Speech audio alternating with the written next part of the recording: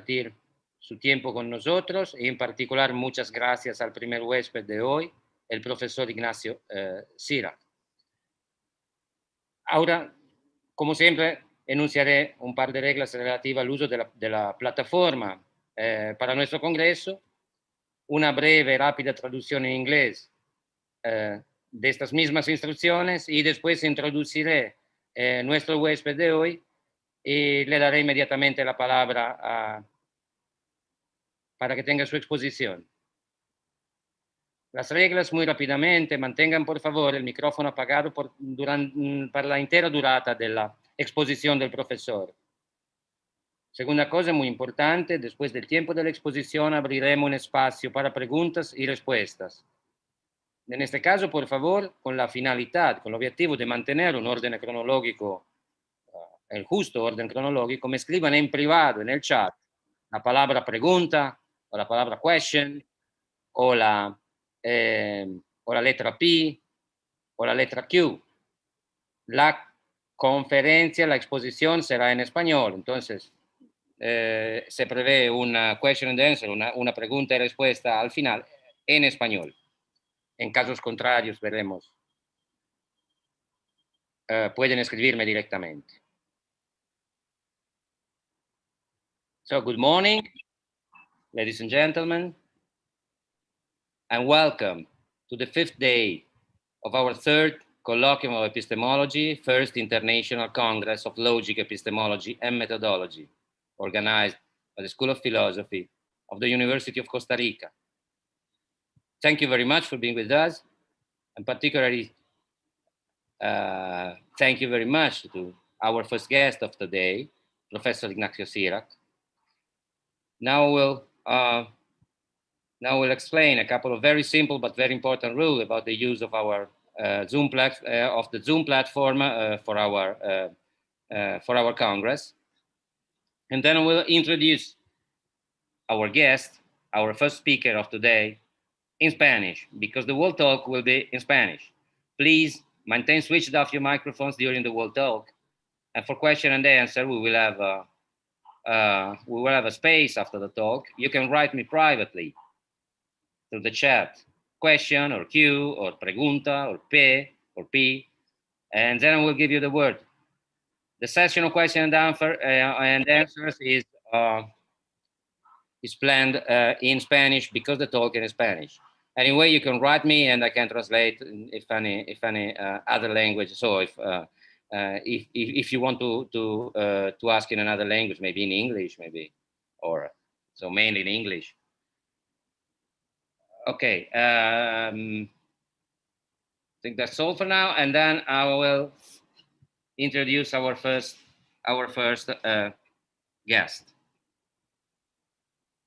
Profesor Juan Ignacio Sira es desde hace décadas uno de los líderes y pioneros a nivel mundial en los campos de la computación cuántica y de la teoría cuántica de la información.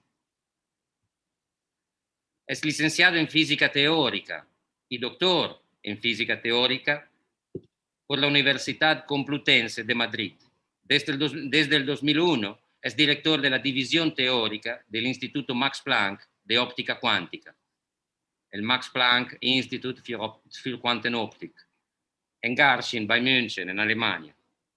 Es también profesor invitado y asesor de investigación desde su fundación en 2002 en el Instituto de Ciencias Fotónicas de Castelldefels, en Barcelona, colaborando en el grupo de teoría cuántica de la información.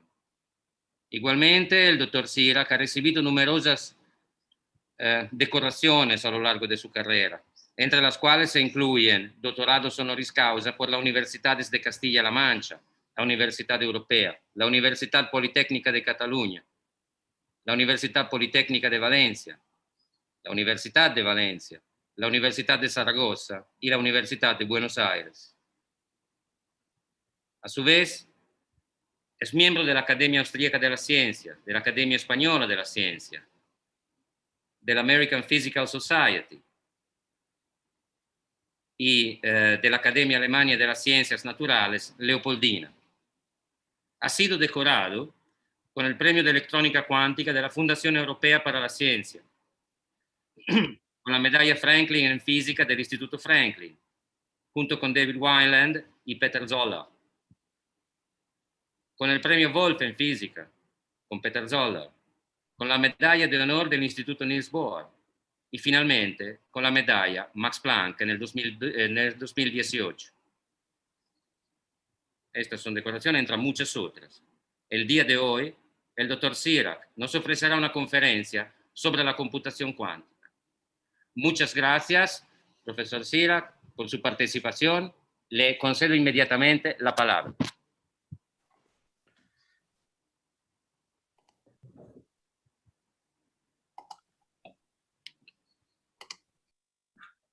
Muy bien, bueno, pues buenos días, América. Buenas tardes para los que estén escuchándonos desde Europa. En primer lugar, me gustaría agradecer la presentación que ha hecho Lorenzo Bocciafogli y también la invitación para hablar en este congreso. Voy a hablar de computación cuántica, aunque soy muy consciente de que el congreso es sobre lógica, epistemología y metodología.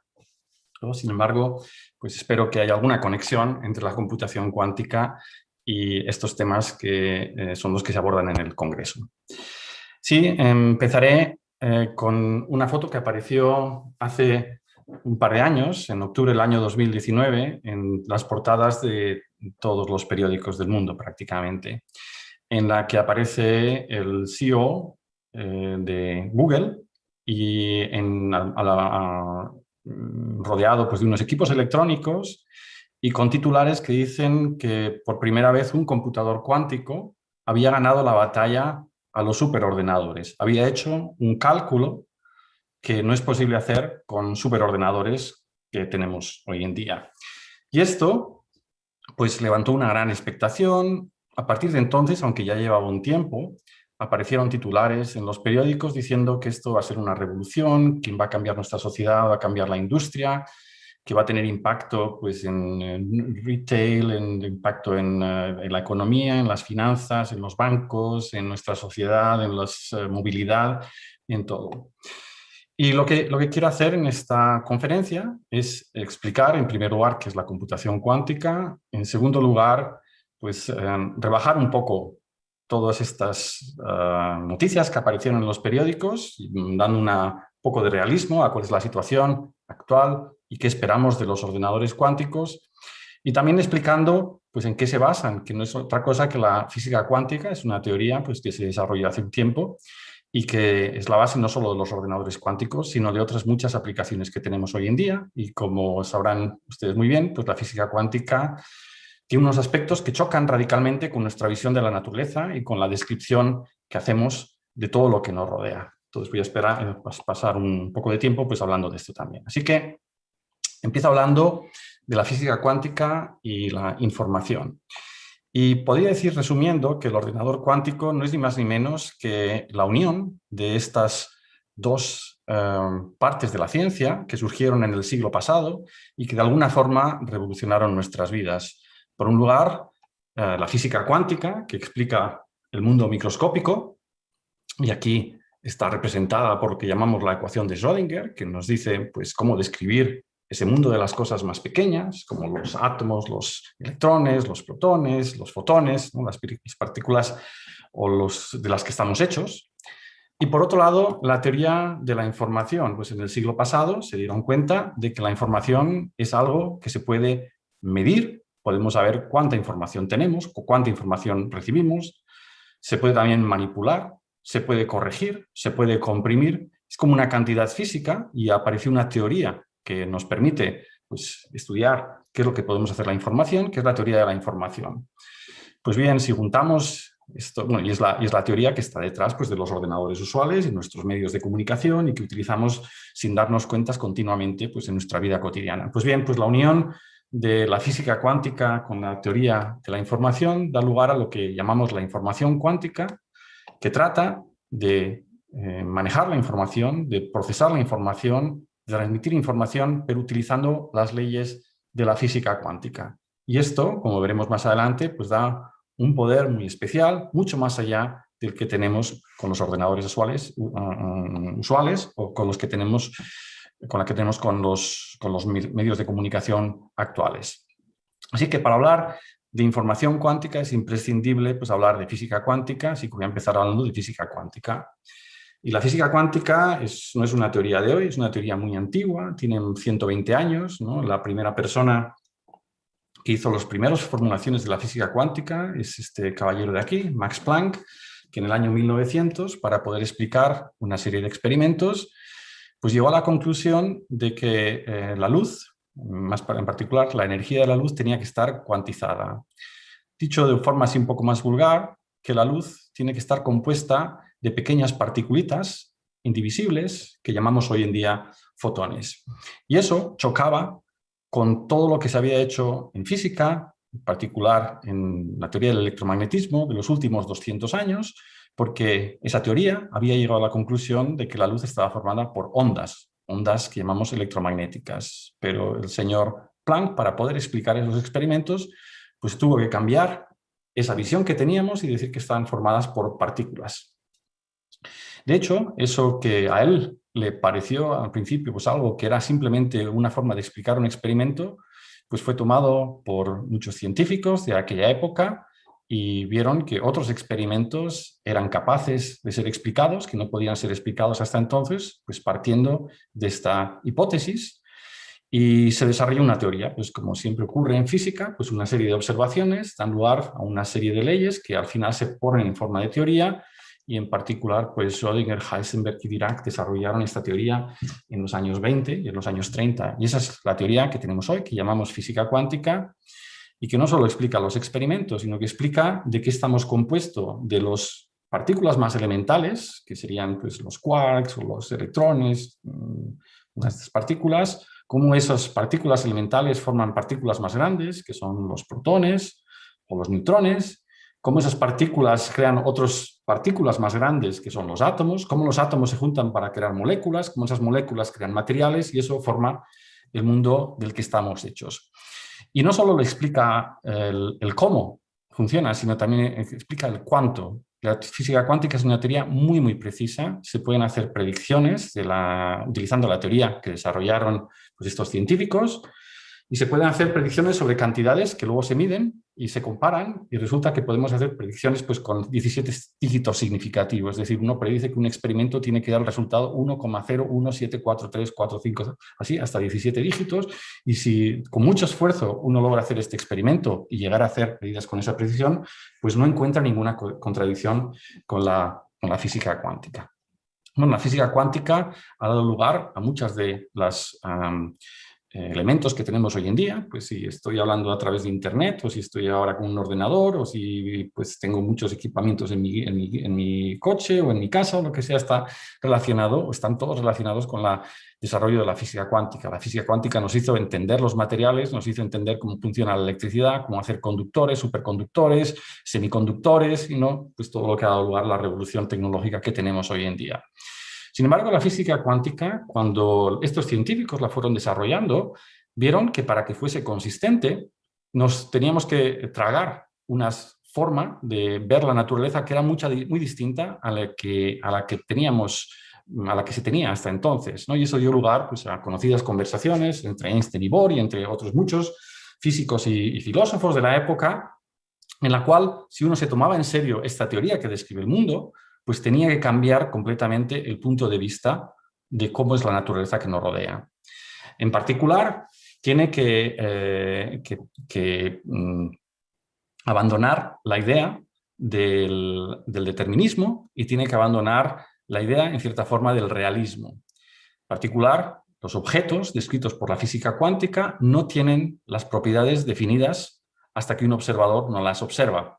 O más precisamente, pueden no tener las propiedades definidas mientras no los estamos observando. Y solo cuando los observamos, esas propiedades quedan definidas, ¿no? Es lo que pues, Schrödinger decía, que de acuerdo con la física cuántica, si la pudiésemos extrapolar desde el mundo microscópico hasta el mundo macroscópico, pues uno podría preguntarse si la luna está allí cuando yo no miro, ¿no? O sea, si la luna tiene una posición determinada cuando no miro. Bueno, pues de acuerdo con la física cuántica, pues cuando no miro es posible que la luna no tenga determinada su posición y solo cuando la miro queda determinada. Es un poco lo que lleva la esencia de la física cuántica. Esta teoría es una teoría sobre todo para explicar fenómenos en el mundo microscópico, y cuando uno extrapola, como dice Schrödinger, al mundo macroscópico, pues llega a situaciones que parecen absurdas, y una de estas situaciones es, por ejemplo, la bien conocida del gato de Schrödinger, ¿no? Si esa física cuántica que existe en el mundo microscópico, pues la pudiésemos extrapolar al mundo macroscópico, pues sería posible tener un gato que no ha definido la propiedad de estar vivo o estar muerto. Por lo tanto, estaría como vivo y muerto a la vez, o sin esa propiedad definida, mientras no lo observemos. Si lo ponemos dentro de una caja, pues podría desarrollarse en lo que llamamos ese estado cuántico, y solo cuando abriésemos la caja y mirásemos, entonces quedaría determinado si está vivo o está muerto. Y esto, bueno, pues ha levantado pues muchas discusiones, y es algo que en el mundo macroscópico no lo observamos, entendemos muy bien por qué no lo podemos observar, porque en ese mundo macroscópico, para observar estas predicciones de la física cuántica, hace falta que los elementos que estemos observando pues estén aislados, tienen que cumplir unas ciertas condiciones, y claro, no podemos aislar a un gato porque en particular necesita el aire para respirar, y por lo tanto no puede estar aislado de todo el resto del universo. En cualquier caso, voy a hablar un poco de estas propiedades de la física cuántica, y lo voy a hacer con un experimento. Este no va a ser un experimento, un thought experiment, va a ser un experimento que uno puede hacer hoy en día prácticamente en su casa, ¿no? Por el orden de $1000 puede comprarse un equipamiento que permite hacer un experimento y que lleva pues, a la conclusión de que realmente tiene que ser posible, o sea, que la naturaleza que nos rodea tiene esta facultad de no determinar las propiedades de los objetos. Y para explicar este experimento necesito tres elementos esenciales. Uno de ellos es un láser, que todos conocemos, pues es algo que produce luz y que puede ser de distintos colores, o típicamente para lo que voy a hablar aquí, pues tendría que ser de un color muy determinado. Por ejemplo, láser que produzca luz de color verde.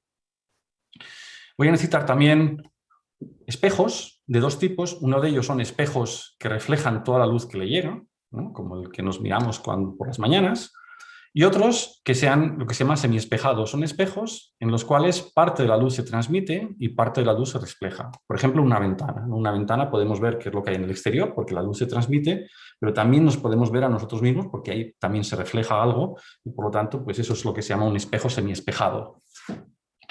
Y por último, un aparatito, que esto es lo más caro, que es lo que se llama un detector de fotones, que es un equipo que uno lo puede poner, y lo que hace es, cada vez que le llega un fotón, hace clic, ¿no? Entonces cuenta fotones. Entonces, por ejemplo, si ahora lo tuviese aquí, en mis manos, pues estarían haciendo clic, clic, clic, clic, clic, clic, porque le estarían llegando luz, le estarían llegando estas partículas, estos fotones, y si lo acercase a una bombilla de luz, pues entonces haría clic, clic, clic, clic, clic, clic, lo haría más rápido porque le llega más luz. Es un detector que, como digo, pues se puede comprar pues en cualquier ciudad. Entonces, el experimento que voy a considerar primero es un experimento muy sencillo, en el cual uno pone el láser, enciende el láser, este láser pues producirá los fotones, y escoge las condiciones, siempre las mismas, es decir, hacemos el experimento siempre con las mismas condiciones, repetimos siempre lo mismo, encendemos el láser, este láser emite un fotón o muchos fotones, lo que sea, entonces pasan por este espejo semiespejado, y algunos de los fotones pasarán y otros de los fotones pues no pasarán y se reflejan, y ponemos dos detectores a los lados. ¿Y qué es lo que obtenemos? Bueno, pues si hacemos este experimento, pues veremos pues que a veces este detector hace clic y a veces este detector hace clic. Así que uno pensará pues que aquí cuando ha hecho clic ha venido un fotón y lo que ha hecho es que ha rebotado, se ha reflejado y ha venido aquí, y cuando tenemos un clic aquí abajo lo que ha pasado es que el fotón pues ha pasado y ha llegado a su sitio. Bueno, lo primero que nos demuestra este experimento es que la luz está formada por fotones, ¿no? Como decía Planck, porque de hecho, pues esto hace clic, clic, clic, clic, clic, no es un sonido continuo, no está llegando algo continuamente, sino que realmente está llegando algo de forma discreta, ¿no? Que son los fotones que están llegando. Además, lo que ocurre en este experimento es que es imposible, y lo pongo entre comillas, predecir el resultado. Es decir, aunque estoy haciendo un experimento siempre en las mismas condiciones, repitiendo siempre exactamente el mismo experimento, el resultado es aleatorio. A veces hace clic aquí y a veces hace el clic este detector de aquí. Y es imposible, por lo menos con los conocimientos que tenemos, el predecir dónde aparecerá el siguiente fotón. Y esto es muy distinto, ya empieza a ser muy distinto a lo que ocurre con los experimentos normales. Si hago un experimento bajo las mismas condiciones, tengo que obtener el mismo resultado. Si yo tuviese ahora una pistola y disparo y llega a un sitio, si vuelvo a realizar el mismo experimento con la misma pistola, con el mismo, apuntando al mismo sitio, con la misma temperatura, exactamente las mismas condiciones, si vuelvo a disparar, pues obtendré que llegar al mismo sitio. Sin embargo, en este experimento, a pesar de que tengo las mismas condiciones, el resultado es aleatorio. No hay forma de saber, no sabemos cómo calcular dónde llegará el siguiente fotón.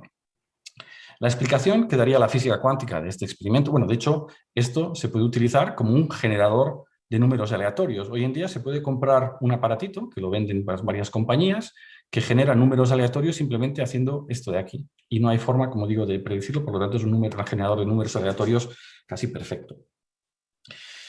La física cuántica lo que diría es que lo que está ocurriendo en este experimento es que existe una superposición. El fotón que pasa por aquí, de alguna forma, su vida se desdobla y la propiedad de dónde estar ya no está definida después de atravesar o pasar por este espejo semiespejado. Diremos que tenemos una superposición de tener el fotón aquí y de tener el fotón aquí. De alguna forma es como si el universo del fotón, la vida del fotón, se desdoblase en dos universos. En un universo se refleja, en el otro universo se transmite, y mientras no tengamos ningún detector, pues esos dos universos conviven apaciblemente. Sin embargo, como tenemos un detector, pues lo que ocurre es que cuando suena el detector, pues lo que es que él nos dice que el fotón pues, ha aparecido aquí. La propiedad de dónde está el fotón pues, queda definida con la medida. Bueno, vamos a pasar al siguiente experimento, que es un poquito más complicado, pero se basa en este de aquí y que uno, como digo, puede hacer anteriormente. Bueno, antes la notación, pues muchas veces en física cuántica lo que asociamos es a cada camino, a cada estado del fotón, pues un número, por ejemplo, en este caso el 0 y el 1, y lo escribimos así entre estos paréntesis, ¿no? Es el lenguaje de la física cuántica, y estas superposiciones en las cuales pues a la vez el fotón está aquí arriba y está aquí abajo, lo escribimos de esta forma. Decimos que estamos en la superposición del estado 0 y 1, del estado que pasa por arriba y el estado que pasa por sí, horizontal. Bueno, pues como digo, ahora podemos hacer un experimento un poquito más complicado, y es que lo mismo que antes, lo que ocurre es que ahora en vez de poner el detector, ponemos aquí otro espejo y aquí otro espejo, y aquí podemos poner un espejo semiespejado y dos detectores, de tal forma que ahora los fotones, pues en principio podrían pasar por aquí, pasar por aquí, pasar por aquí, y una vez llegan aquí, o bien transmitirse o bien reflejarse, y los fotones podrían también pasar por aquí y aquí reflejarse o transmitirse, con lo cual en principio uno esperaría que podríamos obtener clics arriba y abajo. Bueno, pues si hacemos este experimento y lo hacemos con esta configuración que tengo aquí, lo que ocurre es que solo aparecen clics en este detector. Es decir, este de aquí nunca haría clic. Y bueno, pues eso uno puede pensar, bueno, pues a lo mejor los fotones que pasan por aquí, pues de alguna forma todos ellos han decidido que quieren seguir y que no quieren pasar en este detector, no quieren ir para arriba, sino seguir hacia la derecha.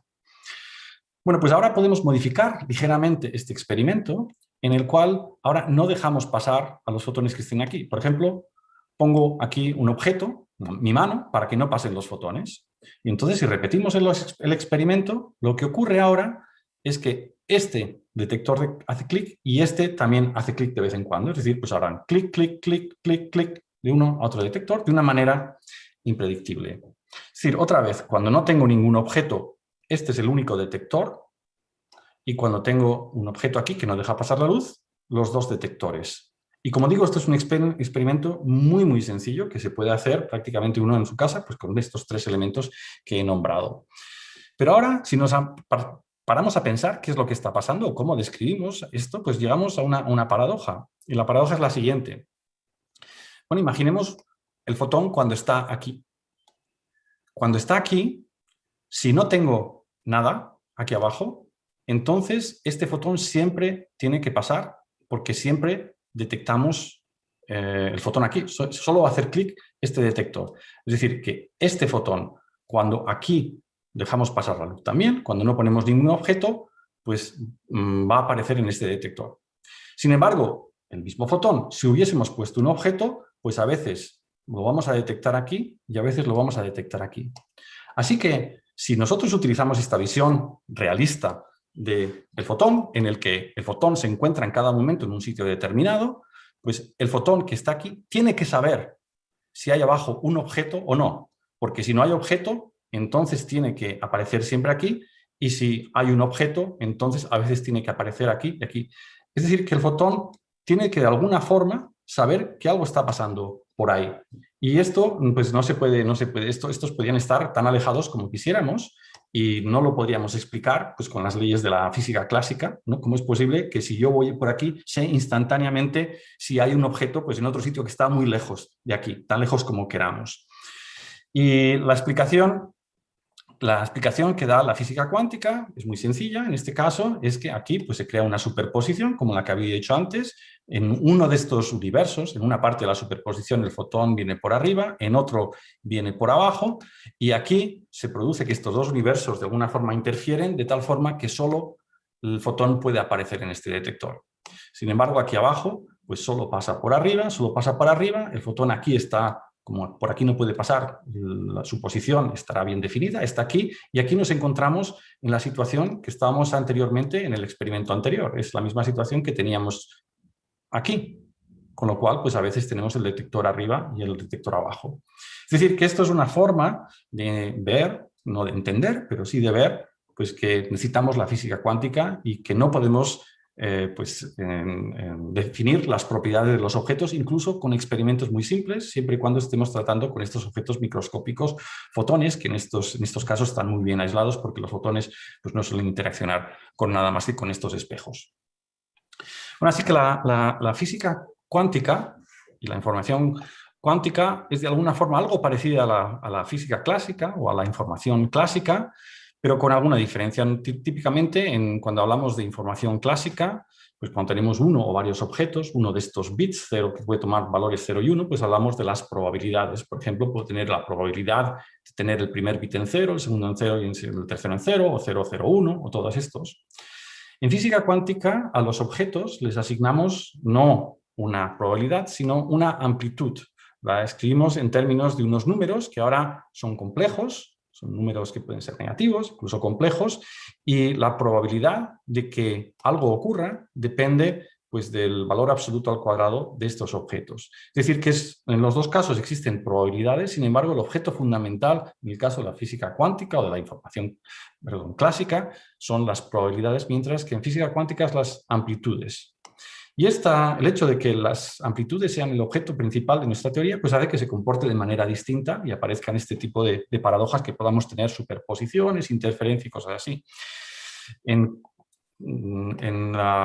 Si hablamos de la estocástica o la teoría de la probabilidad clásica, bueno, pues lo que pasa es que cuando tiramos un dado y hacemos algo, pues lo que ocurre es que la probabilidad va cambiando de acuerdo con ciertas leyes que vienen definidas por las leyes de la física clásica. En la física cuántica, pues lo que ocurre cuando tenemos y manejamos los objetos es que estas amplitudes van cambiando y hay una ley que nos dice cómo cambian, y esto es lo que se llama la ecuación de Schrödinger, que nos dice pues cómo, mientras no estemos observando, va cambiando nuestra amplitud, y cuando observamos obtenemos pues ciertos resultados aleatorios con una probabilidad que viene dada en términos de estas amplitudes. Y lo que puede ocurrir es que, por ejemplo, que al hacer este paso de aquí a aquí, bueno, que los nuevos coeficientes pues sean sumas de otros coeficientes y se hagan 0, y eso es lo que pasaba en el experimento anterior, pues que la probabilidad de que haya un detector que suene arriba es 0, porque en ese caso, al sumar amplitudes pueden dar 0 y la probabilidad consiguiente es 0. Y por último, pues de la misma forma que en la estocástica clásica existe la teoría, la regla de Bayes, ¿no? Que nos dice cuál es la probabilidad condicionada, ¿no? Que si tengo una cierta probabilidad y realizo alguna medida, pues pasa algo con esa probabilidad. Pues en física cuántica es lo que se llama el colapso de la función de onda, pues que nos dice que cuando medimos, pues nuestras amplitudes pues también cambian de acuerdo con ciertas leyes, ¿no? Y estas leyes es, como digo, lo que se suele llamar las leyes del colapso de la función de onda. En definitiva, la física clásica o la forma de tratar la información clásica es muy parecida a la física cuántica.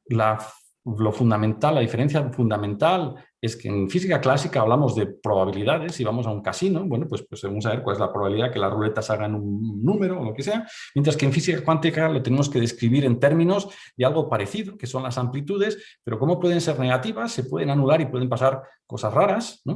Y hacen que a la hora de hablar de sucesos, de qué es lo que está ocurriendo, bueno, pues puedan pasar cosas que no se pueden describir con la física clásica. De hecho, desde el punto de vista más de los fundamentos de la física cuántica, uno se puede preguntar qué es este objeto de aquí. Este objeto de aquí, por un lado, puede ser algo que como en el caso de la probabilidad describe el conocimiento que tengo yo sobre lo que le puede pasar a un objeto, ¿no? Es un conocimiento. De hecho, si hay dos personas que están jugando a cartas, pues a lo mejor las estimaciones de probabilidad de lo que puede pasar pueden ser distintas, es una propiedad subjetiva. Bueno, pues en física cuántica pues pasa algo parecido. Estas amplitudes, lo que llamamos la función de onda, pues hay gente que dice que nos dan una descripción de nuestro conocimiento sobre lo que le puede pasar en el futuro a esa partícula o a ese objeto que estamos describiendo. Hay otra corriente en la que, más ontológica, en la que piensan que esta amplitud, esta función, es algo físico. Es algo que tiene un significado físico, como el campo eléctrico, como el campo magnético. De la misma forma, pues hay algo que es la función de onda y que es algo pues, que tiene realmente, corresponde a nuestro conocimiento, sino que corresponde a algo que no es subjetivo, es objetivo, es una propiedad que aparece en la naturaleza. Bueno, y hay muchas interpretaciones distintas a partir de entonces, ¿no? Conocerá muy bien pues, las de los multiversos, el bayesianismo, bueno, etcétera, etcétera.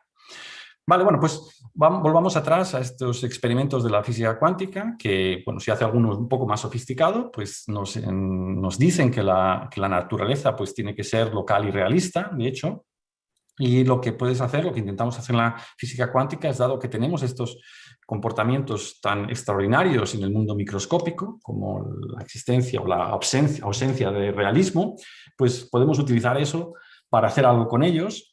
Y bueno, lo primero que nos damos cuenta es que en los laboratorios, de hecho, no necesitamos hacer estos experimentos con fotones, los podemos hacer con otros objetos, por ejemplo, con imanes, ¿no? Pues puedo tener, por ejemplo, un imán que tenga el polo norte mirando hacia arriba o el polo norte mirando para abajo. Puedo asignar el valor 0 al polo norte mirando para arriba, el valor 0 al polo norte mirando para abajo, y en teoría, en la física cuántica, pues podría tener una superposición, es decir, tener un imán que esté mirando a la vez hacia arriba y hacia abajo. O puede tener, por ejemplo, otro objeto que sea un circuito en el cual podemos tener que la corriente transcurra en la dirección contraria a las agujas del reloj o en la dirección de las agujas del reloj, y como puedo asignarle a la corriente en una dirección el valor 0, a la otra corriente en la otra dirección 1, pues en principio, en el mundo microscópico, si tuviésemos estos circuitos en el mundo microscópico, podríamos tener superposiciones en las cuales las dos cosas ocurren a la vez. De hecho, pues con imanes no podemos hacer estos experimentos porque son objetos macroscópicos y no se pueden aislar, con circuitos tampoco, pero sí que podemos construir imanes microscópicos y circuitos microscópicos, y de hecho los átomos son imanes microscópicos. Cuando la gente habla de un spin, de un átomo, un spin de un electrón, bueno, no están ni más ni menos que diciendo que se comporta como un imán microscópico, y en ese caso sí que podemos observar y crear estas superposiciones en las cuales podemos tener no solo el polo norte mirando para arriba, el polo norte mirando para abajo, sino los dos a la vez, en estas superposiciones que he descrito anteriormente, en los cuales pues aquí podríamos escribir incluso los coeficientes C0 y C1 de los que he hablado anteriormente, y esos son los que caracterizan nuestro conocimiento sobre el estado de estos átomos. O si podemos hacer estos circuitos muy, muy, muy pequeños con superconductores para que no haya pérdidas, y en ese caso podemos también observar estas superposiciones. Y lo que es más interesante es que incluso esto lo podemos hacer con muchos átomos o muchos superconductores. Por ejemplo, si tenemos muchos átomos, esto es una fotografía real tomada con un microscopio para poder verlo, no sé cuántos creo que hay aquí, del orden de 50 iones, son átomos a los que les falta un electrón. Bueno, pues podemos tener ahora cada uno de estos átomos en una superposición, o podemos tener muchos de estos circuitos superconductores, pues aquí tenemos 7, ¿no? Y lo que quiere decir es que podríamos tener ahora, pues, por ejemplo, todos los átomos en la configuración en los cuales el polo sur del imán está mirando para abajo, 0,0000, o 0,00001, o 0,00010, o 1,1, y hay un número exponencial de posibilidades, con lo cual si tenemos n átomos, tenemos como 2 elevado a n superposiciones a la vez que de alguna forma están como viviendo en universos paralelos. Y lo mismo ocurre con estos superconductores. Y esto es lo que explotamos en la computación cuántica, la posibilidad de que tenemos a la vez una superposición muy grande con unas reglas que son distintas a las clásicas y podemos explotar ahora estas superposiciones para hacer cosas que no podemos hacer con ordenadores clásicos que no tienen superposiciones. Y eso es precisamente lo que es un ordenador cuántico. Un ordenador cuántico es pues, algo que utiliza las leyes de la física cuántica para procesar la información y esas leyes de la física cuántica pues, utiliza estas superposiciones para acelerar los cálculos. Y bueno, pues para formalizar un poco estos conceptos, pues uno se puede ir a cómo funcionan los ordenadores clásicos y aprender de ahí cómo crear un ordenador cuántico. Pues un ordenador clásico, al final lo que hacen es procesar información. Nosotros le damos información en forma de letras o de forma de palabras. Esa información se traduce con un diccionario en ceros y unos, en bits, ¿no? Y al final lo que hace un ordenador clásico es transformar esos bits en otros bits, cambia. Y esos pues, son los que salen por nuestras pantallas, se traducen otra vez a letra y leemos un mensaje. Entonces, un ordenador básicamente es un conjunto de bits que son transformados y estas transformaciones se hacen a través de lo que se llama puertas lógicas, ¿no? Pues, dependiendo de cuál sea el software, pues se aplicarán una secuencia de puertas lógicas elementales y eso hace que se transformen los bits y nos den el resultado del programa que queremos correr. Un ordenador cuántico es muy parecido, pero lo único es que ahora los bits que tenemos aquí son bits cuánticos, porque no solo pueden estar en el estado 0,1, pero también en superposiciones, se llaman qubits, bits cuánticos. Los podemos tener en superposiciones y lo que hacemos es primero codificar la información pues, con estos bits cuánticos, pues, por ejemplo, empezando con todos ellos en 0, y ahora los vamos manipulando, ¿no? Utilizando pues, ahora puertas lógicas cuánticas que son capaces de crear estas superposiciones y al final pues, medimos el resultado y obtenemos el resultado de nuestra computación. Y como vemos, con un ordenador cuántico podemos hacer lo mismo que con un ordenador clásico, simplemente si no utilizamos superposiciones, pero podemos hacer más, porque podemos utilizar estas superposiciones y utilizar ahora que tenemos estos coeficientes, estas amplitudes que se pueden hacer ceros, y eso nos da una potencia mucho mayor que la de los ordenadores clásicos. Y bueno, pues esto, entonces un ordenador cuántico al fin y al cabo está formado por una serie de bits cuánticos, ¿no? Que son o bien estos átomos o bien estos superconductores que manipulamos, ¿no? Pues de fuera pues con una serie de puertas lógicas cuánticas que crean estas superposiciones y al final realizamos unas medidas y eso nos da el resultado y pues dependiendo del problema pues podemos hacer que el resultado se obtenga de una manera muchísimo más rápida que con los ordenadores clásicos.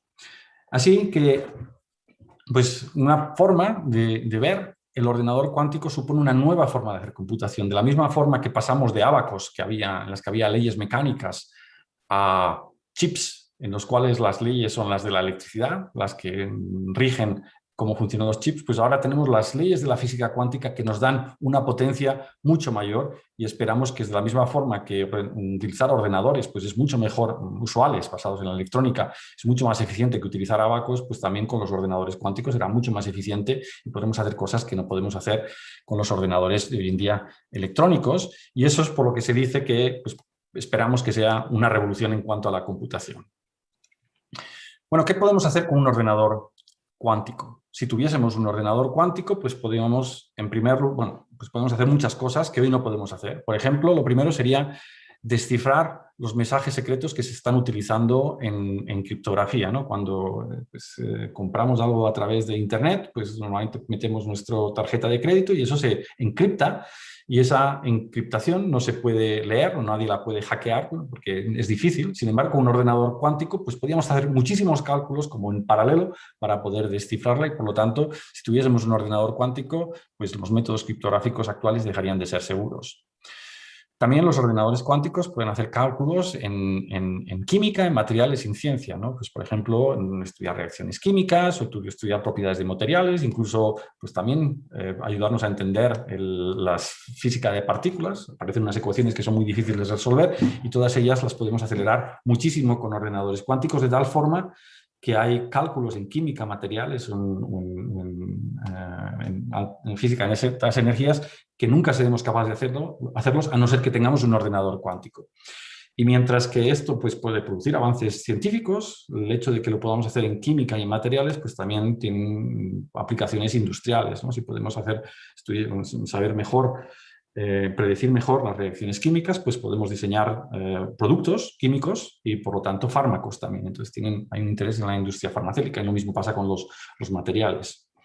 También los ordenadores cuánticos, debido a este paralelismo, de alguna forma que tienen estas formas de tratar la información de manera distinta, pues también se pueden utilizar en otros procesos de optimización, en procesos de machine learning, en procesos de datos. Entonces existen muchas aplicaciones y esto es lo que, pues, que aparece en periódicos que van a tener un gran impacto en la sociedad porque pueden acelerar y hacer posibles muchos cálculos que hoy en día no son posibles y que probablemente sin ordenadores cuánticos nunca serán posibles. Dicho eso, también hay que mencionar que muchas de las cosas que se dicen también en los periódicos son una exageración. Un ordenador cuántico no puede acelerar todos los procesos. Hay problemas que sabemos que los ordenadores cuánticos no los pueden resolver de manera más rápida que los ordenadores usuales. De hecho, el hecho de poder utilizar superposiciones y tener estas amplitudes en vez de probabilidades no ayudan a resolver esos problemas. Y de hecho son preguntas muy pertinentes el poder caracterizar qué problemas se pueden acelerar con ordenadores cuánticos. Conocemos algunos, pero hay otros muchos por descubrir y por eso hay mucha gente pues, trabajando y haciendo investigación tratando de ver dónde podemos utilizar estos ordenadores cuánticos. Bueno, ¿cuál es la situación actual? Bueno, pues hoy en día tenemos varias plataformas para construir ordenadores cuánticos. Las más famosas son las basadas en iones atrapados, ya las he mencionado anteriormente, en los cuales los qubits son átomos en los cuales les hemos quitado un electrón, por lo tanto son iones. Esos iones pues, se hacen levitar con otros campos eléctricos y de hecho se hace el vacío para que no interaccionen con nada. Lo ya he dicho anteriormente que en las leyes de la física cuántica, en cuanto hay interacciones con el environment, ¿no? Con lo que hay alrededor, si no están aisladas y no tenemos controladas esas interacciones, pues desaparecen todas las ventajas de los ordenadores cuánticos. Así que pues esto es lo que se hace con estos iones o con los superconductores que he mencionado anteriormente. Esto es algo que se está creando, se ha estado creando durante los últimos 25 años, sobre todo las universidades y centros públicos de investigación, pues han estado construyendo estos prototipos de ordenadores cuánticos y fueron capaces pues, de hacer las primeras demostraciones y unos prototipos pequeños.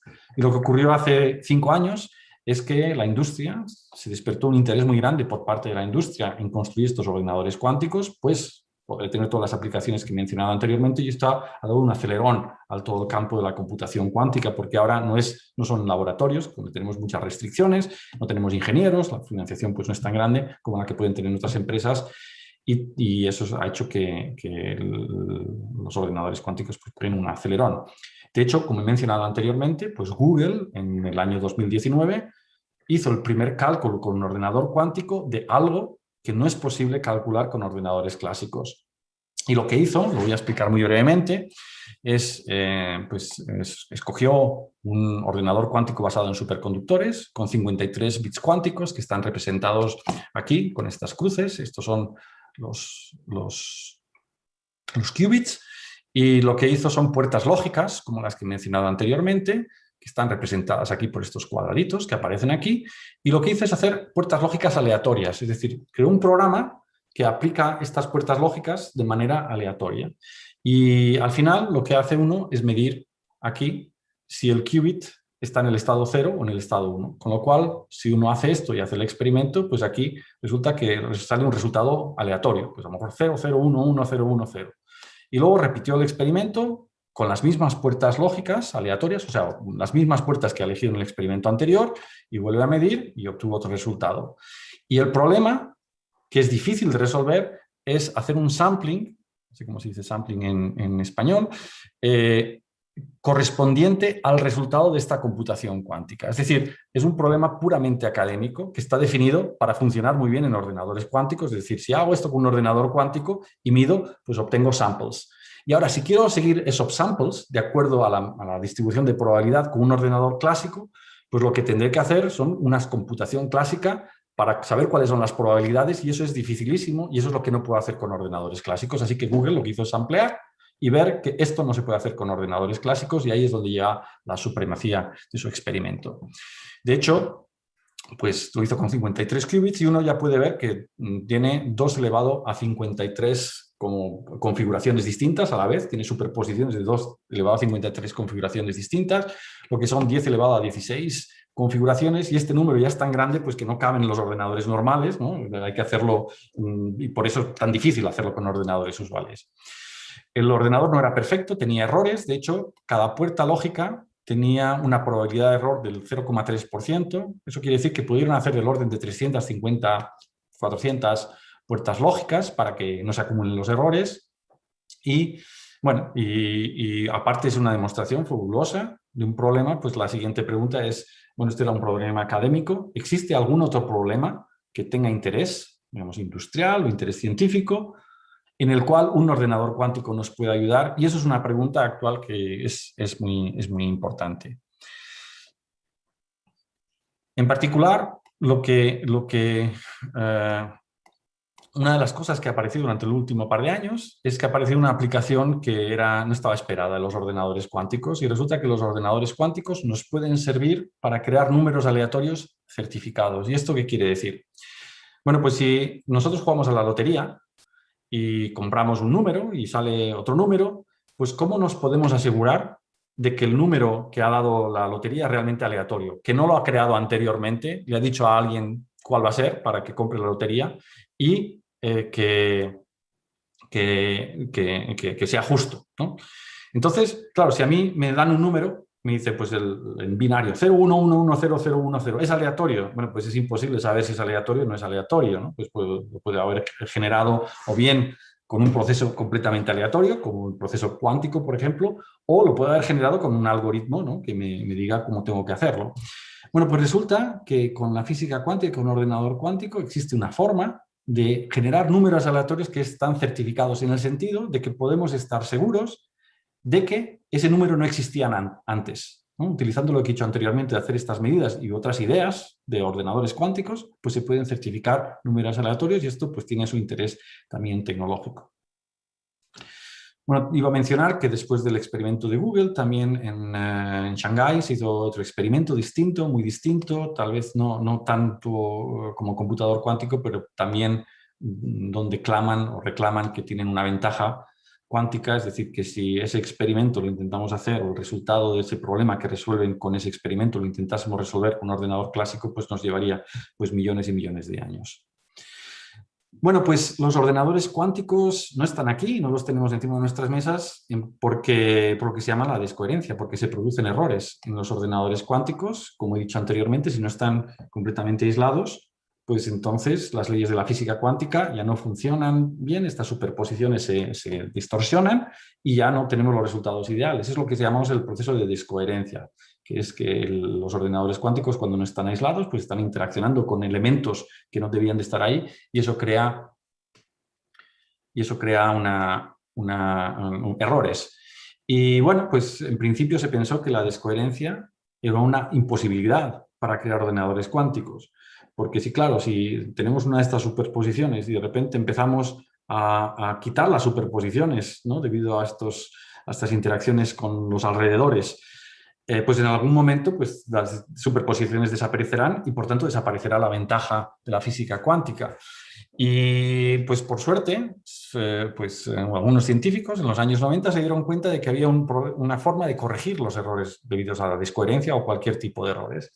Entonces hoy en día sabemos muy bien, a pesar de que haya errores, a pesar de que no sea perfecto, que no esté completamente aislado nuestro sistema, si los errores son suficientemente pequeños, del orden de 1% por puerta lógica, entonces es posible utilizar formas de corregir los errores que se producen y escalar los ordenadores y hacerlos que desaparezcan todos los errores. Y esto no es trivial porque, claro, uno pensaría, bueno, pues, ¿qué es lo que puedo hacer para corregir errores? Bueno, pues si tengo el ordenador cuántico, lo miro de vez en cuando y veo si hay errores. Bueno, pero es que si lo miras, quitas la superposición, es decir, no lo puedes mirar, no lo puedes observar. Entonces hay que hacer unas técnicas que sin ganar información, sin destruir estas superposiciones, todavía nos digan si ha habido errores y se puedan corregir. Y esto es lo que hace complicado pues, el sistema de corrección de errores. Entonces, pues en definitiva, lo que nos dice es que si queremos escalar de estos 53 qubits a algo que sea útil, algo que pueda resolver problemas útiles como los que he mencionado anteriormente, pues lo primero que vamos a tener que hacer es corregir los errores que se producen, pero para corregir los errores es necesario aumentar el número de bits cuánticos, y tenemos un overhead. Porque, por ejemplo, es muy fácil de entender, si estamos con el ordenador cuántico haciendo una computación y se producen errores, pues tendremos que interactuar con él para corregir esos errores. Pero si interactuamos, podemos crear más errores, con lo cual tenemos que buscar otra forma de corregir los errores que hemos creado durante la corrección de errores. Vale, pues al hacer eso, al corregir la corrección de los errores, crearemos más errores. Es decir, que hay que corregir la corrección de los errores. Y hay un proceso pues, que afortunadamente converge muy rápidamente, pero que hace que al final, si queremos tener un ordenador de 1000 qubits, pues que tengamos que crear un ordenador que tenga realmente pues, 10 millones de qubits. De hecho, hay un overhead que es hoy en día el factor del orden de 1000 o de 10 elevado a 4, de 10.000. Es decir, por cada qubit que necesitemos, pues para evitar los errores, para poder corregir los errores, tenemos que poner 10.000. Y eso hace que para las aplicaciones que he mencionado anteriormente, que se necesitarían para poder vencer a los ordenadores clásicos del orden de 1000 de estos qubits, pues en realidad tengamos que construir ordenadores que tengan pues 10 millones o 100 millones de bits cuánticos. Y claro, esto es, como ven aquí, esto es la tecnología que se necesita hoy en día para construir el ordenador cuántico de 53 qubits. Pues necesita pues, estar a temperatura pues, próxima a cero absoluto, completamente aislado del todo, con pues, muchos cables, pues, para cada qubit hay varios cables. Pues ahora imagínense que tienen que tener en vez de 53, 10 millones, pues tendrías que tener muchos millones de cables y todo eso a temperaturas muy bajas. Y eso tecnológicamente es muy complicado, es un desafío tecnológico brutal. Por eso, los ordenadores cuánticos, pues los que tenemos hoy en día, son pequeños prototipos, pero los ordenadores cuánticos que esperamos tener en el futuro, pues todavía necesitan un gran desarrollo, pues tanto científico y tecnológico, para poderlos escalar y poder corregir estos errores. De alguna forma nos encontramos hoy en día como estábamos en los años 40, cuando los primeros ordenadores clásicos se desarrollaron, ¿no? Que ocupaban edificios enteros para hacer cálculos que hoy en día los podemos hacer con nuestro teléfono móvil, ¿no? Y de hecho, algo que aprendemos de aquel entonces es que se tardó mucho tiempo en pasar de estos ordenadores de aquí, de estos primeros prototipos, a los ordenadores que luego fueron útiles, y lo mismo probablemente pasará con los ordenadores cuánticos, pues que habrá todo un proceso para poder pues, mejorarlos y hacerlos pues, que realmente cumplan las funciones que estamos esperando. Y de hecho también podemos aprender algo más, y es que por aquel entonces, cuando se crearon los primeros ordenadores clásicos, pues no sabían muy bien para qué utilizarlos. Se utilizaban para descifrar comunicaciones y de hecho pues hay frases muy conocidas como de alguien que dijo que el mercado en el mundo para este tipo de ordenadores más o menos puede ser 5. Y esta quote, esta frase no es de cualquiera, es del presidente por aquel entonces de IBM, de la compañía que se creó por aquel entonces para crear estos ordenadores. Y lo que hemos visto es que según han ido avanzando, pues han aparecido aplicaciones de los ordenadores que tenemos hoy en día que eran inimaginables por aquel entonces, ¿no? Aplicaciones pues, que hacen que hoy en día pues, podamos pues, escribir correos electrónicos, procesar texto, hacer un montón de cosas que no nos imaginamos. Y esperamos que con los ordenadores cuánticos, pues el lado, digamos, más difícil, que es el desarrollo de los ordenadores hasta que sean operativos, va a tardar tiempo, pero a la vez esperamos que salgan aplicaciones que hoy en día son imposibles de pensar.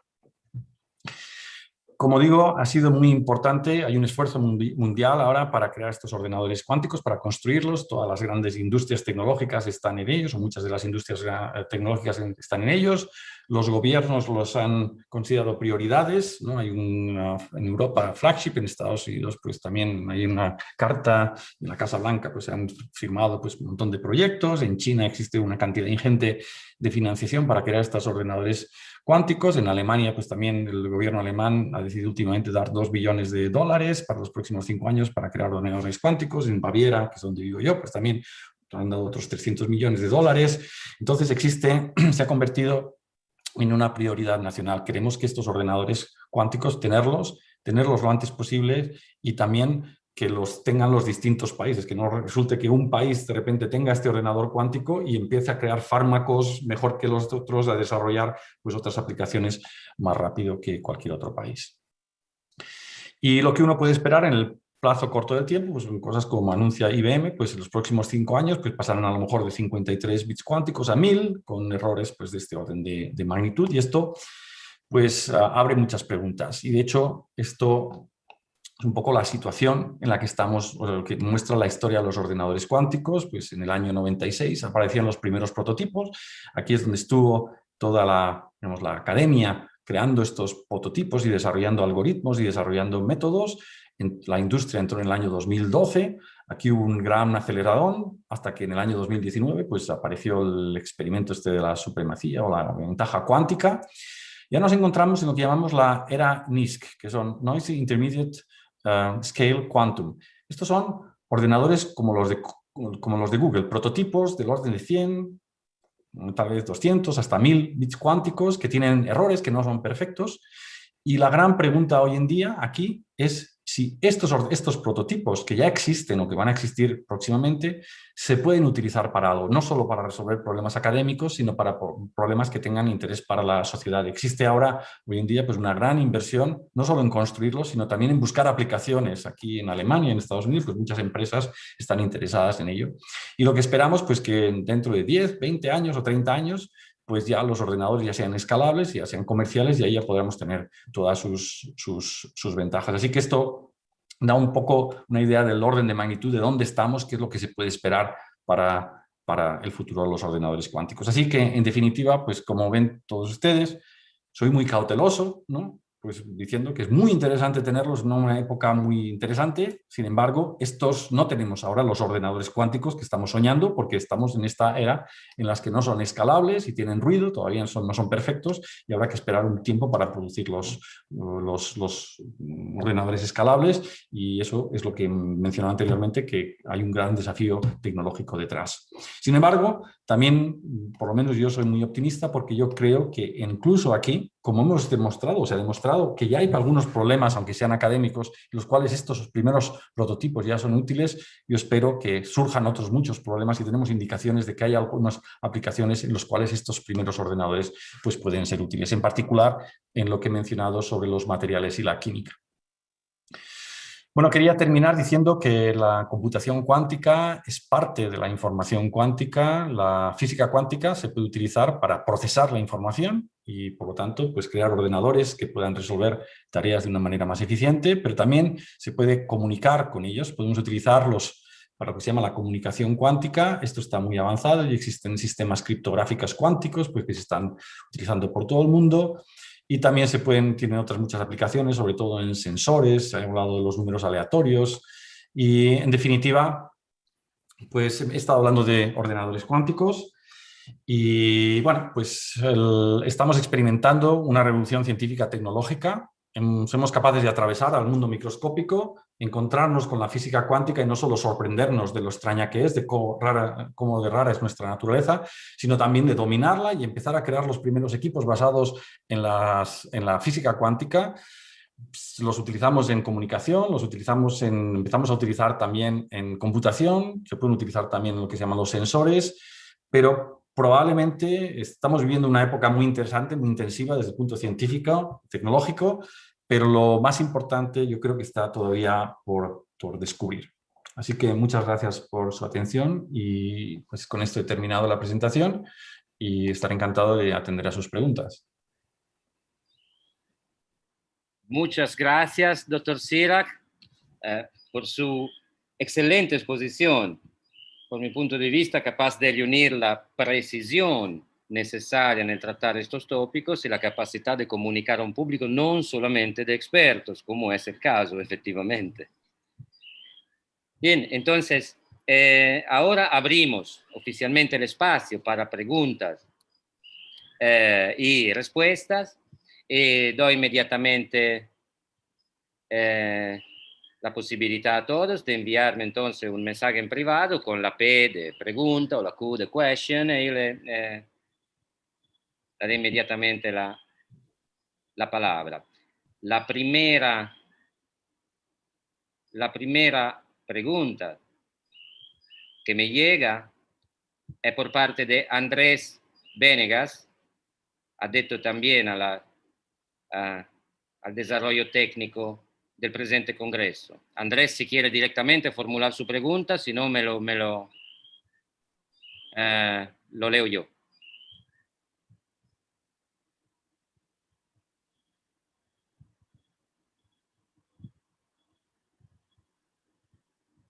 me piden por favor de leerla, que data la situación de la posición del técnico. Le pregunta por favor si podría ampliar un poquitito respecto al problema de la coherencia, que no le fue completamente claro. ¿Se podría darnos un par de indicios más o de informaciones más sobre este elemento?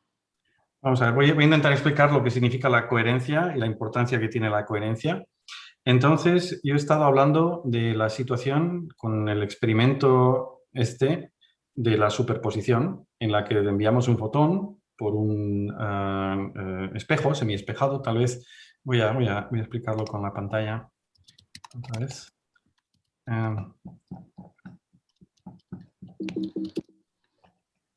Pues teníamos aquí este ejemplo, en el cual el láser produce el fotón, y este fotón, bueno, pues decimos que en física cuántica que está en una superposición de estar en el camino de arriba y en el camino, y al final tenemos aquí un clic.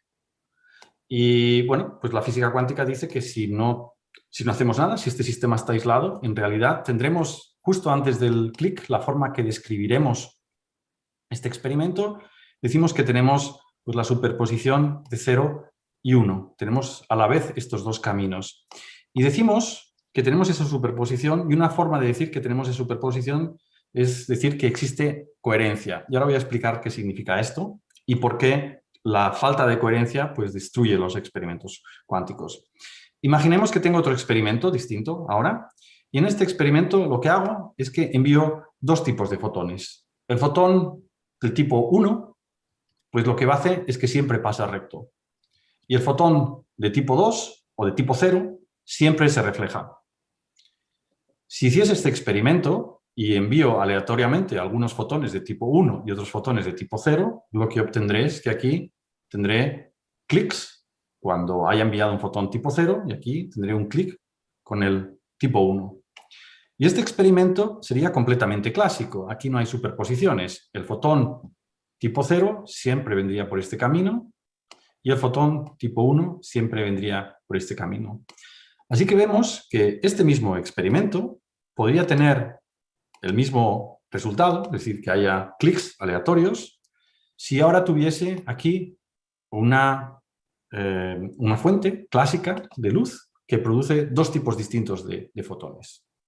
Así que vemos que para describir este experimento, en principio lo puedo describir también pues, con una fuente clásica de luz en los que los fotones son de dos tipos. Y con lo cual, para describir este experimento, este otro experimento, no necesito tener superposiciones. En este caso, los físicos decimos que, bueno, que este experimento, para poder hacer, no necesita coherencia, porque no necesitamos tener superposiciones. Sin embargo, para describir este experimento que tenía aquí, si tuviésemos estos fotones de los dos tipos, uno puede ver pues, que los fotones tipo 0 vendrían por aquí, vendrían por aquí, vendrían por aquí y vendrían por aquí. Esto haría clic. Y los fotones tipo 1 pues, vendrían por aquí y harían pues, otro clic aquí. Es decir, que estos fotones no se podrían experimentar, no se podrían describir con este experimento, y menos todavía si tapo esto de aquí, porque siempre habría fotones tipo 0, con lo cual siempre aparecerían en el mismo sitio. Es decir, que este experimento, para poder describirlo, necesitamos superposiciones. No lo podemos describir con otro experimento sin superposiciones, incluso cambiando las condiciones. Por lo tanto, decimos que necesitamos coherencia. Necesitamos las superposiciones para poder describirlo. Entonces, los ordenadores cuánticos utilizan la coherencia, utilizan el hecho de que tenemos superposiciones. En todos los algoritmos cuánticos, pues tenemos que tener estas superposiciones y no tiene por qué ser posible el describirlos sin superposiciones.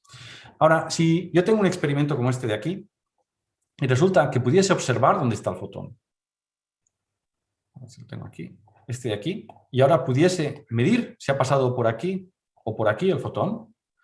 Quiere decir que interacciono con él. Lo que pasaría es que ahora los clics se producirían en los dos sitios. ¿Por qué? Porque si observo que el fotón está aquí, pues una vez que está aquí, esta parte del experimento, lo que hace después este fotón, corresponde al primer experimento que tenía antes, corresponde a este experimento de aquí. ¿No? Está el fotón aquí, pues a veces pasa por aquí y a veces pasa por aquí.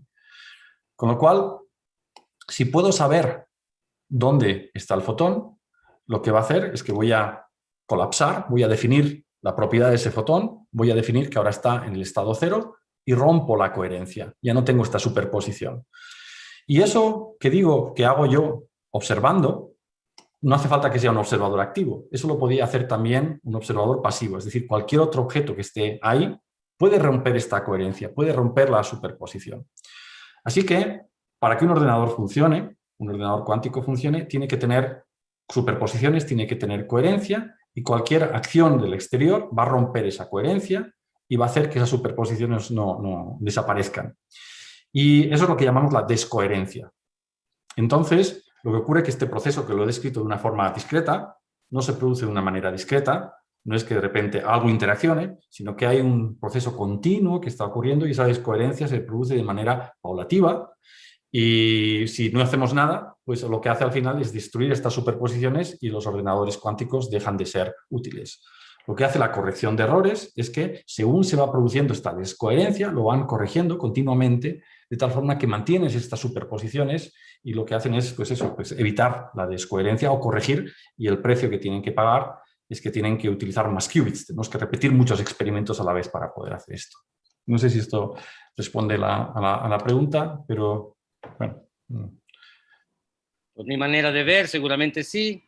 Y sí, todos satisfechos con su respuesta, profesor.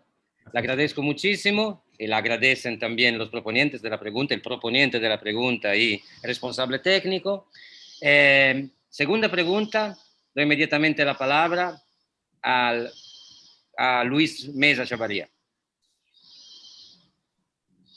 Bueno, muchísimas gracias primero que todo al profesor Sirac por su extraordinaria conferencia, me encantó. Y yo quería preguntar algo directamente relacionado con la pregunta anterior, que bueno, que creo que quizá ya sé por dónde va a ir la respuesta por la respuesta que dio la anterior, pero lo que quería preguntar es lo siguiente. Digamos, en estos prototipos y, bueno, en general sí, en los computadores cuánticos, tal cual nos está exponiendo usted, la lógica matemática que subyace a la programación, ¿verdad? O a las reglas de programación, es una lógica clásica, ¿verdad? O también podría ser una lógica no clásica. Lo preguntaba también porque, bueno, creo que no están en audiencia hoy, pero, por ejemplo, hay un investigador colombiano que trabaja, bueno, no he leído las investigaciones, no sé en qué consiste, pero que trabaja precisamente en computación cuántica para consistente, pero no, ¿verdad? O sea, entonces, digamos, es una lógica que permite tener contradicciones verdaderas sin colapsar en la trivialidad, ¿verdad? Pero no sé, entonces, ¿qué opinaría usted al respecto? Muchas gracias. Vale, muchas gracias. Bueno, claro, la lógica que se utiliza en la computación cuántica no es la lógica clásica porque existen opciones intermedias. Por ejemplo, en la lógica clásica, ¿cómo puedo pasar de un 0 y aplicar no? O sea, pasar al no 0 es el 1. Pero ¿qué operación lógica puedo hacer para pasar de 0 a 0 más 1? ¿Cómo puedo crear superposiciones? Entonces uno tiene que extender la lógica para tener la posibilidad de tener superposiciones. Eso es lo que alguna gente llama la lógica cuántica. Una lógica cuántica que incluya la clásica, porque siempre es posible pues, hacer nos y hacer implicaciones, las que se puedan hacer con la lógica normal, o hacer pues, mapping 0, 0 a 0, 0, 0, 1, 1, lo que sea. Eso siempre se puede hacer, pero hay más posibilidades. Entonces uno tiene que ampliar lo que es la lógica para incluir la física cuántica, y hay pues gente que se ha dedicado a eso y supongo que hay otra gente que se dedica, y uno lo puede ver desde el punto de vista más fundamental, desde el punto de vista de la lógica matemática, uno lo puede ver desde el punto de vista incluso más de la aplicación, ¿no? Necesitamos esa lógica para poder hacer la programación. Eso es algo que se hizo en los años 80, finales de los 80 y 90, y la gente se dio cuenta de que de la misma forma que la lógica matemática está basada en una serie de operaciones y que por concatenación de operaciones elementales se puede conseguir cualquier demostración, ¿no? O sea, bueno, las demostraciones que se pueden hacer es una concatenación de una serie de axiomas, pues en la lógica cuántica se puede hacer lo mismo. Cualquier implicación que se quiera quedar cuántica se puede expresar en términos de unas bases elementales. Y eso es lo que llamamos las puertas lógicas universales, y bueno, esas son las que se basan los ordenadores cuánticos. Tal vez adelantándome Supongo que, no sé, desde el punto más vista más filosófico, pues esto a lo mejor entronca un poco con las cuestiones de Gödel y la completitud y cosas así. Bueno, pues la física cuántica, sin embargo, no resuelve ningún problema irresoluble, no resuelve los problemas de Gödel, esos son problemas que son mucho más profundos y que la física cuántica no aporta, que yo sepa, nada nuevo a ellos. En particular, porque todo lo que se puede describir con física cuántica lo podemos describir también con física clásica. He dicho anteriormente que al final yo puedo escribir en un papel pues, las amplitudes de todos los procesos y puedo utilizar las reglas de la física cuántica para poder hacer predicciones de todo. Lo único que necesitaría pues, un ordenador grandísimo, pero si algo es irresoluble, por ejemplo, el halting problem de un ordenador es un problema que es irresoluble, no tiene solución, no se puede predecir, ¿no? Entonces, tampoco aunque tengamos ordenadores cuánticos lo podemos predecir, eso no resuelve problemas de ese tipo. Perfecto, muchísimas gracias. Un placer. Muchas gracias, doctor. Apareció otra pregunta, decimos, abierta en el chat público por señora Marisela Rojas. Si quiere hacer la pregunta directamente, señora, si no la leo yo.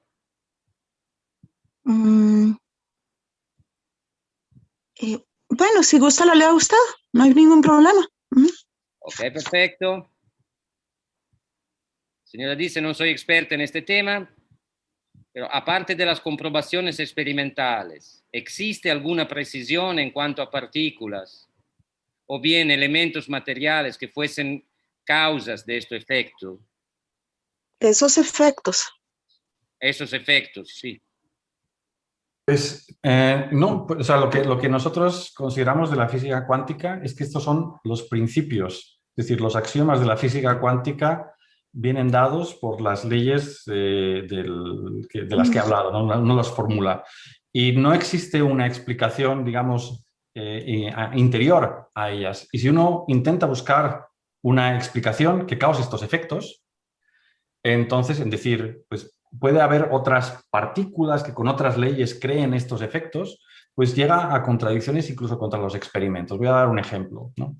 Uno puede pensar en teoría que se llaman de variables ocultas, locales. Son teorías realistas, ¿no? He dicho, la física cuántica es una teoría no realista. Los objetos no tienen sus propiedades definidas cuando no las observamos. Esto es lo que dice la física cuántica. Y uno puede decir, bueno, a lo mejor estos experimentos que nos dicen que las propiedades no están definidas son causadas por unos objetos que sí que las tienen definidas, ¿no? Existen unas causas para que observemos esos objetos.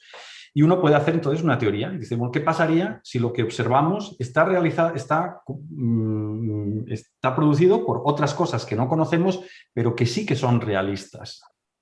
Bueno, pues si uno considera que existe un realismo detrás de la física cuántica y además añade localidad, es decir, que no existe la posibilidad de tener efectos instantáneos a distancia, o sea que lo que hago yo aquí en el Alfa Centauro ahora mismo no puede tener un efecto porque todas las acciones se transmiten con cierta velocidad, la velocidad de la luz es la velocidad máxima, lo que se llama local, pues entonces resulta que eso contradice los experimentos. Cualquier teoría realista y local, cualquier teoría en la que los objetos estén definidos, las propiedades estén definidas independientemente del observador y además en la que exista localidad, contradice experimentos. Con lo cual, uno puede llegar a la conclusión de que o bien la naturaleza tiene que o bien no ser realista, o bien no ser local, o bien no ser ni realista ni local. Hay otras cosas detrás, también existe el free will, o sea, el libre albedrío y cosas de este estilo que están detrás, pero en definitiva lo que no es posible es describir los efectos observados con la física cuántica con teorías que sean locales y realistas. Eso es lo que se llama el teorema de Bell. Magnífica conferencia, muchísimas gracias. Gracias. Bien, al momento no tengo otras preguntas, entonces me gustaría hacerle yo una o quizás más que una, porque tendría muchísimas. En realidad el argumento me apasiona profundamente, aún no siendo yo un físico, pero la filosofía de la física me interesa muchísimo en relación también a las lógicas que históricamente fueron adoptadas, sobre las cuales se pensó de poder construir modelos adaptos para describir los estados en relación a la mecánica cuántica. Me refiero obviamente a las primeras experiencias, yo creo interesantísima, von Neumann y Birkhoff, por medio de los látices, la lógica, la many valued, o sea, con muchos valores, ¿verdad? Porque obviamente no vale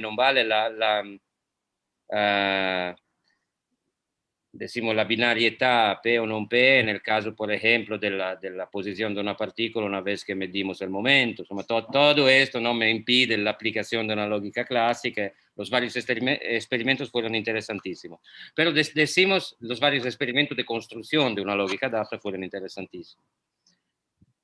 Pero mi interés o mi pregunta va un poco, la primera por lo menos va un poco en otra dirección, o sea, se habló en muchos ámbitos, en muchas ramas de la física y de la filosofía de la física relativamente a concebir la física fundamental misma en términos de información. La idea al principio era un poco, ¿no?, fuera de los cánones o del mainstream. Me estoy refiriendo obviamente a Wheeler, ¿no?, el famoso It from Bit. Después fue reformulada en términos, también lo leí en un artículo en Cuenta Magazine, también por nada menos que el señor Ed Witten, ¿no?, en términos de It from Qubit. Entonces, pensar exactamente la realidad física que tenemos que describir en términos de información, o sea, el mundo es información, se llegaría a una posición ontológica más allá de la física, o más allá de la consideración, decimos, instrumentalista de los datos, a una visión de la realidad física en términos de información. Su opinión sobre esto. Sí, eso me queda un poco lejos, pero voy a decir lo que entiendo, que es muy posible que o bien sea incorrecto o que bien no esté directamente relacionado con la pregunta. Y es que, claro, con la física cuántica tenemos un problema de interpretación, no un problema de interpretación, sino que tenemos muchas interpretaciones. Es decir, el hecho de que las propiedades de los objetos no estén definidas, ahora uno puede buscar formas de explicarlo, que se llaman las interpretaciones de la física cuántica, y existen pues una variedad. Existen de las teorías bohmianas, ¿no?, que sí que son realistas pero no son locales. Existen otras teorías que son los multiuniversos, en los que explican que no solo estos objetos microscópicos, sino que nosotros mismos nos vamos desdoblando los universos. Están las teorías de Copenhague, las interpretaciones de Copenhague, que dicen que existe un corte en el que la física cuántica existe hasta cierta escala y de repente cierta escala ya no existe y ya se convierte en la física clásica. Existen muchas formas de interpretarlo. Y una de ellas, que está teniendo algo de éxito, no sé si éxito llamarlo éxito, pero bueno, es por lo menos bastante popular, es lo que se llama el cubism, y lo que trata de decir es que no nos tenemos que hacer preguntas que no podemos responder. Entonces, lo que nosotros tendríamos que hacer es decir, nosotros mismos nos damos cuenta de que están ocurriendo cosas, no sabemos si esas cosas incluso existen, nuestro cerebro está haciendo clics. Entonces, lo que tiene que hacer cualquier teoría física es decirnos cuándo va a pasar el próximo clic sin pararse a pensar que el clic está relacionado con un hecho que sea independientemente de nosotros, ¿no? Un poco relacionado también con el idealismo. Y entonces lo que viene a decir es que al final entonces cualquier teoría tiene que ser la información que recibo, tiene que ser acerca de la información que recibo, que son los clics al final que hace mi cerebro, que son ceros y uno. Con lo cual, al fin y al cabo, cualquier teoría física tiene que ser una teoría de la información. Tiene que ser una teoría en la que yo intercambio información que me llega con un medio y envío información y no me preocupo de si existe una realidad o cómo es esa realidad detrás de ese medio.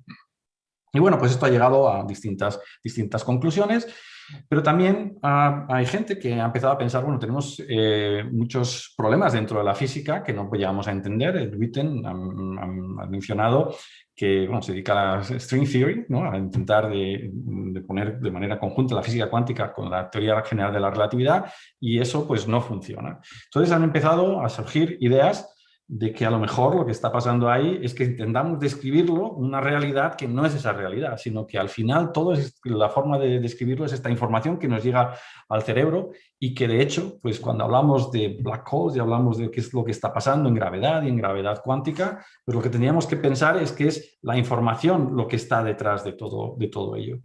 Y bueno, existen ahora, durante los últimos 5 años, pues existe una gran conexión entre la teoría cuántica de la información, de la que he hablado aquí, y ahora de la gente que habla de los agujeros negros y la gravitación cuántica, en la que se intenta de alguna forma cuantificar y decir que algunas de las cantidades físicas que aparecen en las teorías de cuerdas y en otras teorías, que no sabemos muy bien lo que es, que realmente son información, que miden información. Y que si pudiésemos entender bien esa información, pues podríamos entender estas dificultades que tenemos de cuantizar la gravedad, por ejemplo. Y en particular, pues existen algunas paradojas, ¿no? de la información relacionada con eso. La más interesante, una de las más interesantes es que, como sabemos, lo que un agujero negro, pues conocemos muy bien, que es algo que existe en el espacio, en el cual pues se pensaba que puede entrar cosas, pero no puede salir nada. Es decir, si yo me lanzo un agujero negro, puedo entrar, pero no puedo salir. No es imposible salir de un agujero negro. Y bueno, esto es lo que se pensaba hasta el señor Hawking, ¿no? Que predijo que debido a la física cuántica los agujeros negros se pueden evaporar. Y entonces lo que está ocurriendo es que la información que entra, si yo tiro un libro dentro de un agujero negro, pues lo que decía es que tendría que destruirse esa información y se evapora y desaparece. Y eso va en contra de muchos principios. La información no se crea ni se destruye, solo se transforma. Entonces no se puede destruir información. Y eso llevó pues, a una conocida apuesta entre Steve Hawkins y otro agente, ¿no? Sobre suscripciones a journals, al Playboy, cosas de este estilo, ¿no? Que aparecían en la prensa, incluso, en los cuales preguntaban ¿qué pasaría si realmente tiro un libro en un agujero negro y espero a que el agujero se evapore? ¿Desaparece la información o la información vuelve a aparecer? Y bueno, pues ahora pues existen como no podemos hacer el experimento, pues no hay forma de... suelo decir que el agujero negro tarda en evaporarse millones y millones de años, es decir, tendríamos que vivir millones y millones de años para poder hacer el experimento y encontrar un agujero negro también. Pero bueno, el caso es que eso ha llevado a hacer ahora muchos de estos Gedanken experimentos, ¿no? ¿Qué es lo que puede pasar? Y eso ha traído nuevas ideas a las teorías de la gravitación, y esas ideas están precisamente relacionadas con esto que he hablado de la información anteriormente, que uno empieza a decir, bueno, pero ¿qué pasa si realmente es la información, no el objeto que cae dentro, sino lo que está describiendo el agujero negro, lo que estamos rodeados, las propiedades estas cuando hablamos de que hay un campo que no sabemos lo que es información, todo es información, y ahí hay estas citas, ¿no? Que he mencionado sobre pues, gente conocida que dice que y si todo es información, pero bueno, de momento yo creo que no llegamos más ahí, es una pregunta que se hace, pero que yo sepa, pues no existe una respuesta clara.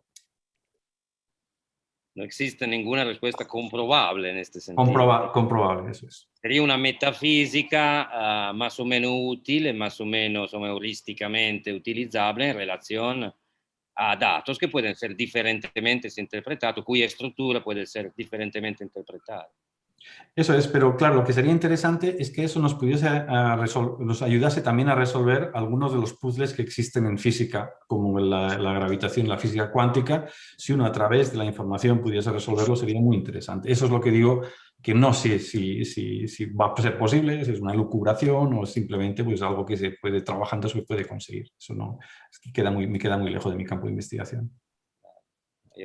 Teniendo en cuanto decimos filósofo una pasión enorme para las especulaciones de este tipo, la considero extremadamente interesante, ¿no? Porque tendría implicaciones ontológicas de portada incalculable prácticamente. Bien, muchas gracias, estoy satisfecho por la respuesta. Ahora voy a dar la palabra para la siguiente pregunta a la profesora María José Frapoli. Muchas gracias, profesora. A usted la palabra. Muchas gracias Ignacio Sirac, profesor Sirac.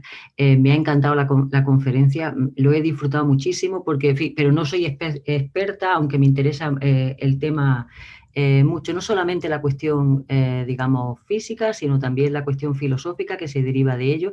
Entonces tengo varias preguntas así un poco confusas, porque me cuesta trabajo trazar puentes entre lo que acaba de decir y las cosas que yo más o menos sé. Pero hay una en especial, tengo varias, pero la primera, a ver cómo la vemos, me ha gustado mucho cuando usted ha dicho que que la física cuántica nos da razones para pensar o nos da razones para apoyar, digamos, el antirrealismo. O sea, no hay una realidad ahí tal como está. Me encanta porque además yo pienso, ya sé que es un poco atrevido por mi parte decirlo, pero yo pienso que el debate entre realismo y antirrealismo, cuando uno realmente lo entiende, es un sinsentido, lo cual también es una paradoja. Pero desde el punto de vista en el que yo me muevo, que es una especie de pragmatismo normativo, hay una intuición de que lo que nosotros hacemos, lo que los humanos hacemos, cuando utilizamos conceptos y cuando hablamos, simplemente lo que nosotros hacemos cuando hablamos es conceptualizar la realidad. Es decir, yo no sé lo que es la realidad. Vamos a ver, que hay algo por ahí está claro porque yo no puedo salir de la habitación si no es por la puerta. O sea, hasta ahí estamos de acuerdo. Pero hay algo más que no está tan claro. Simplemente nosotros, de alguna manera, proyectamos nuestros conceptos. Y claro, cuando proyectamos nuestros conceptos, esto tiene digamos, la consecuencia de que fijamos la realidad en el momento en que los proyectamos. Y a mí me ha parecido, en mi ignorancia, que eso encaja bastante bien con algunas de las intuiciones que usted estaba expresando. Y hay una consecuencia de esto que también me parece quizá podríamos debatir, es que estaban hablando antes de que todo es información. Pues desde el punto de vista en el que yo me estoy moviendo ahora, la respuesta es obviamente todo es información, pero no porque todo lo que hay en el mundo ahí fuera, que yo no sé ni lo que es, sea información, sino porque los humanos no tenemos más manera de acceder a lo que hay fuera si no es en términos de información. Es decir, que es un poco como analítico. Entonces, esta es mi primera intuición, como ve, borrosa, pero realmente me ha resultado muy sugerente las posibilidades que usted nos ha expuesto para el tipo de filosofía de la ciencia, en realidad filosofía del lenguaje al que yo me dedico. Y tengo mucho interés en escuchar su respuesta. Muy bien, bueno, pues en primer lugar yo creo que existe un pequeño gap en el lenguaje, pero yo creo que estamos hablando de lo mismo, ¿no? Cuando en física cuántica, bueno, primero uno podría decir, existe una realidad independiente de nosotros, ese sería el primer paso, y uno puede aceptar que existe algo. Lo que pasa que lo que hay ahí, cuando hablamos nosotros de lo que hay ahí, pues lo tenemos que expresar con nuestro lenguaje y nuestra forma de pensar.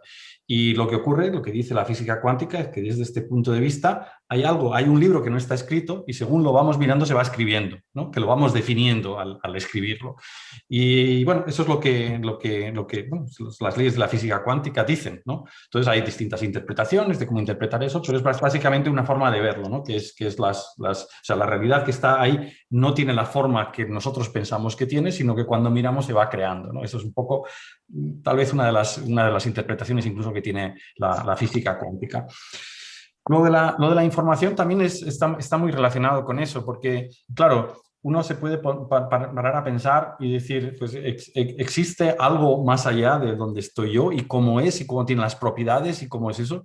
Pero claro, eso es indemostrable, ¿no? No podemos llegar ahí y llegarlo. Nosotros recibimos en nuestro cerebro, ¿no? O lo que sea, recibimos pues señales y esas señales es lo que nos hacen interpretar lo que hay más allá.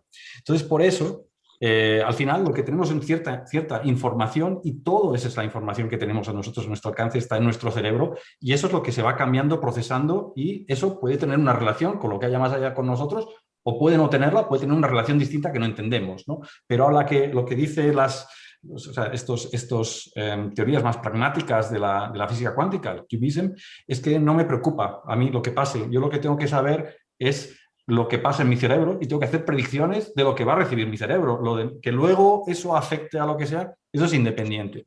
Y entonces, pues la física cuántica, en ese sentido, pues una serie de reglas que me dicen mi cerebro cómo reacciona y qué es lo que me permite predecir, no lo que va a pasar después, sino lo que mi cerebro va a concebir de lo que va a pasar después, ¿no? Entonces es una visión pues, más pragmática de la física cuántica que no necesita interpretación porque simplemente dice que no hablo del exterior, no hablo de lo que está ocurriendo, sino hablo de lo que mi cerebro entiende de lo que está pasando sobre el exterior.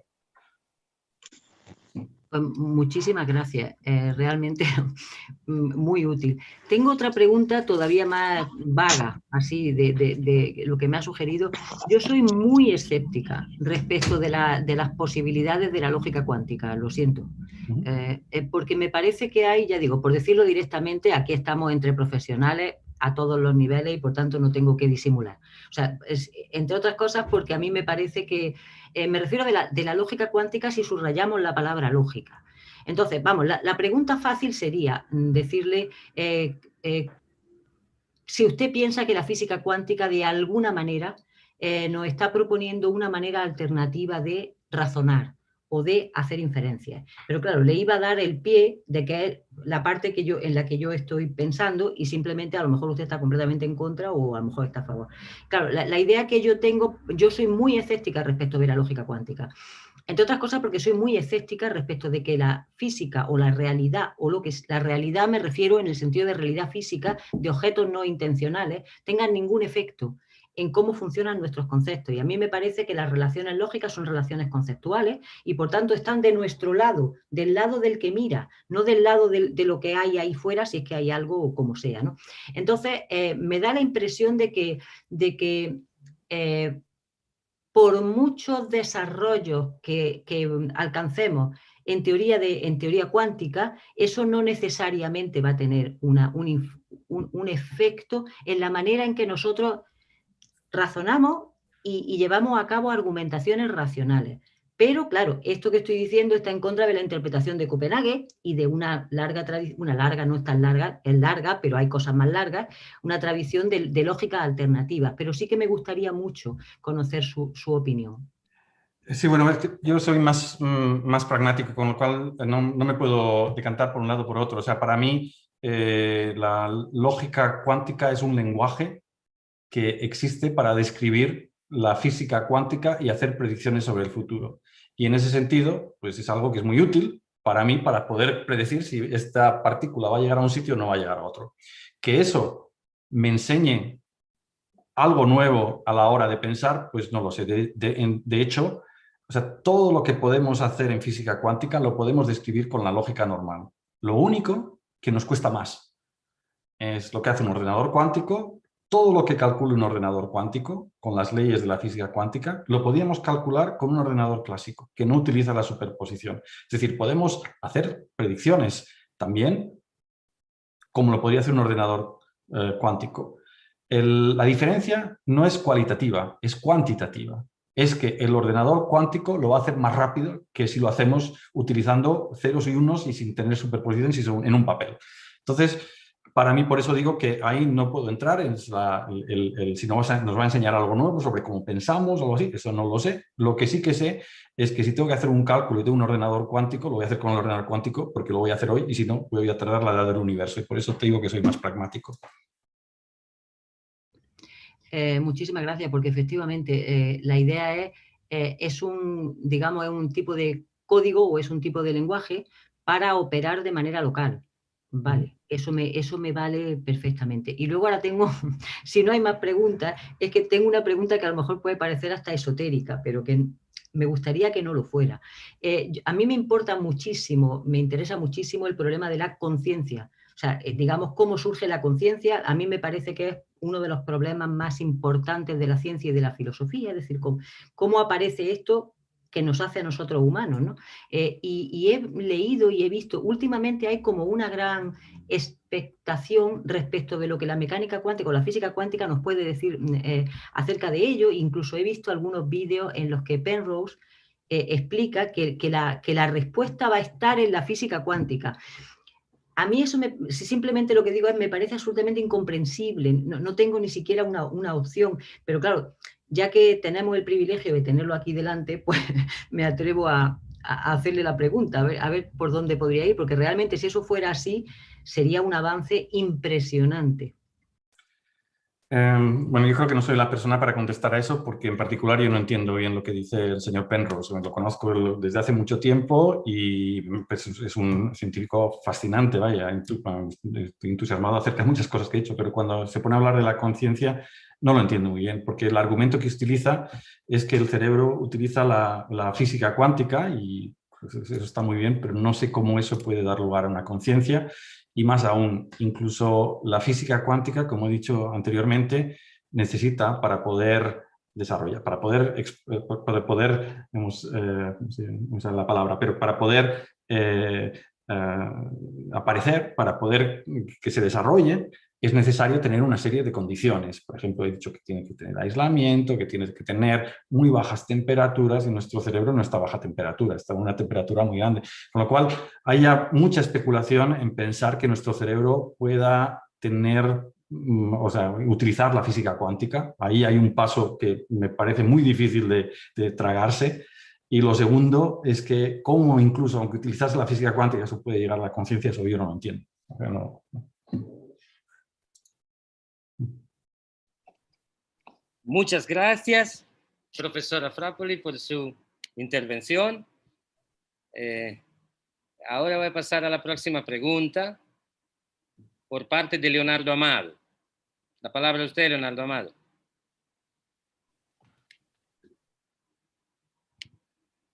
Buenos días, no sé si se escucha bien, o noches, porque no sé también. También pueden ser noches, ¿no? Mario Bunge ha sido un lógico y físico que, que entre otras cosas, le hizo críticas fuertes a la lógica cuántica en algunos escritos. La pregunta era solamente, era básicamente eso, si tenía conocimiento de algunos de esos escritos de Mario Bunge sobre la lógica cuántica y las críticas. Y digamos, o si podría, digamos, hacer una revisión de esas críticas, digamos, ya que tiene conocimientos en esos temas. Gracias. Bueno, pues no lo conozco. O sea, yo tengo que reconocer que yo no vengo del campo de la filosofía y estoy bastante alejado de ella. Soy más bien un practicante de la física cuántica, alguien que la quiere utilizar para construir ordenadores, para construir sistemas de comunicación. Me preocupan las preguntas filosóficas o las cuestiones filosóficas que hay detrás, por supuesto, y he leído, pero hay muchas cosas que no he leído y en particular no conozco las tesis detrás de lo que dice el señor Monge. Entonces siento no poder contestar esta pregunta. Gracias igual. Muchas gracias. Disculpen la interrupción. Sí, a veces son temas filosóficos en el cual obviamente no es, en los cuales obviamente no se trató en el talk, pero serían posibles extensiones. Entonces no es necesario poder responder a estas. La próxima pregunta es por el licenciado Sergio Martén. A usted la palabra, Sergio. Buenos días, muchas gracias.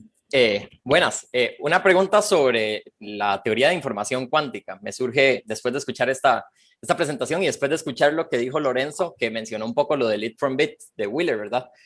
Quería preguntar si cuando, digamos, estas computadoras cuánticas dependen de que haya un estado de superposición, ¿verdad? Donde todavía no se ha respondido, para ponerlo en términos de Wheeler, la pregunta de si sí o si no, ¿verdad? En información cuántica, ese estado de superposición se considera un estado que no produce información o no hay información, digamos, de falta de información.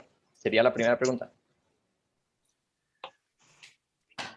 Bueno, es que aquí tengo que entrar en una parte un poco más técnica. Resulta que existen distintas preguntas que uno puede hacer en física cuántica. Una pregunta es si sí o sí o no. Y de hecho, pues ese estado no tiene información con respecto a esa pregunta. Pero puedo hacer otra pregunta, que es sí más no o sí menos no. 0 más 1 o 0 menos 1. Y si tengo 0 más 1, tengo una respuesta positiva. Es decir, que tiene información sobre lo que decimos es que es en otro observable. Visto desde el punto de vista físico, cuando tenemos esta superposición que teníamos en el primer experimento, que el fotón o bien hacía clic en un sitio y clic en el otro, pues ahí no tenemos información porque no sabemos dónde va a hacer el clic. Sin embargo, como hemos visto, si le pongo otros espejos, entonces siempre aparece en un mismo sitio. Es decir, que ahí sí que tengo información porque siempre aparece en el mismo clic. Así que, a pesar de que estas superposiciones para algunas preguntas no tienen información, para otras preguntas sí que tienen información. Y eso se utiliza pues, en muchos campos. Por ejemplo, el caso de la criptografía cuántica está basado en eso, de que se utilizan algunas de estas preguntas que se esconden al que quiera encontrar esa información, de tal forma que yo sé dónde encontrarla, qué tengo que medir para tener la información, pero alguien que no sepa otra información de antemano no sabe dónde encontrarla. Ok. La pregunta, porque me parece muy interesante, es más como... o sea, porque parece que para que funcionen estas computadoras depende entonces de eso, de una falta de información específica. Es decir, sí, como usted dice, hay información de otro observable, digamos, pero sí hace falta cierta información y más bien se requiere de esa falta de información para que funcione. Y lo que me surgía después de que Lorenzo preguntaba por el lead from bit decía si el hecho de que las computadoras cuánticas dependan de esa superposición para funcionar no de cierta forma desprueba el lead from bit en el sentido de que hay ciertas cosas en la realidad funcionando que no digamos que no dependen de que se responda a la pregunta del sí o no, de alguna forma. Bueno, lo que ocurre en la computación cuántica es que en el medio de la computación no tienes la respuesta, es decir, están todas estas superposiciones y si pudiésemos medir cada uno de los qubits, pues tendríamos un resultado aleatorio, no habría una predicción. Sin embargo, la computación cuántica lo que hace es conseguir. Y al final se producen interferencias y lo que ocurre es que queda todo definido. Es decir, que al final, al producirse todo el circuito cuántico, pues pasas de... Si miras el medio no aprendes nada. Pero al final se producen estas interferencias y el resultado está bien definido. El resultado ahora es 1, 0, 0, 1, 0, 0. Si no estuviese definido, no habría forma de factorizar números ni de calcular nada. Entonces, ese es el arte de la computación. Como en el experimento que he mostrado, entre medias tienes esta superposición y no tienes la información, pero al final, al poner el último espejo, ahí ya queda definido, ¿no? Y siempre hace clic en el mismo sitio. Pasa lo mismo con el ordenador cuántico de una manera mucho más complicada. Entonces, sí, para hacer una ganancia es necesario, en el lenguaje que utilizas, que entre medias no haya información, pero por supuesto al final tiene que haber información, si no, no hay forma de ganar nada. Entonces, de hecho, era la otra pregunta que tenía, que si en algún momento esa superposición tiene que colapsar al usar en una computadora cuántica, pero ya con eso me lo responde. Ese es el arte y la dificultad de los algoritmos cuánticos, es ver como un problema utilizas entre medio que no tiene ninguna, está en estas superposiciones, pero al final colapsa en el resultado que quieres. No es colapsa, sino interfiere y da el resultado sin superposición para que al final, midiendo, tengas la respuesta. Ok, perfecto. Muchas gracias. No. Muchas gracias, Sergio, por su intervención. Al momento no tengo otras preguntas. Y también en la medida en la cual la profesora Frappoli y el licenciado Sergio Martén le preguntaron lo que preguntaron, buena parte de mis dudas o de mis curiosidades por lo menos fueron sedatas o acontentadas. Entonces, si no hay otras preguntas, hay otras preguntas. Entonces ya la tenemos. Parece una contradicción, pero entonces inmediatamente tenemos una segunda pregunta es para la señora Marisela Roja. Marisela, usted la palabra. Sí, quería primero hacer un comentario, como nos decía el profesor Mario Bunge en la Universidad de Ginebra, cuando renunciamos a la mirada crítica, tenemos una seguridad, hemos renunciado al espíritu científico, nos decía Mario Bunge. Me parece que, bueno, voy a hacer algunos puntos. Primero me concluyo parcialmente en este momento que se trata de una ciencia de los efectos, pero no de las causas. Segundo, la información es indispensable, pero eso no implica de ninguna manera que constituya un en sí independiente. Esas son mis acotaciones, ¿verdad? Luego, sí me parece una nueva vía para la metafísica, sí definitivamente es metafísica, lo cual no implica que no sea física, por supuesto. Luego, aquí hay una caja negra, y su caja negra es la realidad ontológica, que también existe. Y cuarto, hay una ruptura muy interesante con el concepto tradicional de materialidad, que en mi opinión, sí realmente el concepto clásico de materialidad nos mantuvo en una prehistoria cognoscitiva. Y aquí sí veo claramente una ruptura, no discrepancia, ¿no? Una disrupción más bien interesante con el concepto de materialidad. Entonces, estas son pues mis acotaciones. Muchas gracias. Doy inmediatamente la palabra al profesor Sirac. La única cosa que quería remarcar en relación a estos tipos de preguntas que, ya como aclaramos antes, no tienen que ver directamente con el argumento el argumento del talk que tuvimos sobre la computación cuanto mecánica, sino son más interpretaciones filosóficas, que no es el ámbito de estudio del profesor. Entonces, profesor, si usted quiere intentar una respuesta, bien, si no, obviamente no es obligado, siendo ya un ámbito, decimos, colateral, no directamente implicado por su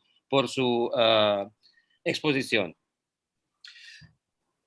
Bueno, probablemente si intentase responder a esta pregunta diría algo que no tiene sentido, así que prefiero no responder. Muy bien, muchas gracias. Hay una pregunta más por parte de Luis Mesa Chavarría, que pero no tiene la posibilidad de hablar al momento, de conectar su micrófono al momento, por esto la leeré yo. ¿Puede ampliar un poco sobre las implicaciones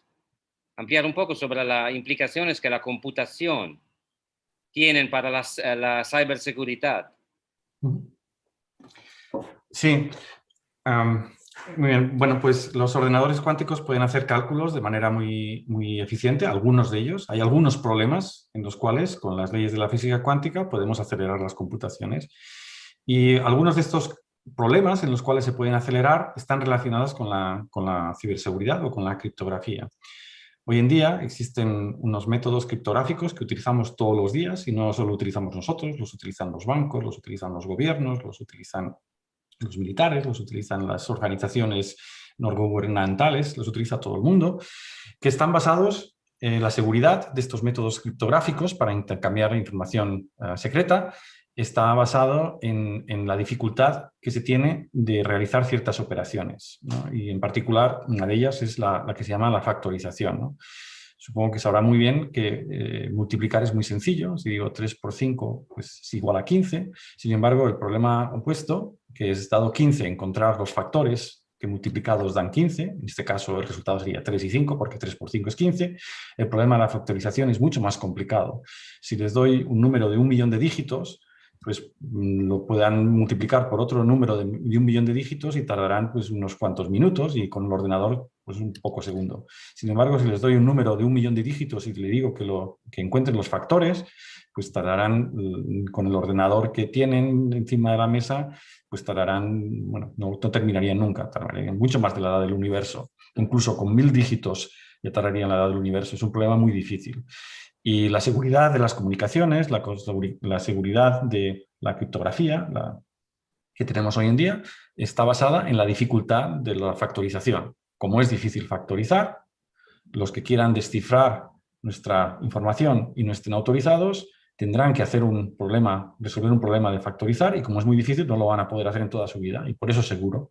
Sin embargo, los problemas de factorización se pueden resolver de manera eficiente con ordenadores cuánticos, con lo cual, dicho llanamente, si tuviésemos un ordenador cuántico, todas nuestras comunicaciones actualmente dejarían de ser seguras, ¿no? Cuando compramos algo por internet, pues ahí se codifica nuestra tarjeta de crédito, pues no la puede leer nadie. Si tuviésemos un ordenador cuántico, la podría leer el hacker. Y eso crea un problema de seguridad tremendo, pero no solo para las naciones, sino también para nosotros mismos. Y la cuestión ahora es, en primer lugar, pues ¿cuándo vamos a tener un ordenador cuántico?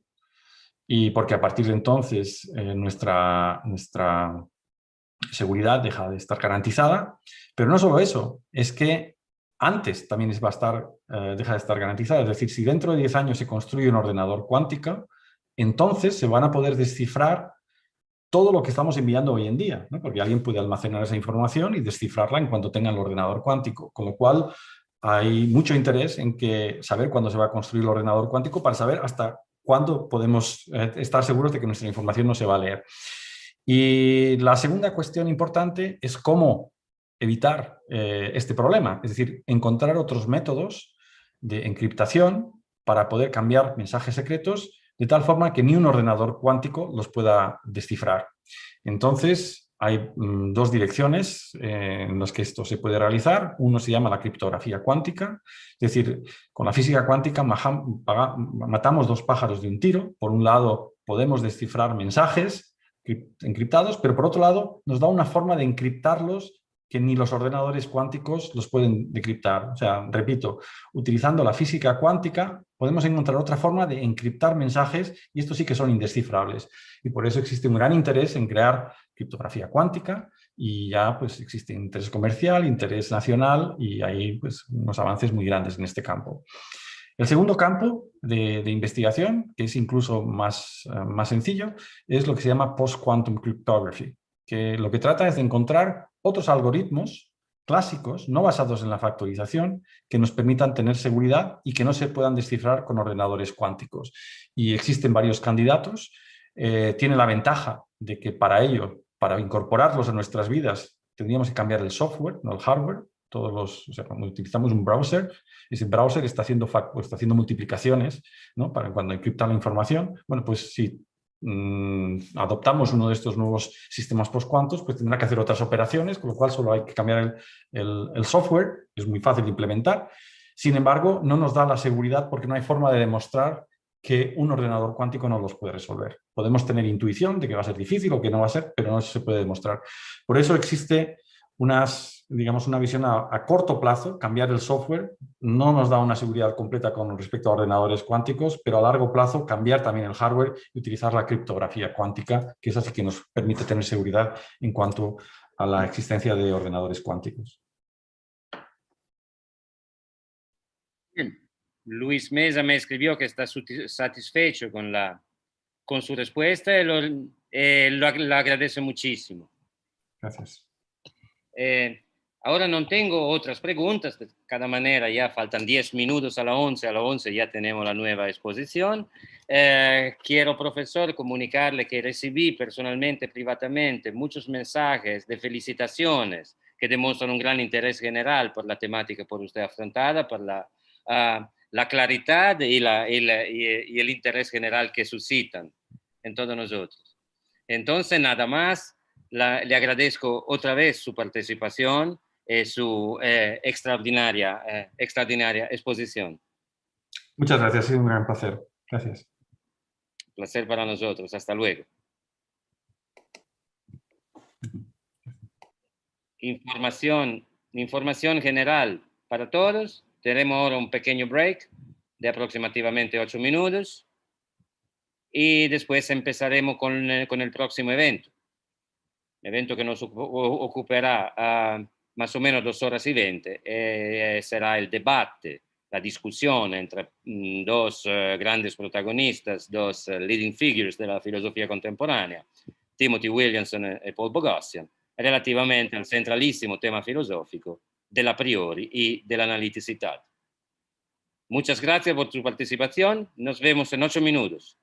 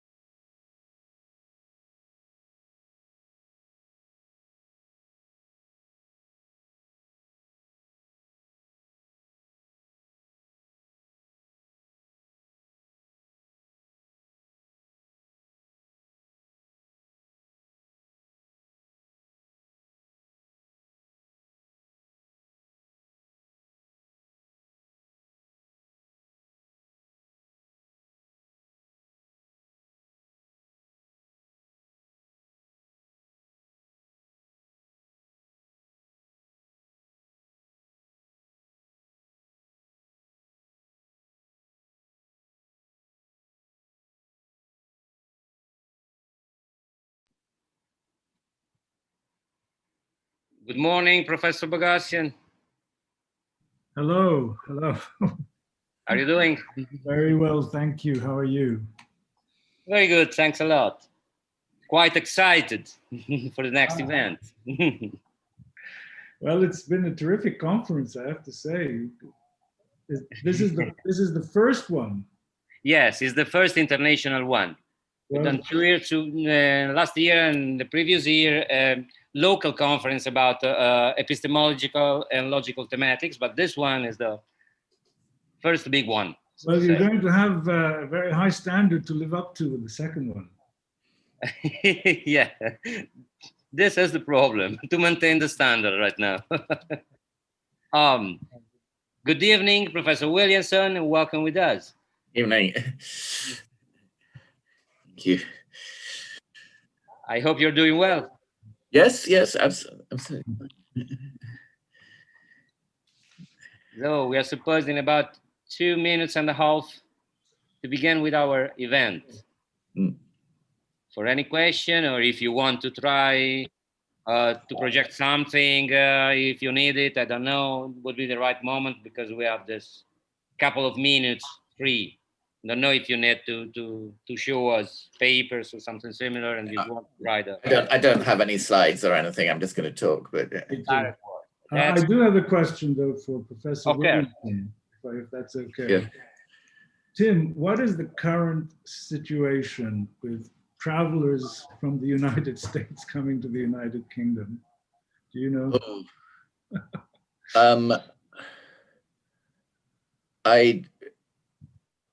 I don't mean to put you on the spot. It's very hard to get this information, and I try to ask people who are currently there. I mean, there is a website. Yes.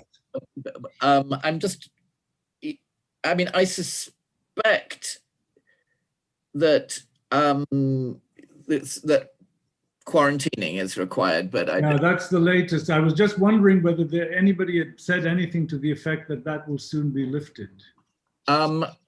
Well, actually, at the moment in Britain, we've got a new wave. It's not killing many people because the vaccine rollout has been pretty successful, but the number of cases is rising exponentially at the moment, and of course they're worried about new variants, and so it's not looking fantastic. I think by the autumn it will probably be all right, but at the moment it's a concern. Good. Well, good to know. That means it's unlikely to be lifted anytime soon. So, okay. Yes, I mean they had some minor lifting. This is more affects UK travel elsewhere, and there were just a tiny number of small countries like Malta and the Bahamas were put on some green list. I mean, so there was supposed to be considerable loosening this week, which has been postponed because of this wave. I see. Good. Okay. Very good. Thank you for that. Needed to know. Wonderful. Yeah. It's exactly 11 o'clock in Costa Rica. Perfect timing. So, ladies and gentlemen, we are particularly proud for hosting the next event. Para todos los hispanohablantes, el próximo evento será completamente en inglés. Entonces haré la introducción en inglés, el talk será en inglés, las preguntas y respuestas serán en inglés. Professor Bogassian and Professor Williamson are undoubtedly two leading figures in the contemporary philosophy. Both had already a talk in the frame of our present Congress, precisely on Tuesday. Professor Williamson on the epistemological ambivalence, and Professor Bogassian on the epistemology of logic. Today, they will offer us a conversation about the important philosophical topic of analyticity and the a priori.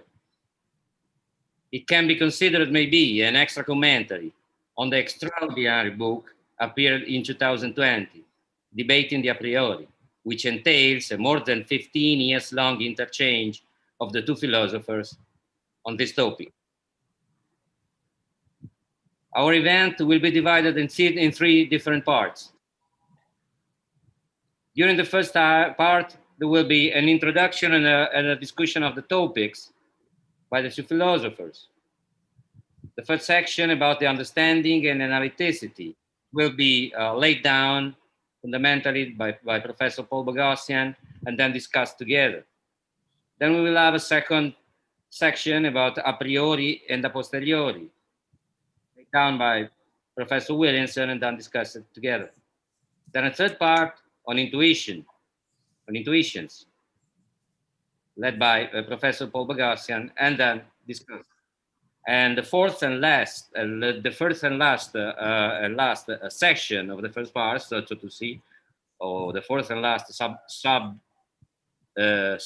subsection is internalism and externalism, laid down by Professor Williams and then discussed.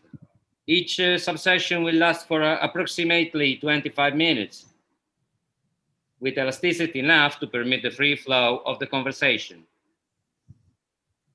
Due to follow the schedule, I'll try to inform the speakers about the elapsed time during the conversation, in conformity to the plan, and of course, without suddenly interrupting the talk. During the second part, it will be the shortest one, about 10 minutes altogether. Professor Boghossian and Professor Williamson will answer to one general question. We pose them. And then we will start with the third and last part of our event. So question and answer with the public that will last for about 30 minutes. To make question and answer, please write me directly, Q, through the chat. So without losing more time, I give the words to our guests. For you, the floor. Very good. Tim, shall I lead off? Yes, I think so. So let me first of all say that it's been a great privilege working on this project with Tim. You know, every philosopher, what they crave most is kind of tough and honest scrutiny of their work so as to help improve it. And I think we can all agree that very few are better at that than Tim Williamson. So that's been a tremendous privilege for me. Benefited a lot from it.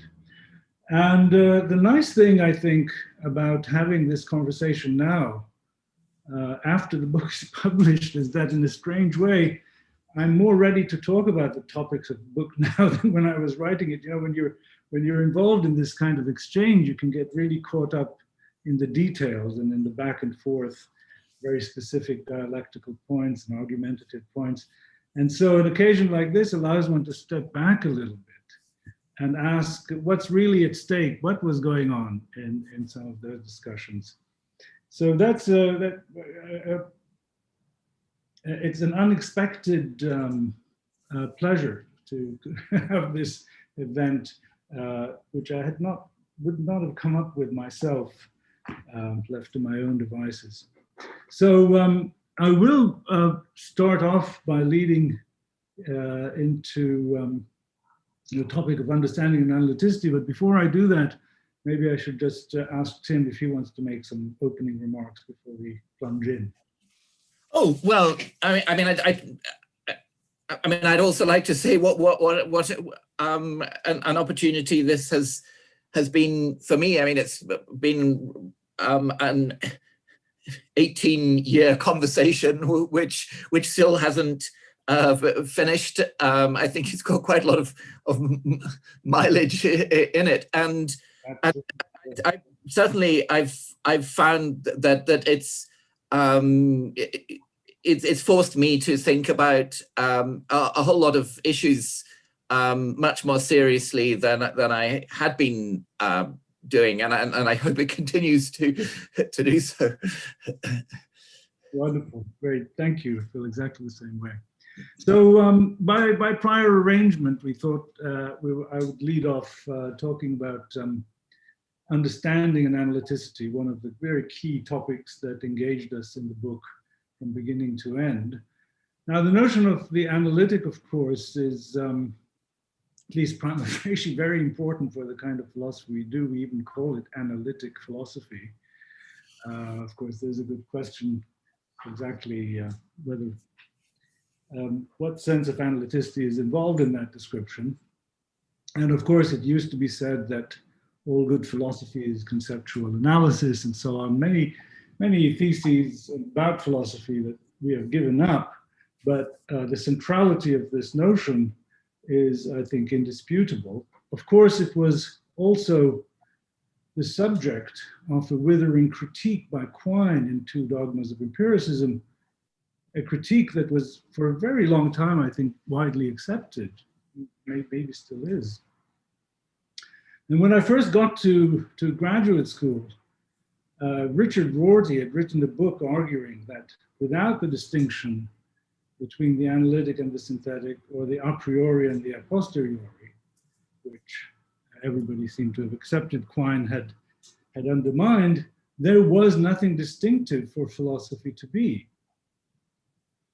And Rorty found this a cause for celebration. You know, he wrote Philosophy in the Mirror of Nature.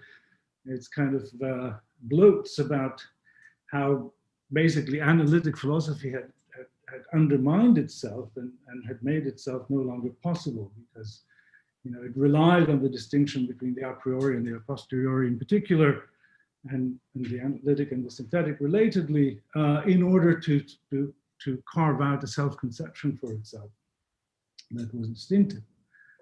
And I thought that Rorty was right about this dependence. And so this was a very scary thought for a first-year graduate student, you know, about to devote a lifetime to the subject, to think that it actually rested on these quite corrupt pillars. Now, of course, many people tried to fashion some kind of conception of what a post-Quinean view of philosophy would be. It started off with this notion of a naturalized epistemology, for example, where you shift away from thinking a priori about what the norms and rationality and knowledge are, to studying what the psychologists are learning about the actual methods by which we acquire knowledge. And it's very interesting, I think, that this was one of the first areas in which an attempt was made to develop an alternative conception of what philosophy would look like without the traditional distinctions. Because the first and most glaring casualty of any metaphilosophy that's skeptical about the a priori is, of course, anything to do with the normative. Because roughly no ought follows from an is. But what it is what the empirical sciences tell you about. So how do you do the theory of the normative in an empirical way, which is the lesson of the Quinean conception? And so actually that's something that I think as a very general theme, it would be nice to hear much more from Tim about. That is, if you really don't think that the distinction between the a priori and the a posteriori is significant,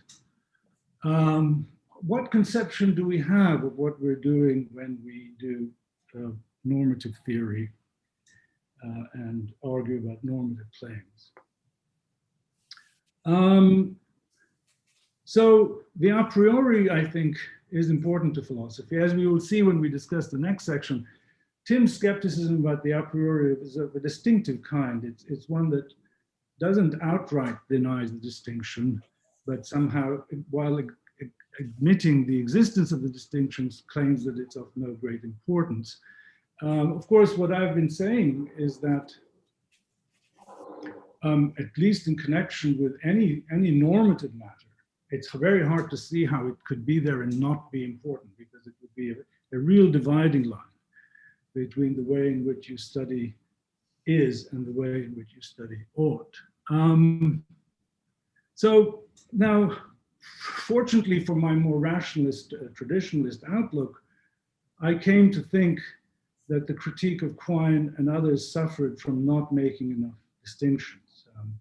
And I thought if you looked at the analytic, you saw that it had a metaphysical use, which the positivists tried to put it to explain where necessity came from, and an epistemological use, which was to explain where a priori justification came from. And I began to realize that the notion needed for the former project, which is the notion in which the notion of analyticity is typically described, namely truth in virtue of meaning alone, was distinct from the notion that was needed for the theory of the a priori, which was that of being justifiably believed to be true just in virtue of being understood. And that these two notions really didn't have much to do with one another. The governing confusion had been to think that there was some single notion of truth in virtue of meaning alone that was going to play both of these roles. But in fact, there are two distinct notions and they can be prized apart. And you might think, as I'm inclined to do, that the metaphysical notion is obscure and not of much use, though there have been valiant and ingenious attempts, like one by Gillian Russell, for instance, to defend it. In any case, that it could be distinguished from the notion of epistemic analyticity, and that this latter notion, epistemic analyticity, could be used in the theory of the a priori in useful ways, in ways that do justice to the phenomenon that when I look at a proposition like if P then P, it really does seem clear that I know this is true simply because I understand if. And so, you know, there is this phenomenon. Crispin, my collaborator, friend, and colleague, has a wonderful phrase that I think is important here, namely the phenomenology of conviction. The phenomenology of conviction in some of these cases is one of seen to be true merely on the basis of being understood. Anyway, so I came to think that one could defend that, and I also came to see an important distinction within the notion of epistemic analyticity between constitutive and basis types. And without going into those details, suffice it to say that Tim is adamantly opposed to both types of epistemic analyticity. And he's argued that, that neither the constitutive nor the basis accounts can be made to work. And so one of the interesting questions is, of course, this has, as we can see, huge ramifications for the nature of philosophy itself. But one question that I might put to my colleague is, did the skepticism about epistemic analyticity derive from just regarding it as obviously or maybe semi-obviously flawed, or is it a much more ideological motivation for wanting to dismiss these kinds of explanations of a priori? Right. Well, thank you. And so just to answer your question at the end, I think it's actually a somewhat specific skepticism, and I think one thing to say is that I think Paul and I are in agreement that that Quine's own critique of the analytic synthetic and the a priori a posteriori distinctions doesn't really work, and so that's certainly not what's as it were driving either of us. I mean, I think there are ideas in it that can be rescued, but I mean, when you look at his arguments, you see that all he's doing is showing that that there's a circle involving various ideas of analyticity and synonymy and meaning and so on. But then when he comes to say what's wrong with all the things in this, as it were, big circle, there's just some hand-waving talk about them being unclear, which isn't really substantiated in the two dogmas, and probably comes from his somewhat behaviorist approach to meaning, which I think very few people these days would accept. So, as it were, so I'm not approaching this as a Quinean, but nevertheless, I do, on these distinctions, end up in a place which is not very different in practice from Quine's in a lot of ways. So in the case of epistemic analyticity, I think there really just isn't such a thing. I mean, there are simply no examples of it. I'll say a bit more about that in a minute. And with the a priori, a posteriori distinction, it's, as it were, it's not, as Paul said, it's not that I think that there's no such thing as the a priori. It's more that I think that that the distinction between the a priori and the a posteriori is a rather shallow distinction, which doesn't cut at the epistemological joints. So that for somewhat different reasons in the two cases, one just isn't going to be able to get much work out of these distinctions. I think that Paul was raising the very interesting question of where this leaves philosophy, and so maybe I'll say something about that. I mean, so of course, if one wants to use either the category of the analytic or the category of the a priori to demarcate what counts as philosophy, then on my view, one isn't going to get anything very interesting. I don't think that by itself that's terribly worrying for philosophy, because I mean, to take another example,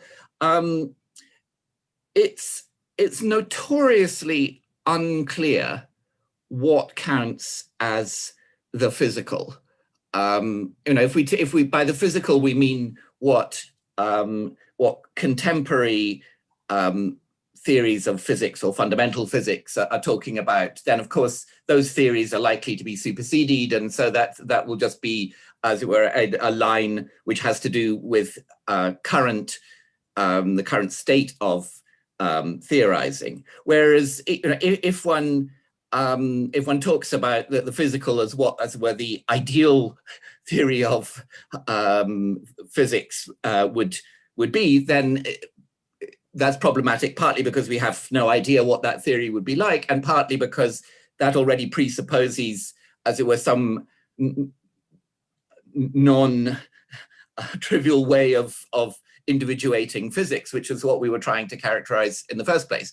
And so, I mean, there is, as it were, if you worry about what counts as a physical, you get into quite a serious problem. But I think it's fairly clear that just is not at all a difficulty for physics itself. I mean, without, as it were, worrying too much about where its boundaries are, it can get on with its own investigations. And I think the same thing is true in philosophy. That we, I mean, I don't have a good definition of what counts as philosophy. I'm inclined to be fairly permissive about what we can count as philosophy, and just not be so permissive about what we count as good philosophy. But I think, as where if someone looks at for example, my work, I'm working never relying on an analytic synthetic distinction and doing virtually nothing with an a priori, a posteriori distinction. But I think anybody who looks at my work can see that this is quite obviously stuff written by a philosopher. That's where it belongs, and I think that it's also obvious that in a broad sense, it belongs in the analytic tradition, where the analytic tradition doesn't mean a tradition of doing conceptual analysis. It just, as it were, that like other traditions, it's not individuated by some shared intrinsic property of topics or methods or doctrines, but rather by historical links of influence and so on, and so that, as well, that's the position that I mean. But of course, that's also the position that Quine was in. I mean, I think it would be sort of silly to say that Quine wasn't an analytic philosopher, although he didn't share some of the things that were sometimes taken to be definitive of analytic philosophy. And I think it's true of many philosophers today that they are obviously broadly within the analytic tradition, and yet that they're just not employing the analytic synthetic or a priori, a posteriori distinctions. So Paul raised one specific challenge, which is what does one do about the study of normativity? Because the suggestion was, as it were, that if we're just doing empirical stuff, then we're not going to get any normativity out of that. So I have a couple of comments on that. I mean, one is that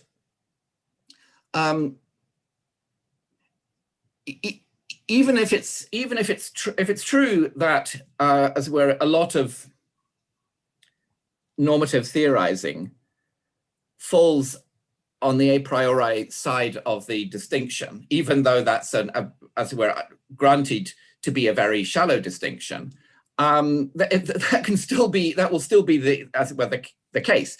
So as it were, if it's simply an observation that these principles are, as it were, if one's going to use the a priori, a posteriori distinction counters a priori, then what I'm saying doesn't have to challenge that.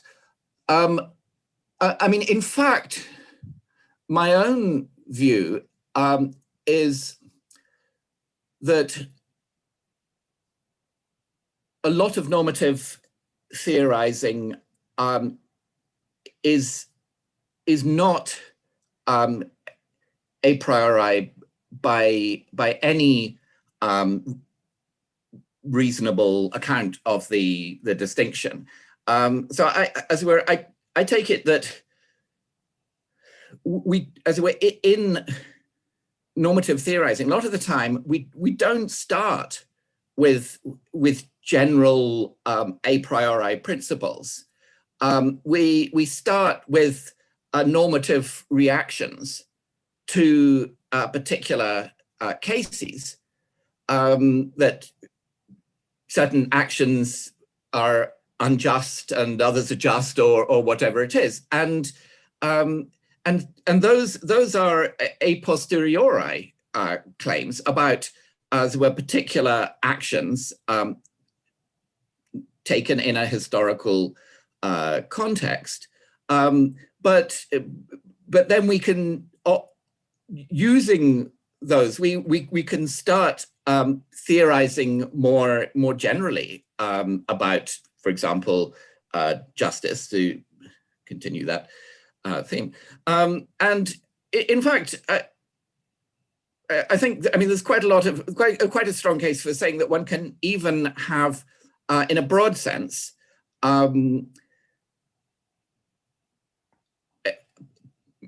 normative perceptual knowledge. I mean, you know, if you can see, if you see some people torturing someone, you're in a position to know that what they're doing is wrong, and you can do that without, and as it were, having some a priori principle that if it's that any case of torture is wrong, and this is a case of torture in some non-normative sense, therefore it's wrong. I think the I mean, we simply in perceptual judgment we use a whole range of classifications, including normative ones, on a non-inferential basis. And so I don't think the idea of, as it were, empirical normative judgments is in fact so strange or alien. I mean, of course, you know, if one was simply doing some sort of normatively inflected history, then, you know, as it were, some kind of Victorian history where, you know, or maybe some very politically correct history now where we give, you know, all the actors in the historical story a kind of a moral grade. I mean, that wouldn't count as philosophy, but I think, as it were, a lot of moral and particularly political philosophy can proceed, you know, quite successfully on the basis of, as it were, a mix of a priori and a posteriori considerations without really worrying about where the line comes. I mean, you know, in the case of a political philosophy, for example, it seems that that pretty relevant evidence for political philosophy are the outcomes of actual ideologically driven regimes of one kind or another. And it doesn't seem irrelevant to point to such examples in theorizing. I think one last thing I'll say, and then hand over to Paul, which is about the where my skepticism about epistemic analyticity is coming from. So some of it is, as it were, it just feels like people make claims about the connection between understanding and what you should accept, that such that counterexamples come into my mind. But I think, as it were, if one was going to say something a bit more general about where the opposition is coming from and the connection with Quine, I think a lot of it, in fact, has to do with a holistic conception of understanding, so that, as it were, there's no particular litmus test or to change the metaphor, shibboleth for understanding a given word. I mean, as it were, you just have to be well enough integrated into the practice of using it in one way or another, and as it were, you can always achieve that despite being deviant on what might seem like some very, very basic point by being non-deviant on a lot of other points, and also I think another relevant aspect is simply by being able to understand where your interlocutors are coming from, so that even if you don't share their the kind of ways that they're reasoning with this term, you can still know what it's like to reason with it in those ways. I mean, you know how to do it, even though you don't in fact think that's the correct way of reasoning. And that kind of holism about understanding, I think, is clearly reminiscent of the kind of epistemological holism that you get in Two Dogmas of Empiricism, and which seems to me one of the more long-lasting contributions of that paper. Great, Tim. Well, such a lot in so little time. Let me focus just, I think, in the remaining few minutes that we have on the a priori, a posteriori discussion about normativity in particular. You offered two kinds of defense, basically. One of them is to say, look, maybe you can show me that the normative theorizing falls on the a priori side of the ledger. Nevertheless, that's consistent with my saying that that's a shallow distinction. And we'll come in the second segment to exactly how to think about that question of whether the distinction could be shallow. But if there were such a bright line so that you could actually say, not just as the normative, I know this is denied by you in a second, but just counterfactually. The normative, we cannot make sense of arriving at views about truths in that domain empirically. We can only do it a priori. That would in effect tell you that the distinction has to be an important one, whether or not you've come up with some arguments that threaten any top-down explanation of what that distinction amounts to. This would be a bright red line. The normative we can only approach through, as it were, the resources of reason and not through empirical methods. So I think the second kind of defense is really crucial, which is to say, no, actually at bottom, we can make sense. Normative theorizing, not only can we make sense, at bottom, normative theorizing is empirical. And you gave these two examples. You said you could, first of all, the intuition is typically about actual cases where you respond in a certain way to, as it might be the question we discussed, whether you should go to Trump's birthday party. And if you get an invitation to do that, and the other is that you can just perceive wrongness on certain occasions. And I think, both of these are quite problematic. The perceiving wrongness thing, well, you know very well that I can bring you other people whose every aspect of whose sensorium is working just as well as yours, but who looking at the same situation will not see the wrongness that you're seeing. So there's quite clearly a sense in which this is not a purely observable property, whatever else is going on in this idea of perceiving wrongness. Oh, I mean, I would, yeah. Number two, about the intuitions being about particular cases, well, I mean, it doesn't have to be a real case. It can be a described case, just like your Trump case is a counterfactual described case. And in your case, it involves a proper name with a referent that we'll have certain reactions to. But, often these things are done not like that, but by just having some arbitrary Mr. Smith. And that intuition is just as valuable as the one that you're mentioning, and it's not in any straightforward way empirical. So, okay. Yeah.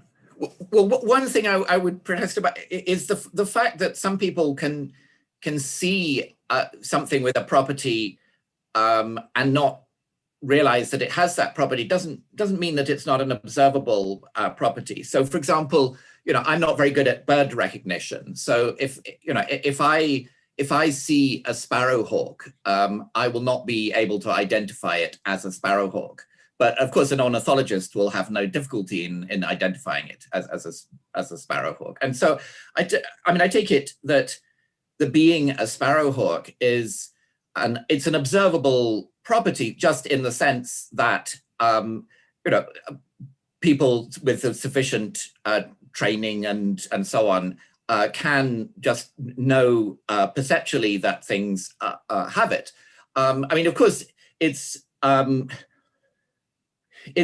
not an observable property in the sense, as it were, that its essay is it's percipi, but I don't think there are observable properties, and no, that's not the point. That sense, that's asking for too much.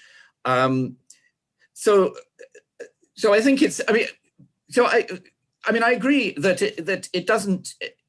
In many cases, it won't matter in normative theorizing whether we use an actual example or an imaginary one. But I think that's, as well, that's an indication of the unimportance of the a priori, a posteriori distinction. But I also in political philosophy, for example, where the kind of counterfactuals that we're dealing with are very, what would happen if you had a communist regime or something like that. I mean, those are not things to work out a priori. Those are things in real life. That's also not but that's also not where fundamental normative theorizing is taking place. I mean, it's what you want, partly because you're interested in whether the consequences are going to be good, bad, or indifferent, but all that the actual working of the communist system is telling you is what's likely to happen if you regimented your political life in a certain way. So I don't think that's, you wouldn't expect political philosophy to be completely a priori. So that I think isn't telling. But I am mindful of the time. How do you think we should we? Well, maybe should we move on to the a priori, a posteriori? There's so much more to say about each of these things. Yes, yeah, of course, yes. No, but since we seem to be more or less at that point anyway. So here's my take on this. So of course, as it were, traditionally one distinguishes between a priori and a posteriori knowledge. I mean, Paul might do it in terms of justification, but I think most of the issues here don't depend too much on whether we're talking about not knowledge or justification. But as well, the distinction is traditionally made in terms of the a priori as independent of experience and the a posteriori as dependent on experience. And then, of course, there are very tricky questions about what kind of dependence is relevant there.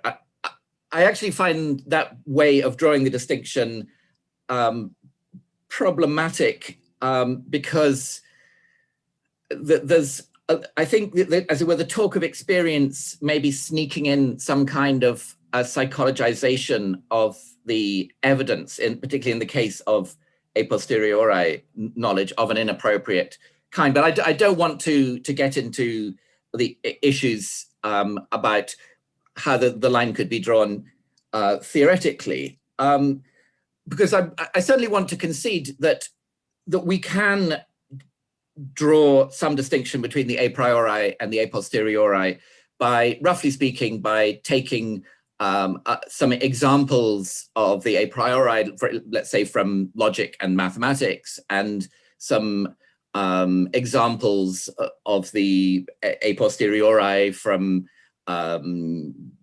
chemistry or history or whatever, and saying, as it were, roughly speaking, just introducing the two notions as in terms of what a given case is more similar to the prototypes of one or the prototypes of the other, and that will give us some kind of rough and ready distinction. And I think what one would probably find a fair degree of agreement, certainly not total agreement, on roughly what sort of line you got if you did that.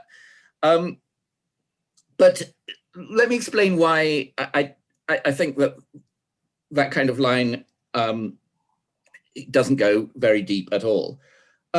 So I think maybe it's a good example to think about is proof in logic and mathematics, because that's as it were, an absolutely central form of a priori reasoning, on the standard way of drawing the distinction.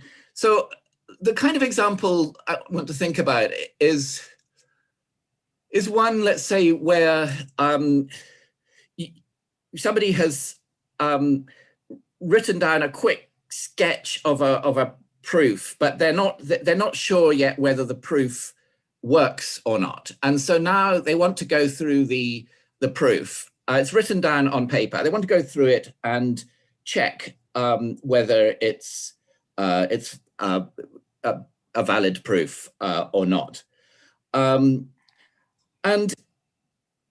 I think one thing that is pretty clear in this process of actually reading the proof and checking it is that this will involve perceptual pattern recognition. So, for example, when you're checking whether there's an instance of modus ponens at some point on the page, modus ponens is, in fact, in a formal system, it is a it's quite a sophisticated pattern, but it is basically a perceptual pattern,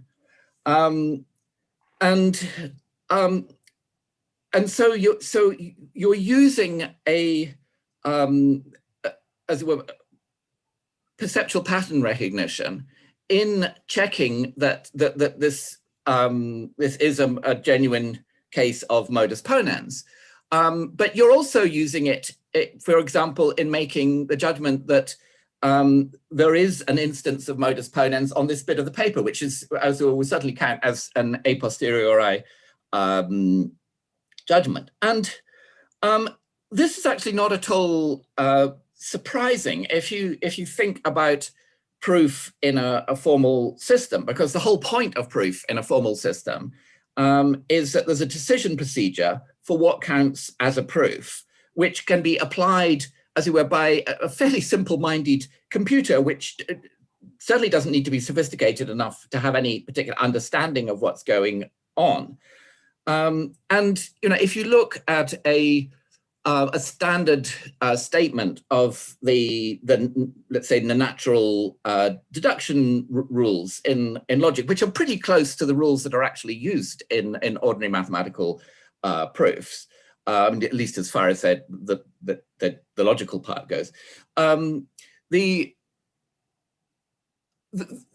statement basically gives you those patterns. It displays the patterns that you need to recognize. Of course, in contemporary in most of the history of mathematics, people haven't been strictly reasoning within a formal system, but it's still true that formalization is the gold standard, and of course now a lot of work is being done in computer-assisted proofs where human mathematicians interact with proof assistant programs to produce a fully formal proof. Now, of course, what you might think is, oh, well, yeah, but surely that's just completely incidental, because you could do the proof in your head. The fact that it's written down on paper is irrelevant. Well, of course, in practice, no, you couldn't do it in your head with sophisticated mathematical proofs, which are, they're often 100 pages long or something like that, and it would take an expert a week to master one page of that, and so the limitations on mental workspace mean that in practice we can't do all this in our heads. We have to rely on writing it down. Of course, you could say, well, but still that that's not very interesting. In principle, somebody could do it all in their heads. But the thing is that when you do a proof in your head, what's typically going on is that you're imagining the same things that would be written down on a piece of paper, but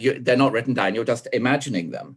But then the checking is involving, in fact, the very same perceptual recognitional capacities as are used when you're checking the proof on paper. It's just that you're using them, as it were, offline in the imagination rather than online in perception. So, but you haven't got away from using those.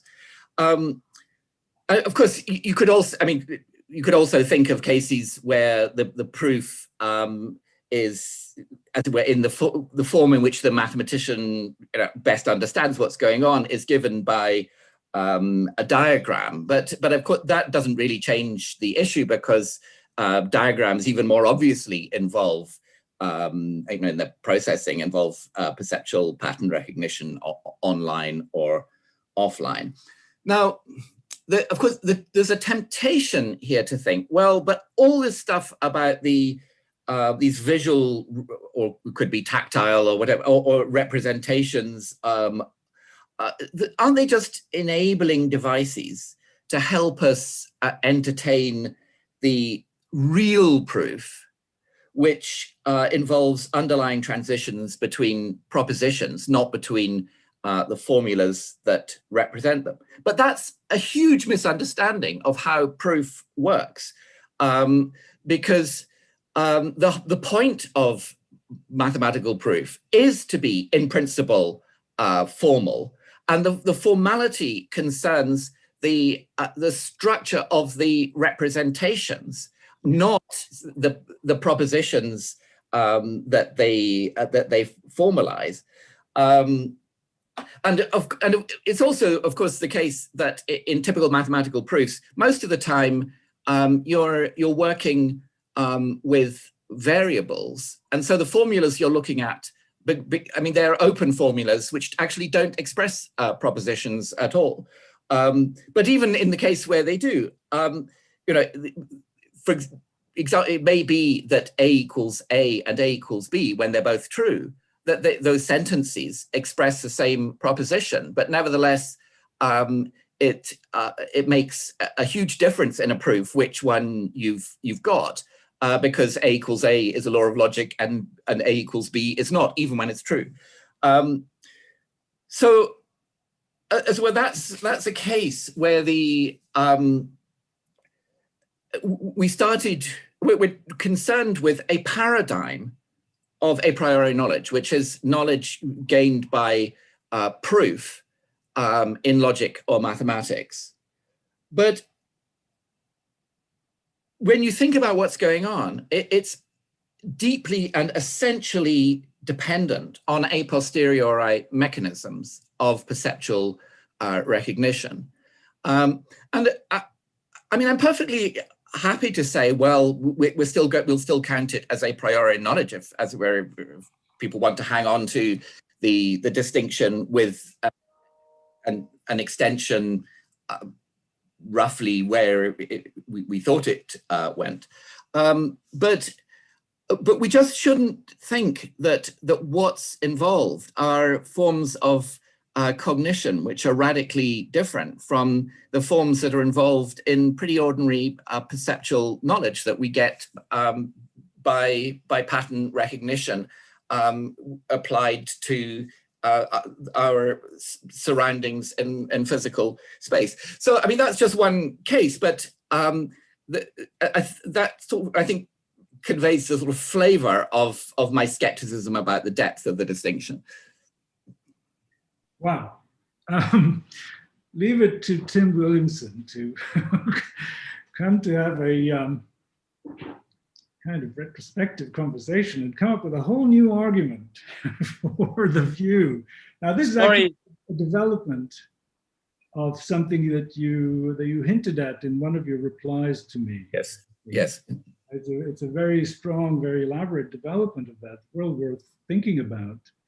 I mean, though this may not be the ideal forum in which to do it, but you know, when you say it's the paradigm case of a priori knowledge, it really, it's not the paradigm case if you're looking for the simplest example of the phenomenon. Okay, so you've brought it down to its bare bones and you don't have a huge amount of other stuff. In a proof, there is so much going on, for especially if you've got a very long proof. You've got, you know, first of all, what the assumptions are, where they came from. You've got inferential steps, many different kinds. You've got the role of memory, you've got the role of perception. So really, I mean, if we wanted to get clear on the a priori, I think we're better off starting with something much, much simpler. For instance, just if P, then P, you know, recognizing the truth of that. Or, you know, if all these balls are red, then this one is red. And not go directly to a 100-page mathematical proof. But you see, as far as I can see, all the same things that you were saying would apply to these very simple cases. So if P, then P, I have to recognize that it's as it were the same P that's occurring both times. That's a kind of pattern recognition. And I have to recognize that, you know, this is from all these things, this thing is an example of universal instantiation that I'm disposed to do and think correct. You know, if you want to tell me that being able to identify and re-identify in thought two tokens of the same thing makes this whole a priori, a posteriori distinction useless, that's a real surprise. Yeah. Well, I mean, the trouble is that as we're you know, human cognition just is absolutely riddled with stuff that has to do with our bodily nature and our which we then reuse to for all these purposes. So I mean, in the case of if P then P, I mean that's in fact something that. Well, we can. It's actually a theorem that we derive from conditional proof, and so as we're it's I mean it's the simplest theorem we can derive from it, but yes, these considerations. I was looking for things that were non-inferential in there. Yes, well, I don't think there are such. So if you don't, well, maybe I mean I think A equals A. You know, might be a better case. Although I think even there, there's more elaborate. There's something more going on because although A equals A, certainly in logical systems it's just an axiom. But I think cognitively, there's as it were the cognitive system is just, you know, it has to have some capacity to evaluate identities. And look, I think the core issue is whether pattern recognition, in a way that doesn't have to be perceptual, or maybe sometimes is enough.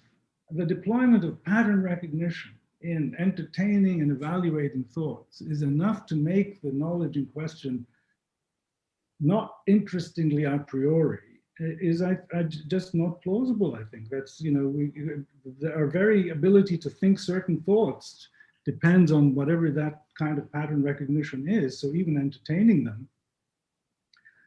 So I don't think that's the right,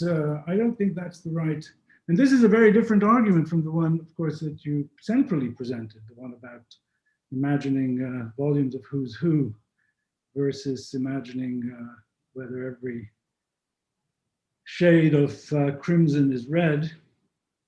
But I mean, look, I think it's definitely worth thinking about. It is a new kind of new kind of argument.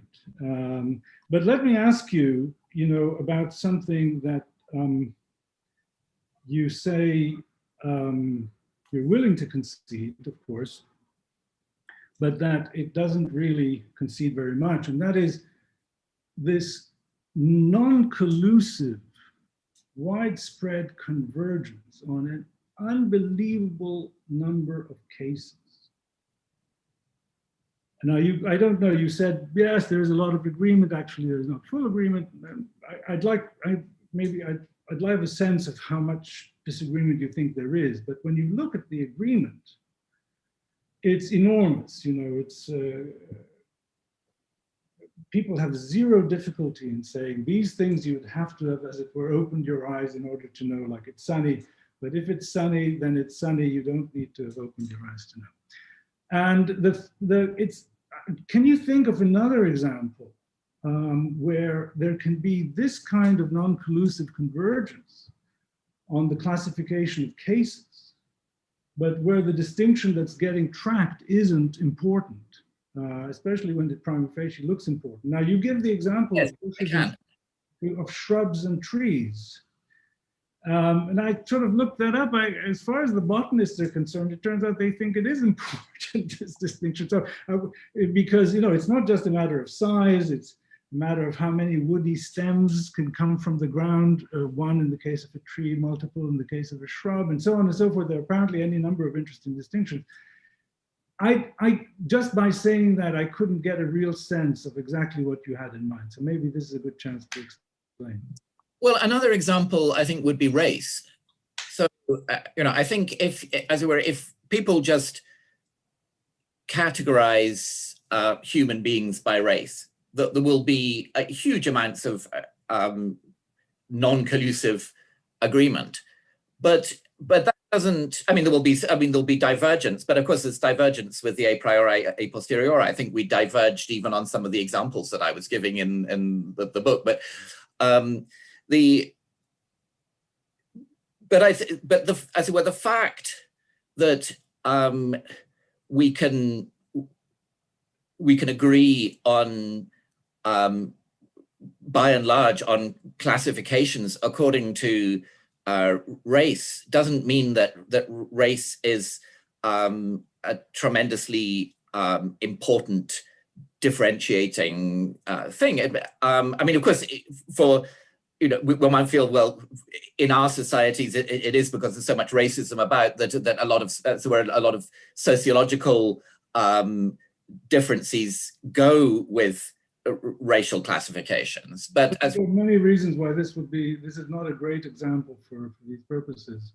But without going into them, is there another one that leaps to mind that's not quite? Well, another one I mentioned is actually, which also has to do with color, is if someone who classifies animals or plants simply by color, that they'll produce a classification that there can be a lot of agreement about, red flowers versus yellow flowers and so on. But it will be a very superficial form of classification. That's not where the joints in nature are. And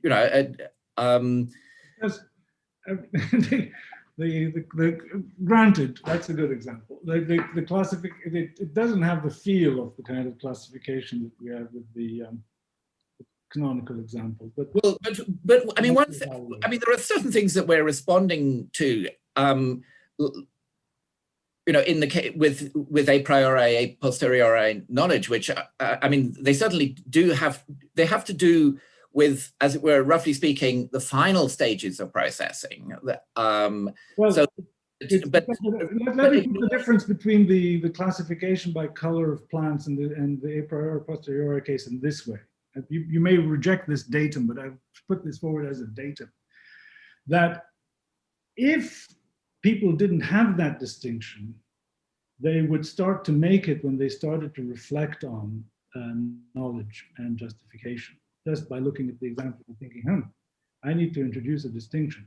Whereas this might not have occurred to anyone doing the scientific study of plants, that they should be classified by color. I mean, it could come up, it's an ad hoc thing, an arbitrary thing, but the other one feels different because it's responding to some phenomenon that's crying out for explanation. Sorry for the interruption. If you want to go a little bit on with the kind of topic with a couple of interchanges, it's of course okay. You have a little bit more time if you want. But as soon as possible, please, Professor Bogassian, we can pass to the third topic, intuition. Thank you very much. Okay, thank you. I think we're, as you can see, there's a lot more to be said. So the next topic is intuitions. And, you know, one of the things we note in our book is that, you know, maybe you would have thought, and I've seen this often happen, you know, in philosophical debates where people say, oh, you know what, at the end of the day, we're really not in that much of a disagreement. But in fact, instead of converging to, we ended up drifting even further apart than where we began. And one of those is that we began by both being skeptics about intuitions. And one of the things that happened over the 15 or 18 years is that I became much more friendly to intuitions and in fact came to think that they are inevitable.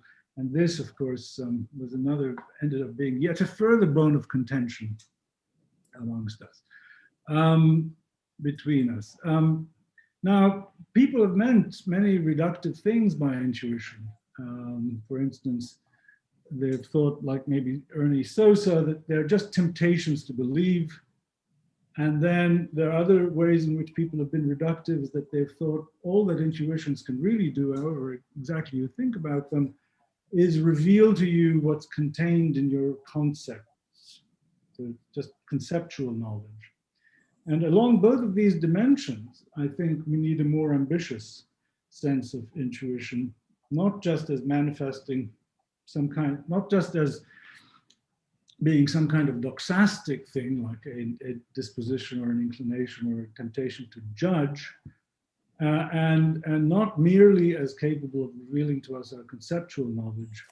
And of course, when you say that, you end up incurring a very heavy theoretical burden of explaining exactly what intuitions are and how they could possibly do what you want them to do. But first, why should we think that they should reveal more to us than merely what is contained in our concepts? And that's because I think, as I was saying earlier in the earlier segment, that we have a priori knowledge that's not just epistemically analytic. And the central case of that is knowledge of normative principles. So if knowledge of normative principles can only be a priori, as I think it is true, and if all a priori knowledge can't be explained just by the understanding alone, then you need a source of knowledge, typically about the natures of things rather than of the concepts that you have of them. And that's not merely supplied by the understanding. And the classical resource for that, of course, is this idea of intuition or intellectual insight. And so it's with a heavy heart that I have to accept that it's, you know, these are not easy notions to explicate, and but the facts leave me no choice. Now, the reason for that is that I think if you understand the way normative statements work, basic normative notions, and I'll just be using the moral ones as examples, are constituted by their minimal normative roles. That is, they are devices of a certain kind of praise or criticism, if you will, if you'll just allow me to be very vague in this way. That can be spelled out in various ways, by ties to motivation, by ties to certain emotions, positive or negative, that you may have, and so forth, by ties to speech acts of praise or blame. But to add any substantive doctrine about what it actually is right or wrong into these concepts is useless, basically, as a way of establishing what normative principles are true, because, and this is the fundamental insight, I think, behind G. Moore's open question argument, is that if somebody says to you, look, the wrongness of A is analytic of my understanding of wrong and of A, I can doubt whether A is truly wrong without compromising my grasp of the concept of wrongness. And that's, I think, the fundamental insight that G. Moore had, although he put it in the form of definitions and other things that get in the way. But if this is true, and you know, you can always show your competence just by withholding or applying a certain kind of device of praise or blame to an act, whatever that act might be, no matter how much it is outside the actual extension of the predicate, your grip on the predicate is secure. And that means that you have to have some other story about how you know these things other than through the understanding. The book only hints at what such a picture might look like, but in material that postdates the book, I've tried to develop some of the details of how such an account of intuitions might go. But I think maybe I will stop here and let Tim raise whatever questions he'd like to raise about that. Yes. So I'll focus on a couple of issues which emerged in the book, and then I think we both taken them a bit further since then. So one is, as it were, the phenomenology or psychology that's involved in the postulation of intellectual seemings, which are there meant to be these intuitions which explain in some cases a priori knowledge, but which in some ways are analogous to postulated perceptual seemings, although not with the same kind of phenomenology at all that perceptual seemings have.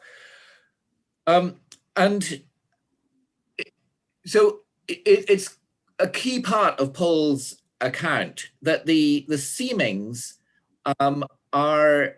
they're pre-doxastic. They're not, as it were,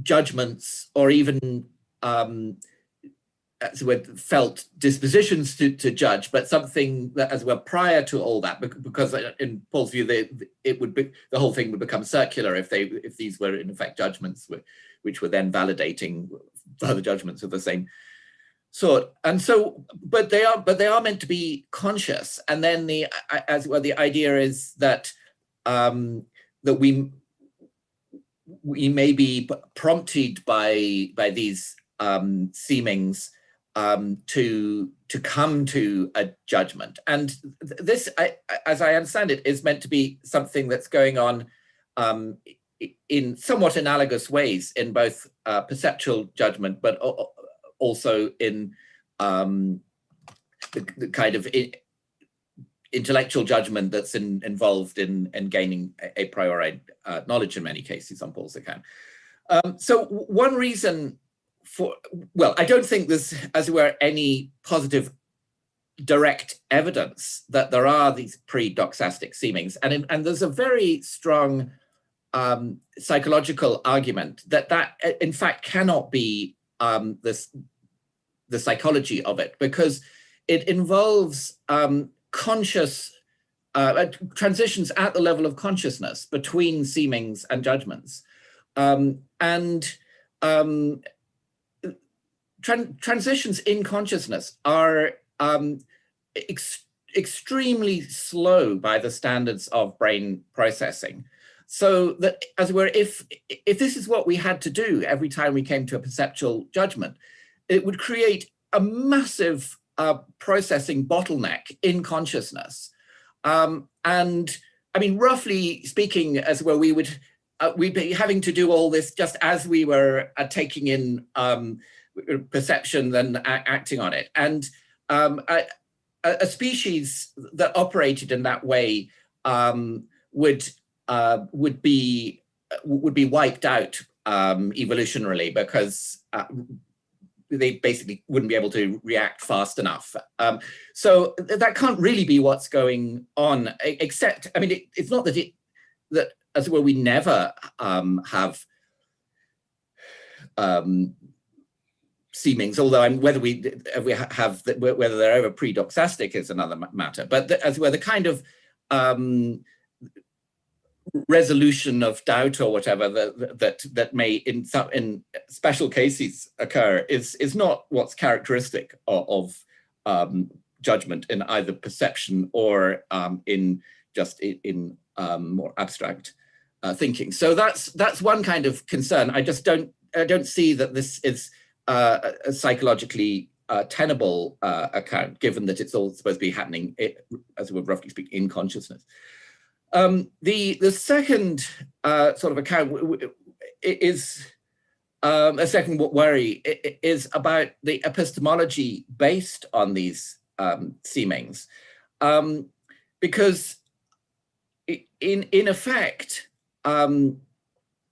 what one gets is a kind of coherentist epistemology, where what justifies a judgment is something like its coherence with the other seemings, with the seemings that, and maybe other judgments of the thinker, and that makes it all too easy for as well in effect for prejudice to be self-justifying, because Paul hates this example because it's so standard in the literature, but the consistent Nazi, which is it is possible for there to be a consistent Nazi, however horrible it is. The consistent Nazi will be having seemings, which may well be entirely coherent with their beliefs and with each other, and which will be as seemings to the effect that it would be a good idea for them to kill, as many non-Aryans as they can, or whatever it is, and these will come out as justified.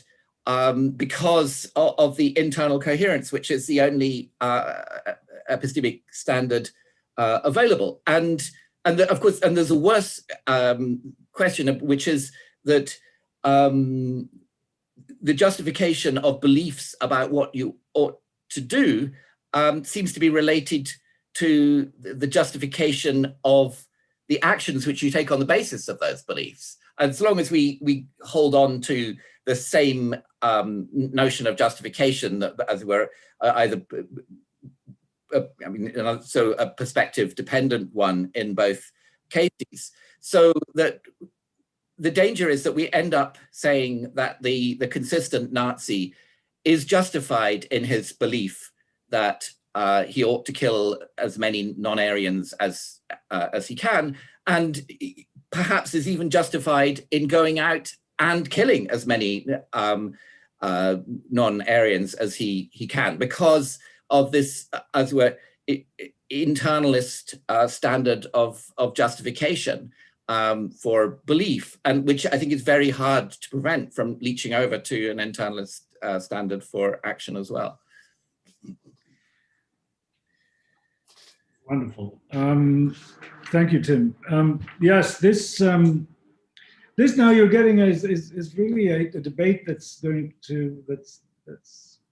anticipated a little bit in the book, but is now getting more developed, I guess, in post-book material. And there's so many things to say. Let me just start with the last thing. Maybe I'll go backwards. This is a big topic, but it's very, very well known in the literature on reasons for action, that reasons for action might be perspective independent, in a way in which the internalist holds that reasons for belief are perspective dependent. So to give you an example, for instance, if you might very well think that what you have most reason to do is what will have the best possible outcome. But you may very well have a false belief, an entirely epistemically justified belief in what you think you have reason to do, even though you're wrong about your having reason to do it, because you're wrong about what has the best consequences. So there is no very quick transition from there might be a fully consistent Nazi to therefore the Nazi would be justified in acting on those beliefs. Secondly, the fully consistent Nazi is much, much harder to come up with. And it's, I think, probably no good just saying, look, obviously it's possible in principle.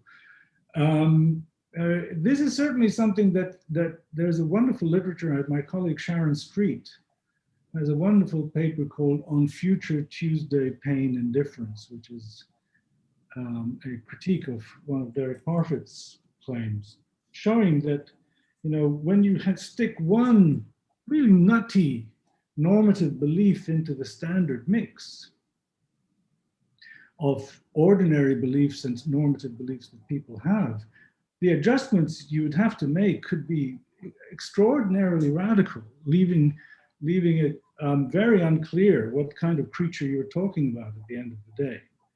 And I think that's true of this case as well. And you know, so to put it like this, you know, it's hard for anyone to be consistent.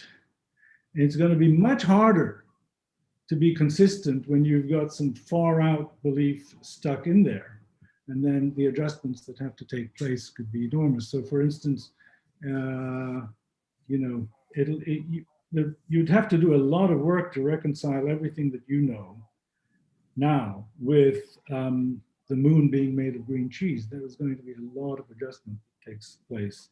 But all of this doesn't engage, I mean, the fundamental.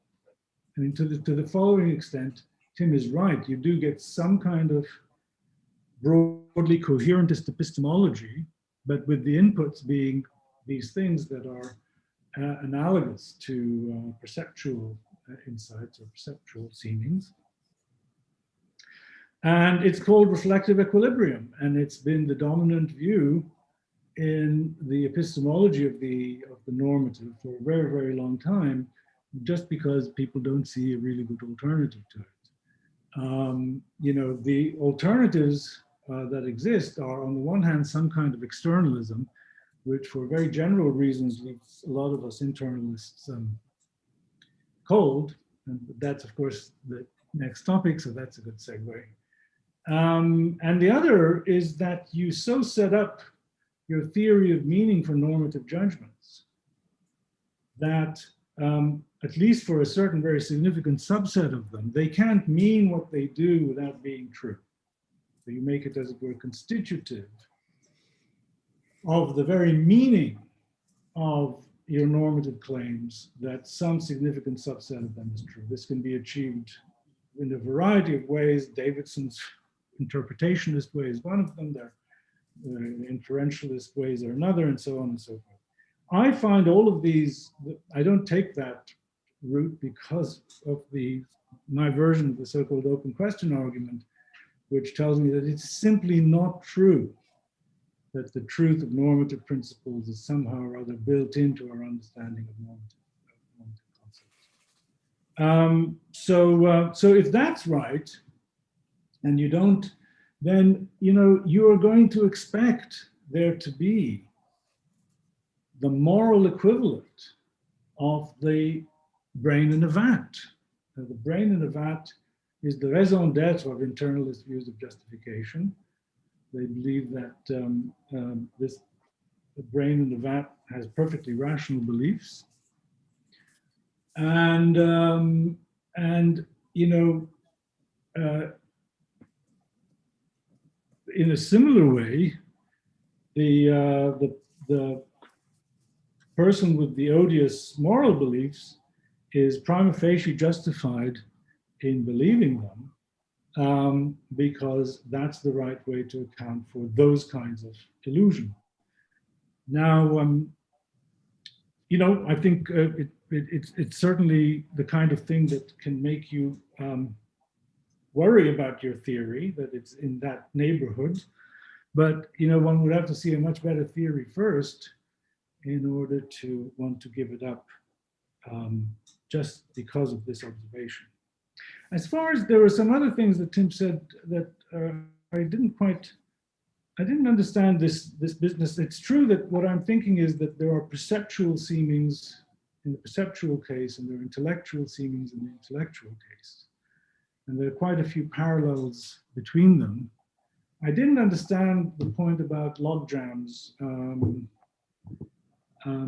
but maybe you can explain that. I mean, the things that I'm forming as the bases for my judgments, I'm noticing a lot of things. My visual array is enormously more complicated than things that I form beliefs about. So there's a lot more information there. I'm noticing more than I'm judging, and the bits that I'm judging are things that I'm paying special attention to. So I didn't get what was going on with the logjam. But in terms of this issue about, you know, I think what's bothering Tim is that he says, look, this looks like a made up notion to me. I just don't see this thing. If this thing were really alive in consciousness, I would stumble across it. I would be much more aware of it. And it's bugging me that you guys are telling me this thing is there, but I'm not seeing it. Okay. I think that's a very real objection. It's a really big problem. I think the key to me is understanding that there's a lot of conscious mental life that we don't stumble across in this way. There are some things that we do, pains, things that are somehow salient to attention, all kinds, anything with a sensation, for instance. Even if you didn't have a name for it, you'd have to come up with a name for it because it would impress itself upon you. But, you know, we have occurrent judgments. You know, that's not something that you just notice in yourself. You have to know what you're looking for, and you have to know what role it's going to play in the way you explain action to yourself. So I think there are three categories. There are things that you can't but stumble across. There are things that are purely postulated, like Freud's unconscious desires. And then there are things in the middle, which are things that are very much a part of conscious life, but you have to know how to look for them. And G. Moore actually made this point about, of all things, perceptual seemings. You see, you'd think if anything was jumping out at you, that was jumping out at you. But the point that he made is that they are diaphanous, of course. So when you're looking at something green, you know, you're not aware of your experience of the green thing, you're just aware of the green thing. And so you need a certain kind of tutoring to notice that there has to be experience involved here, as it were. And there's a lot to be said about this, but that's what I would say just by way of initial response. Yep.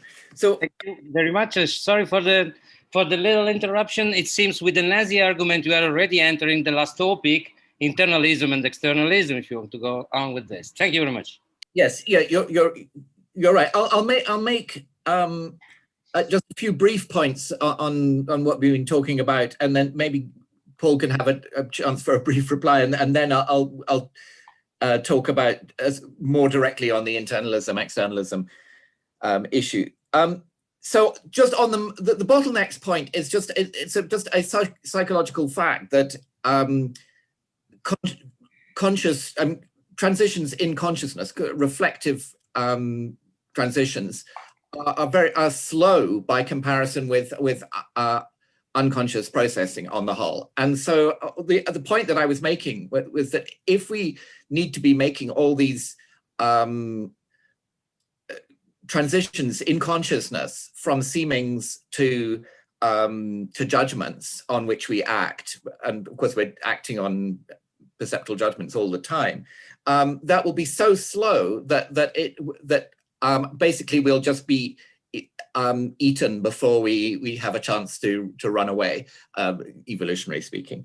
On the relation between justification of belief and justification of action, I mean, you were saying, well, maybe, you know, the justification of belief on your view is perspective dependent, but maybe the justification of action is perspective independent because it has to do with the best possible outcome. But of course, there is also a perspective dependent notion of the justification of action, which of course is very familiar because it's maximizing expected utility, where the expected is what brings in the perspective via the probabilities for the given agent. And then finally on the reflective equilibrium,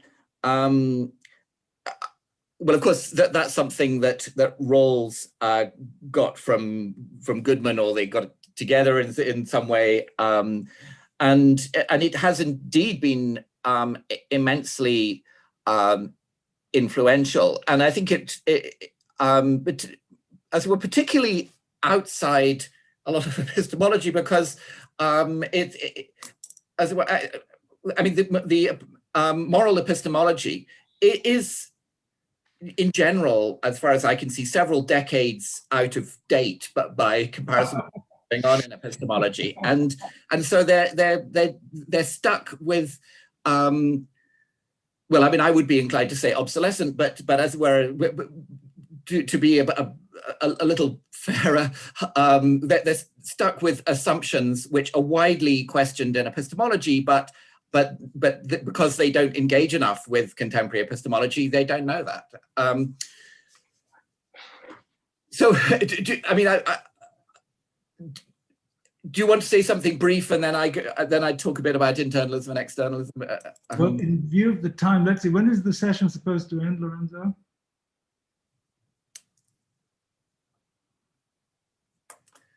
Well, it's supposed to end at 20 past, so we've still got over 50 minutes. So it's a matter of leaving time for Q&A, I'm sure. Yes. So, but noted. I mean, it'll be very interesting to see externalists develop a promising moral or normative epistemology. I think that would be. Yeah, but I think it will actually be more like the rest of externalist epistemology, because, for example, modal notions like safety can apply just in pretty much the same way to moral judgments as to any others. So I think there's less need for a really distinctive moral epistemology than moral epistemologists like to think. I mean, they might be out of it.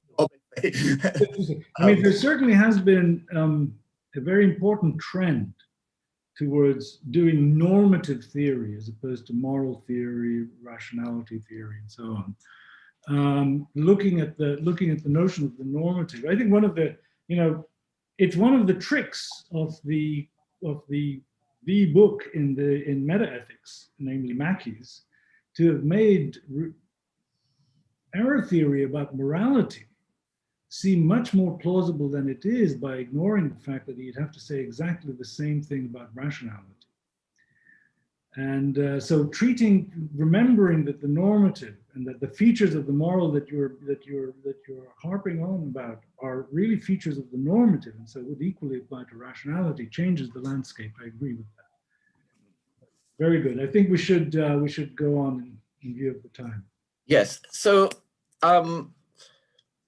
So the final one of the four topics is internalism and externalism, which is, as it were, not one that Paul and I set out to engage with, but it just became clearer and clearer as we went on, that, as it were, a lot of the disagreements between us really were explained by as to put it crudely, the fact that I'm an externalist and Paul is an internalist. I mean, of course, it's all more nuanced than that, but that is, as were the brutal way of putting it. So I'll give my externalist take on epistemology in a very broad brush way, and then Paul maybe can just give his internalist take up, because I don't want to be putting words into his mouth.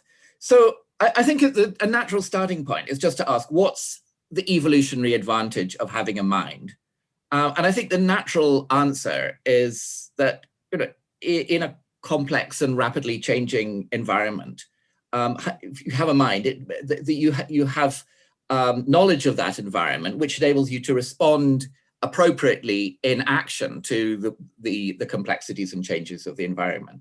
And as it were, you know, a sort of archetypical example of that would be the way that a predator and a prey are each, I mean, it's for each of them, it's a matter of life and death, what they know about what the other is up to. So knowledge is not something super sophisticated or at all confined to reflective agents. One will expect knowledge in minded animals of any species. And of course, one will also expect belief, because knowledge implies belief, and belief, as it were, is it's either knowledge or it's some kind of bungled attempt at knowledge. And the same thing would happen. I mean, this is not just a matter of evolution. If supposing one was designing an intelligent robot, one of the first priority would be to enable it to have adequate knowledge of its environment by some sort of perception.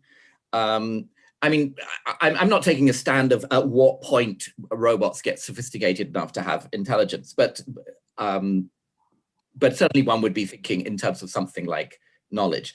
And of course, it's an unavoidable side effect of the need for knowledge of one's environment, that both animals and robots are going to be vulnerable to the generally normally rare skeptical scenarios.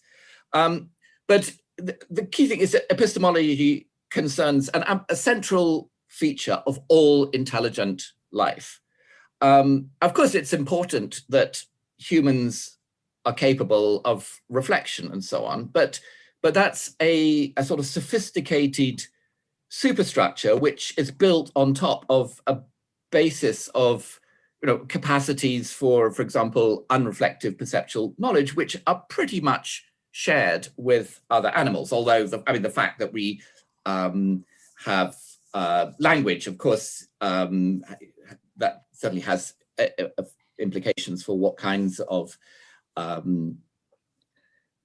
perceptual knowledge we can get, and what kinds of other knowledge. So just as it were, a few corollaries of that. I mean, one is that discursive justification is inessential to knowledge in general. It's a kind of late add-on, which might be related to social cooperation and dependent on language, as where we provide you know, justifications to others who may be challenging our beliefs. But this also includes internalized justifications to oneself. The sort of thing that, as it were, one might do if one's trying to persuade oneself that one isn't a victim of a skeptical scenario or something. That's all a kind of sideshow if you think about knowledge from an evolutionary perspective. And it's also the case that internal coherence is a kind of side issue. I mean, because it falls too far short of knowledge of one's environment to be evolutionarily significant. You know, the fact that all your beliefs are internally coherent won't stop you from walking over a cliff. And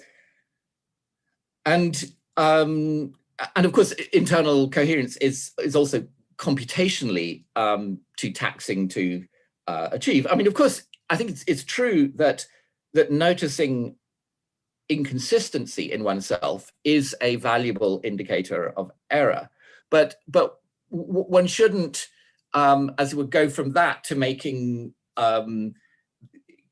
consistency and coherence really central to epistemology, because that would be the tail wagging the dog. So of course it's true that uncertainty and doubt can arise even for quite simple animals.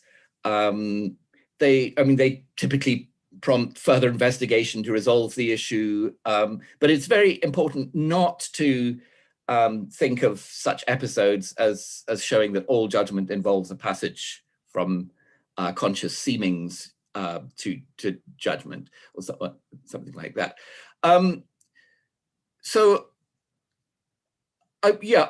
Maybe one last comment on the status of the victim of the skeptical scenario, the brain in the vat. And of course, the brain in a vat could, it doesn't have to be a human brain. I mean, all sorts of non-human animals will be subject to skeptical scenarios like that, although of course they may not be able to, as it were, think about the possibility, but they can be in it. And in my view, I was actually talking about this in my lecture the other day, although I won't assume that everybody. I mean, there are different notions of a rational belief, and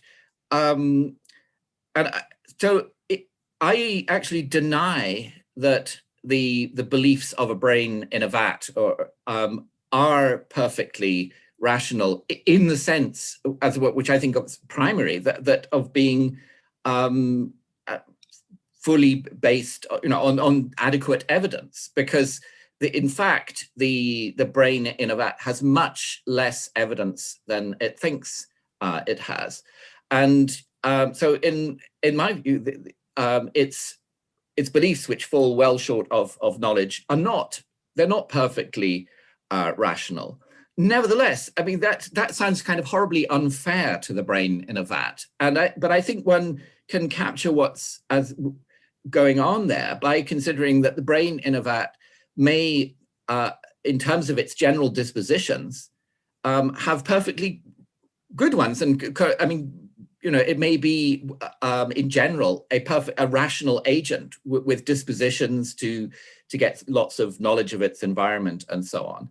And of course, in the vat, we can assume that it's going with those dispositions. So its false beliefs are a kind of perverted manifestation of its disposition to gain knowledge of its environment but as it were, manifested in unfavorable circumstances where it leads to bad beliefs. And so we can understand it, the rationality of the brain in a vat, and understand its false beliefs as a manifestation of that rationality, but while also holding on to the fact that they are not, in fact, perfectly rational, because they're not in a suitable relation to its evidence.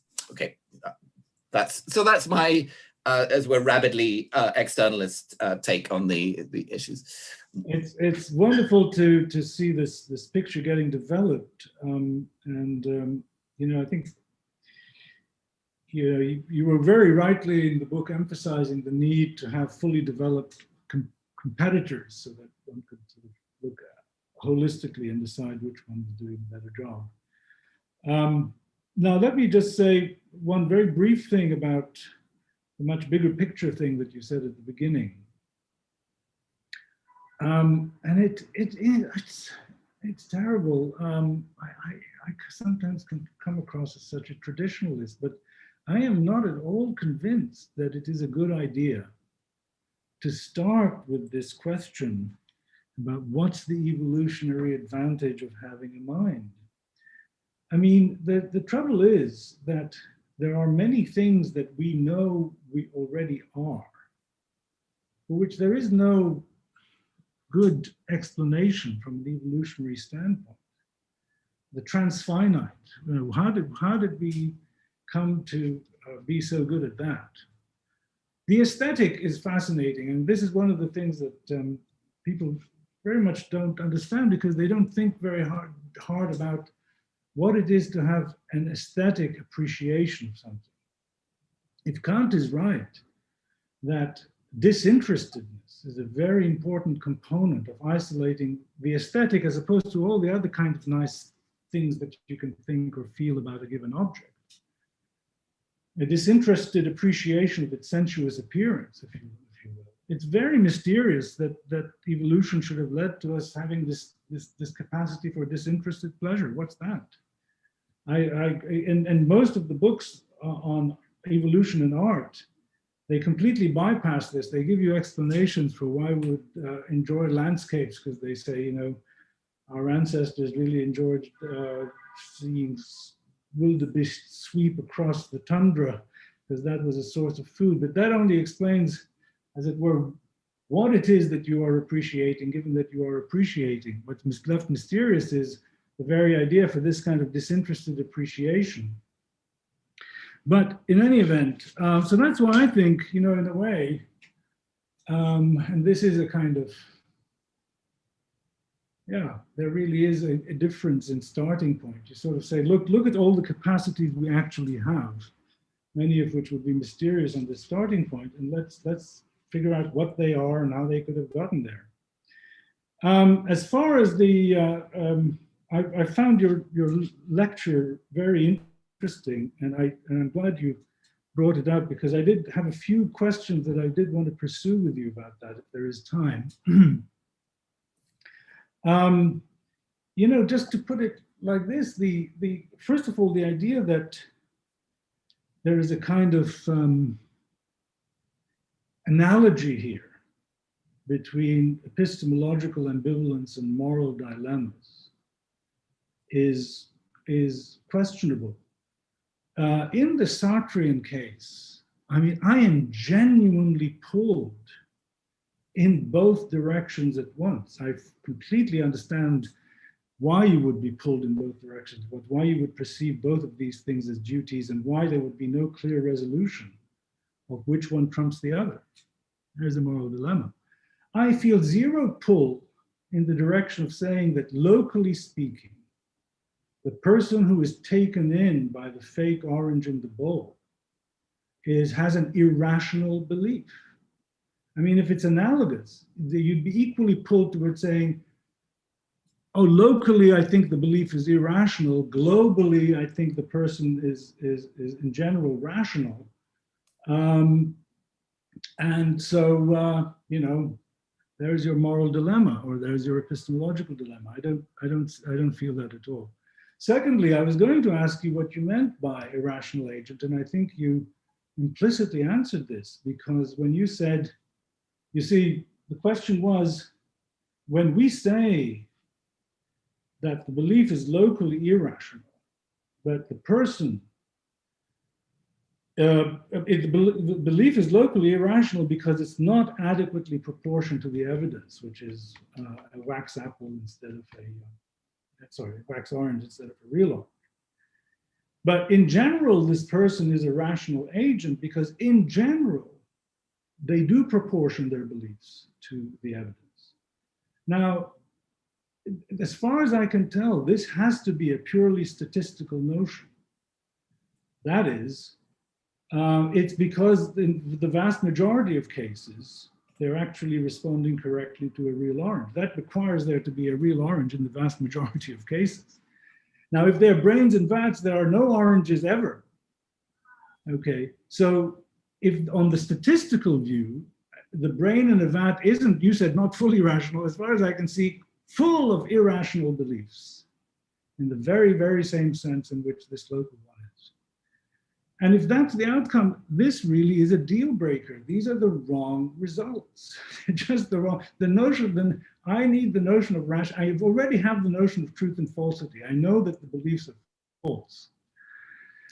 But I need the notion of rationality to track something else, to track good belief management, despite the fact that I'm in a very unfavorable scenario. Okay, there's a third connected point,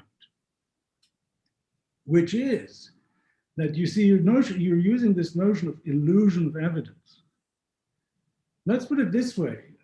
Given that evidence is factive, there are going to be better and worse illusions of evidence. Take it that's clear, right? So there'll be a really great wax apple, somewhat less good one, and so on, you know. Now, for the rational agent, who is the person who is being taken in by an illusion of evidence, but in general is not somebody who does that. There's going to have to be a threshold of, just as it were, how good the illusion of the evidence has to be for it still to be the kind of thing that a rational agent would be allowed to be taken in by. And I don't know how that threshold is going to be specified without actually using the notion of a rational agent, which would make the thing circular. But anyway, these are some of the points that I wanted to bring up. Yeah, so the notion of a rational agent, it's not statistical, it's modal. So we're talking about dispositions, which are modal things. And so as it were, that allows one to say that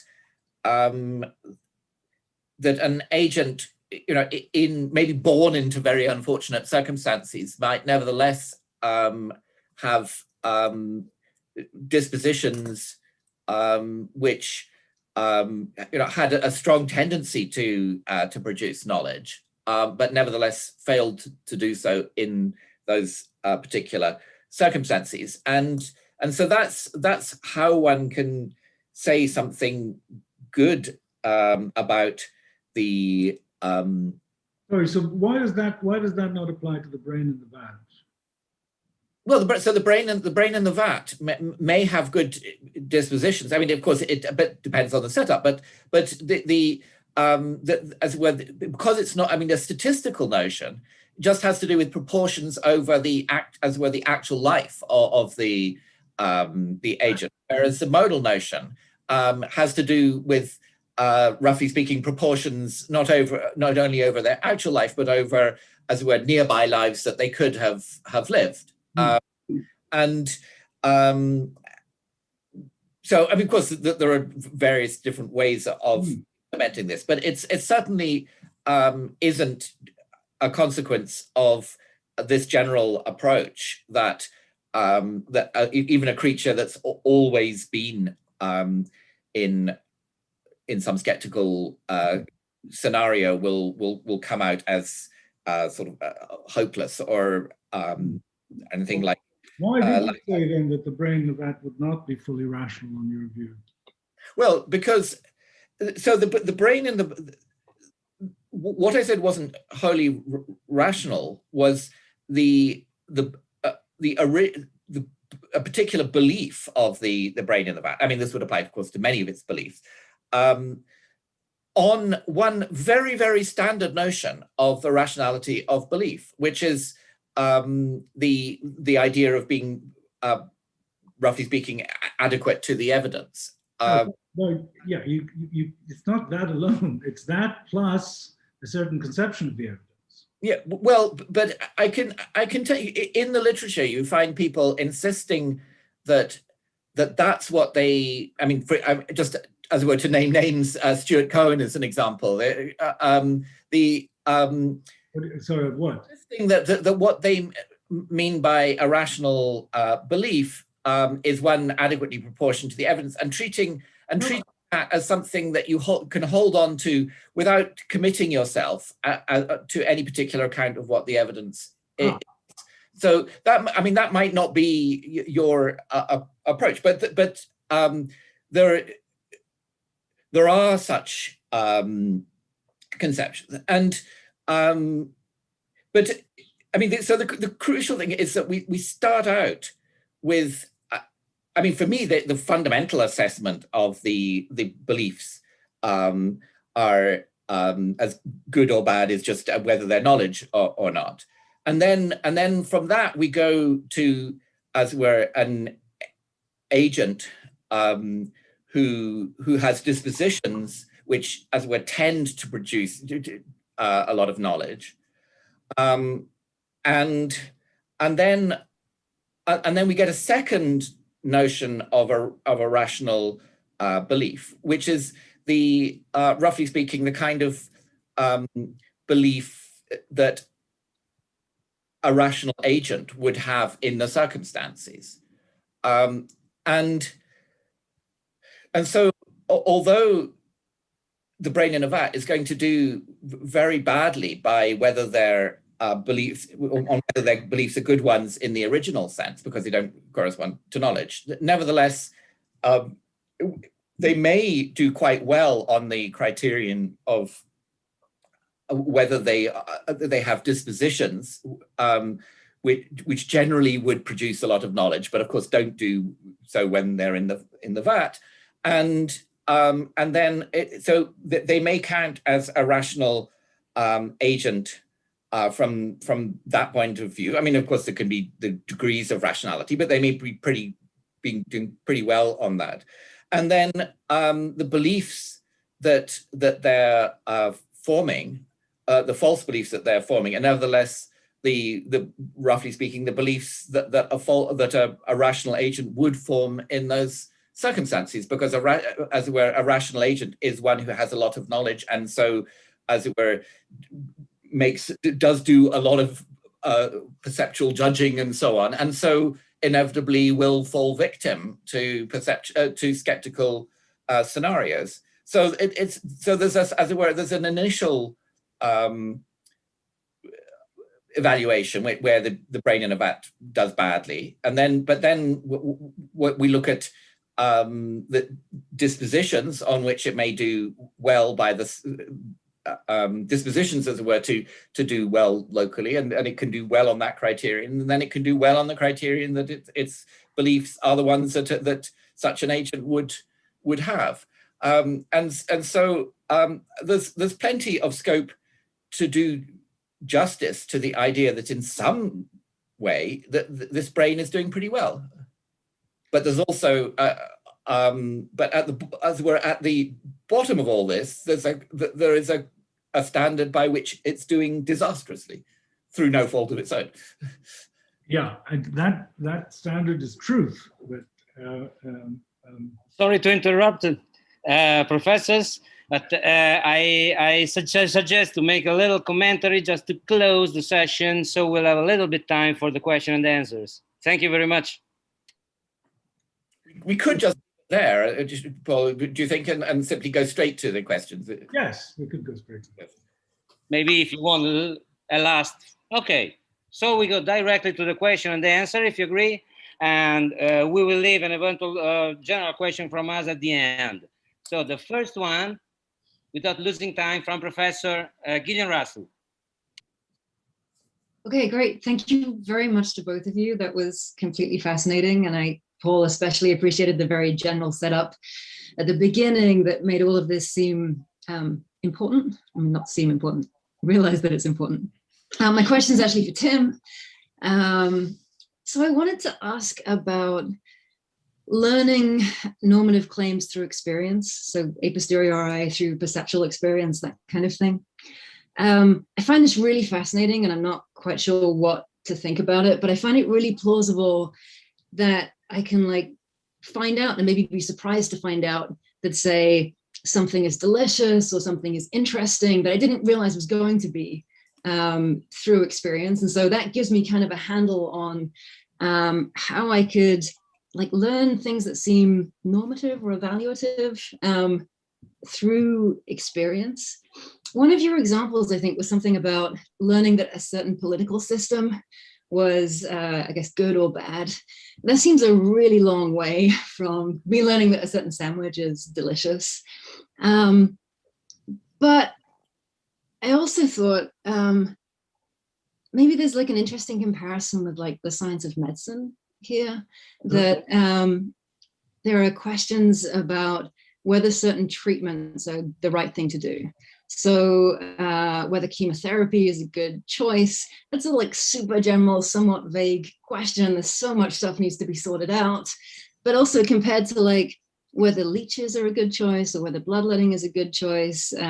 That was also a difficult question that was somewhat hard to sort of figure out, but I think we know pretty much what to say about that.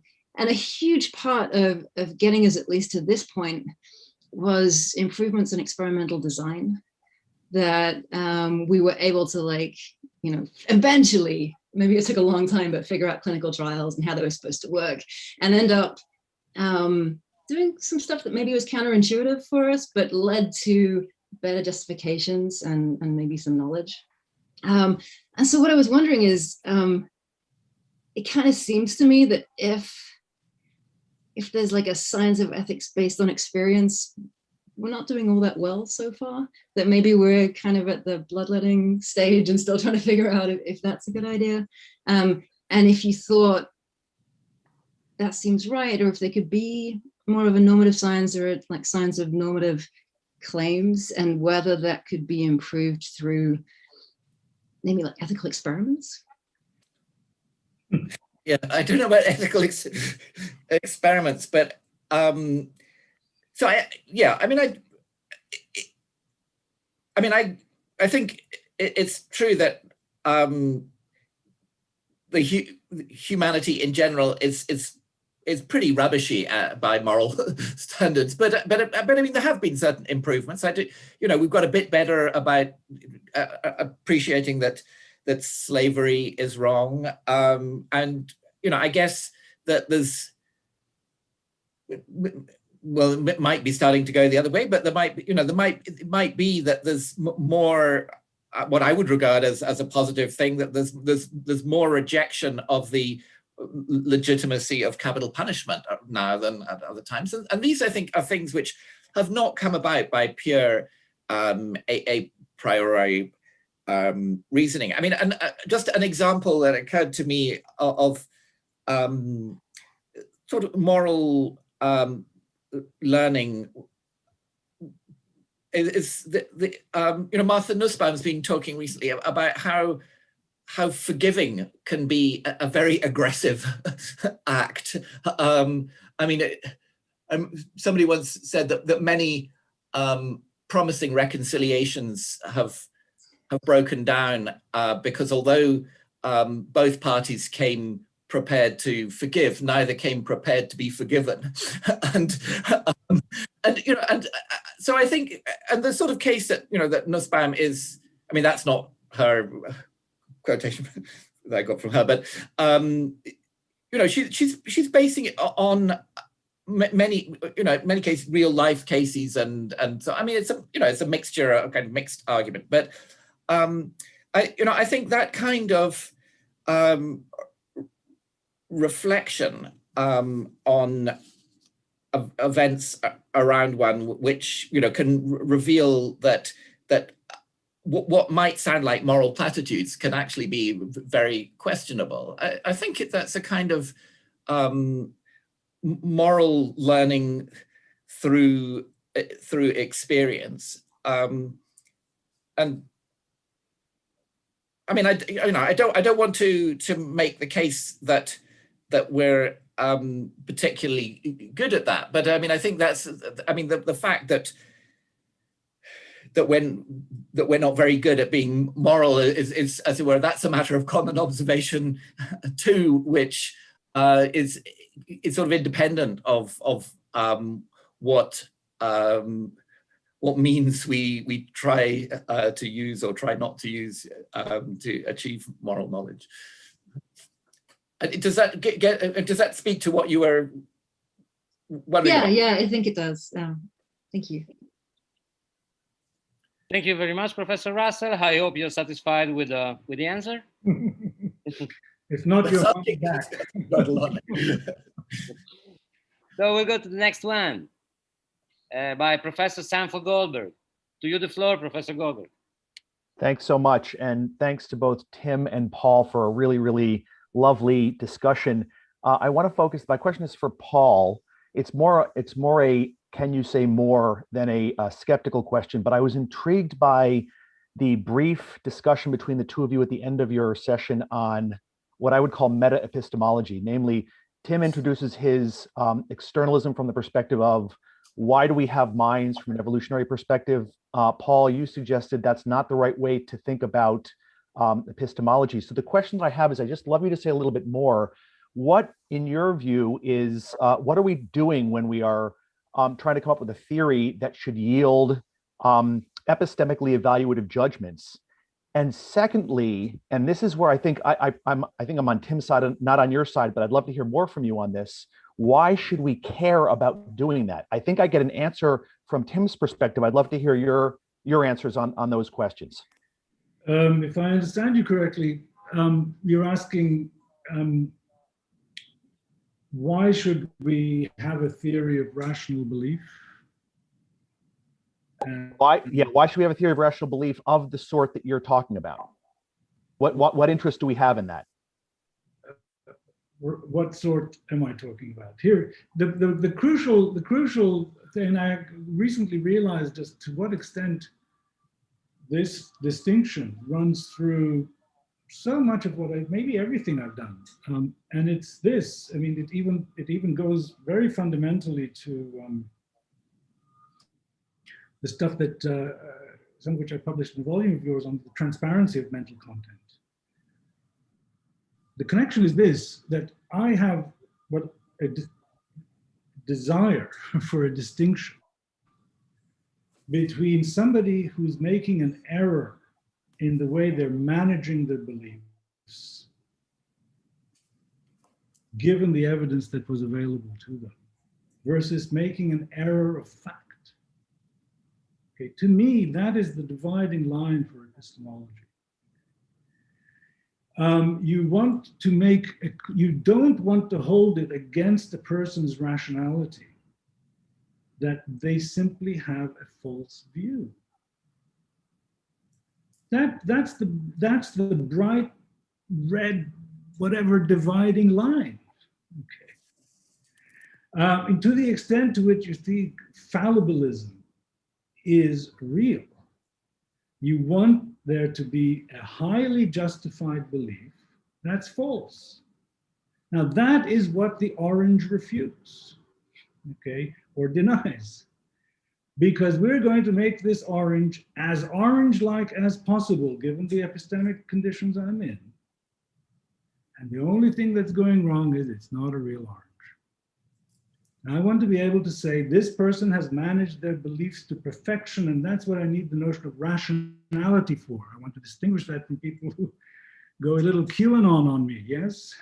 Okay. But the mere falsity of the thing can't be the measure of that if fallibilism is correct. That's it. So if I could just one quick follow-up, Lorenzo, if it's okay with a quick follow-up. One of the things that I worry about is when we talk about managing our beliefs, it strikes me that there's a reading on which your kind of view comes out naturally, but there's also a reading on which a view that's in the spirit of Tim's externalism comes out naturally. And that's the view on which what we're thinking about is, this is the way I would put it. I don't think Tim would put it this way. How much can I depend on you as a processor of information if I'm also trying to acquire information about our world?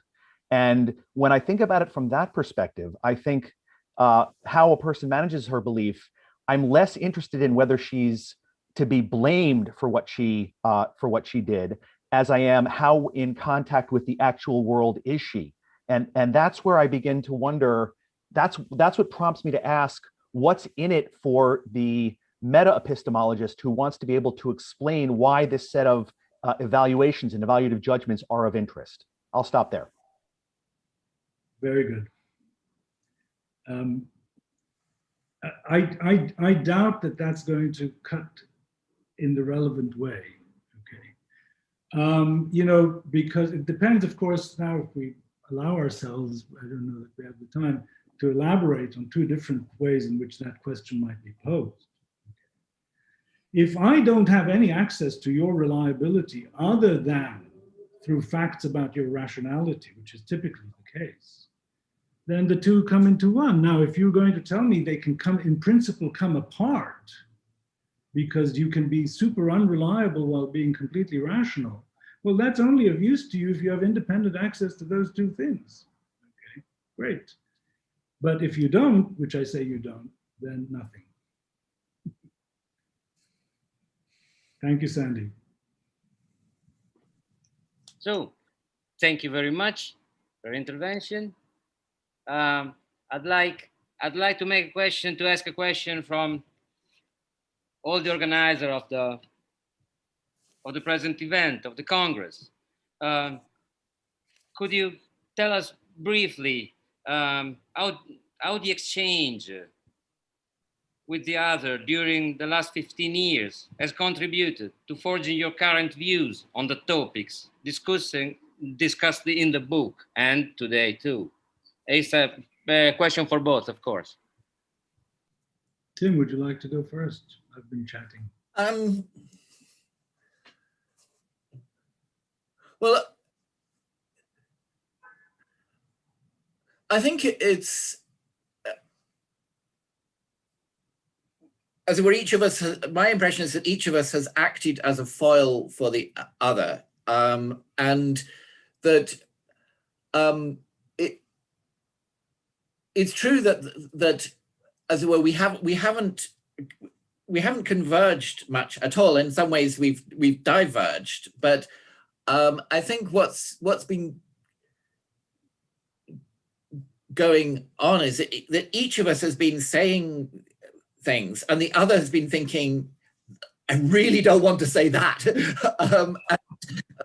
But that, as it were, but in a sort of dialectical context where it wasn't sufficient just not to say it or to say its negation, but where one really had to develop a full-blown alternative view, and so I think that although it's, as I said, the disagreements, which I mean, I don't think it's quite so much that we've, as it were, moved very much further apart, but that as where each of us has realized the consequences of sort of, as it were, intellectual tendencies which we've been feeling all along, and has taken them further, and it is often the case in philosophy that that it's the, as it were, the extreme views which are more which are easier to make consistent, and as it were, so we've ended up with a pretty strongly externalist view and a pretty strongly internalist view. As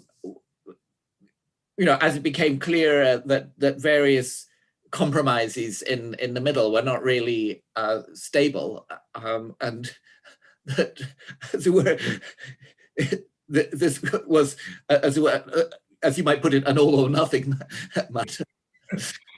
You think that's fair, Paul?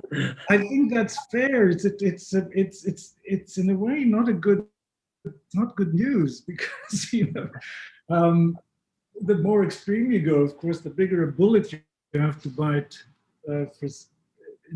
on some things. But it would have been nice if there was some golden mean to take care of everything. But I think we're finding out that it's not really so. But it has certainly led, I think, to a deeper understanding of the issues, at least for me. And one of the ways I think that it's done that, I mean, the connection to internalism, externalism is, of course, a very big example of this. As Tim said, it kind of was shocking, actually, that as you peeled away what might lie behind an argument, you would find, in Tim's case, externalism, and in my case, internalism, even though sometimes those things were not very explicitly reported on.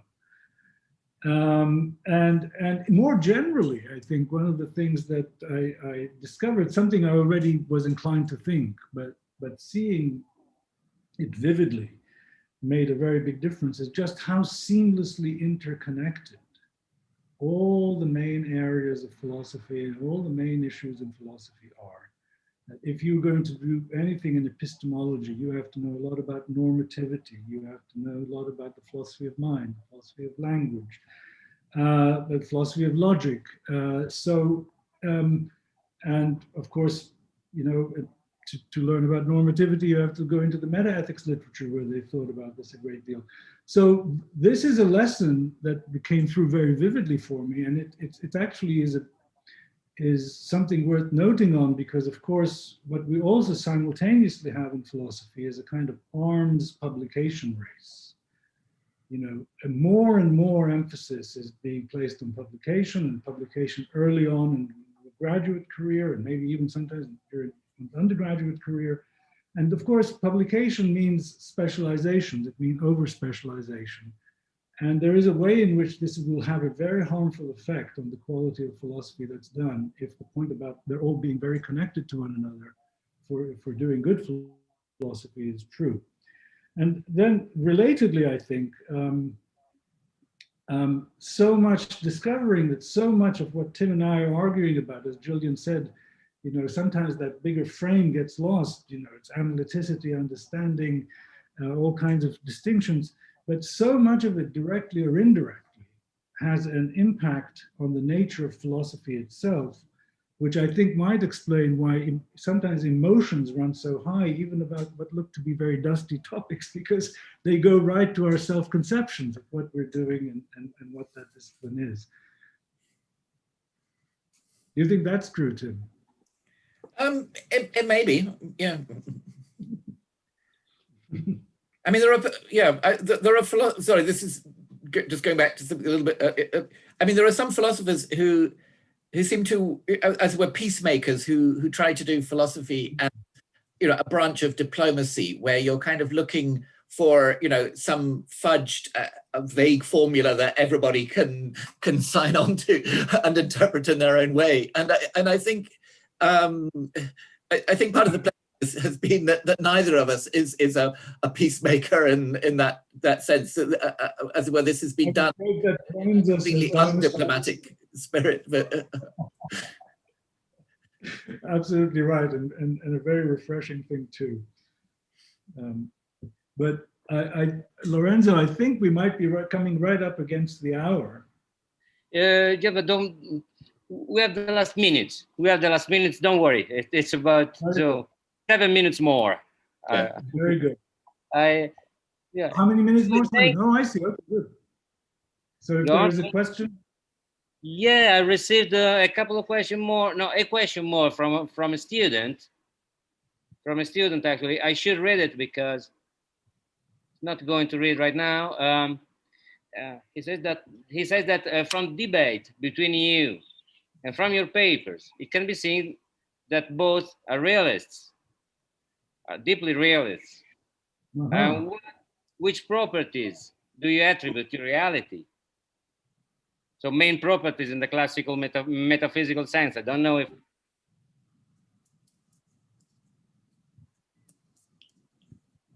Tim?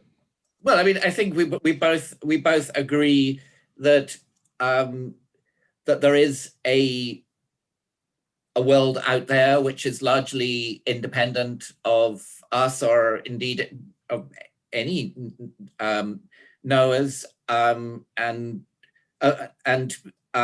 when we speak about that world, we speak truly or falsely. It may be hard to tell the difference, but that is a difference. So neither of us has any tendency towards idealism or relativism or general or various other forms of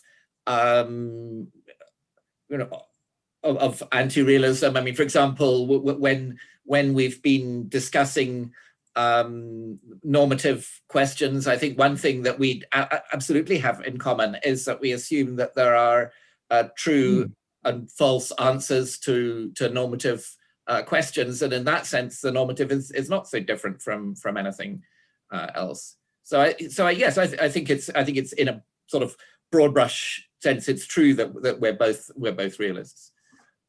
Yeah, okay, but it occurs to me that I don't know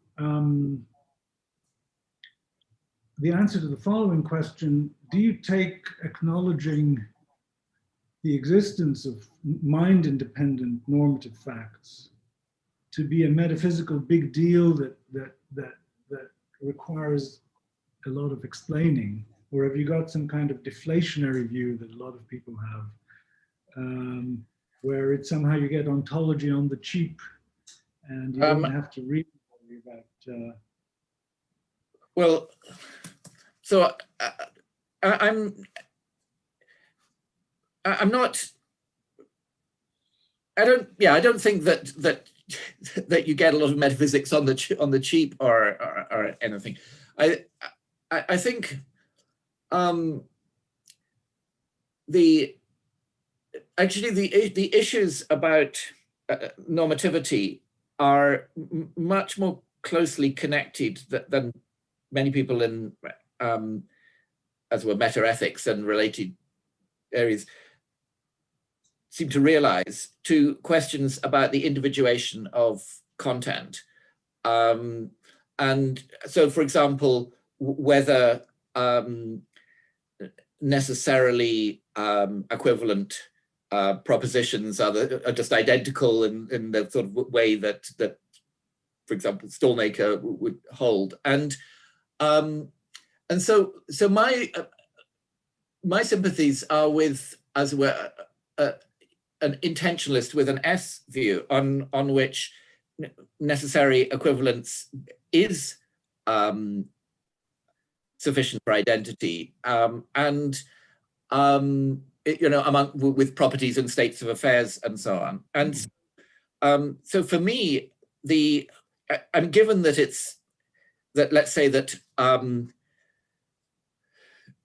the property, the torture, supposing that it's a necessary truth that torturing is wrong, then the properties of torturing, and I'm assuming that we have a non-normative conception of torturing, that the properties of torturing and wrongly torturing they're actually the very same property, and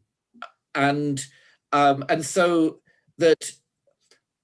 And of course that means that the property of wrongly torturing is just as real as the property of torturing, because it's the same property. But it does mean a lot of rethinking about how much that is discussed in metaethics really has to do not with the metaphysics of moral properties, but with something more like the meta semantics of moral discourse, in the sense of, I think what moral anti-realists have been sort of misdescribing as some kind of anti-realist theory about moral properties. I think the aspects of moral discourse that they've tended to emphasize have a genuine role to play there, but not in serving any kind of anti-realism, but in a story about how it is that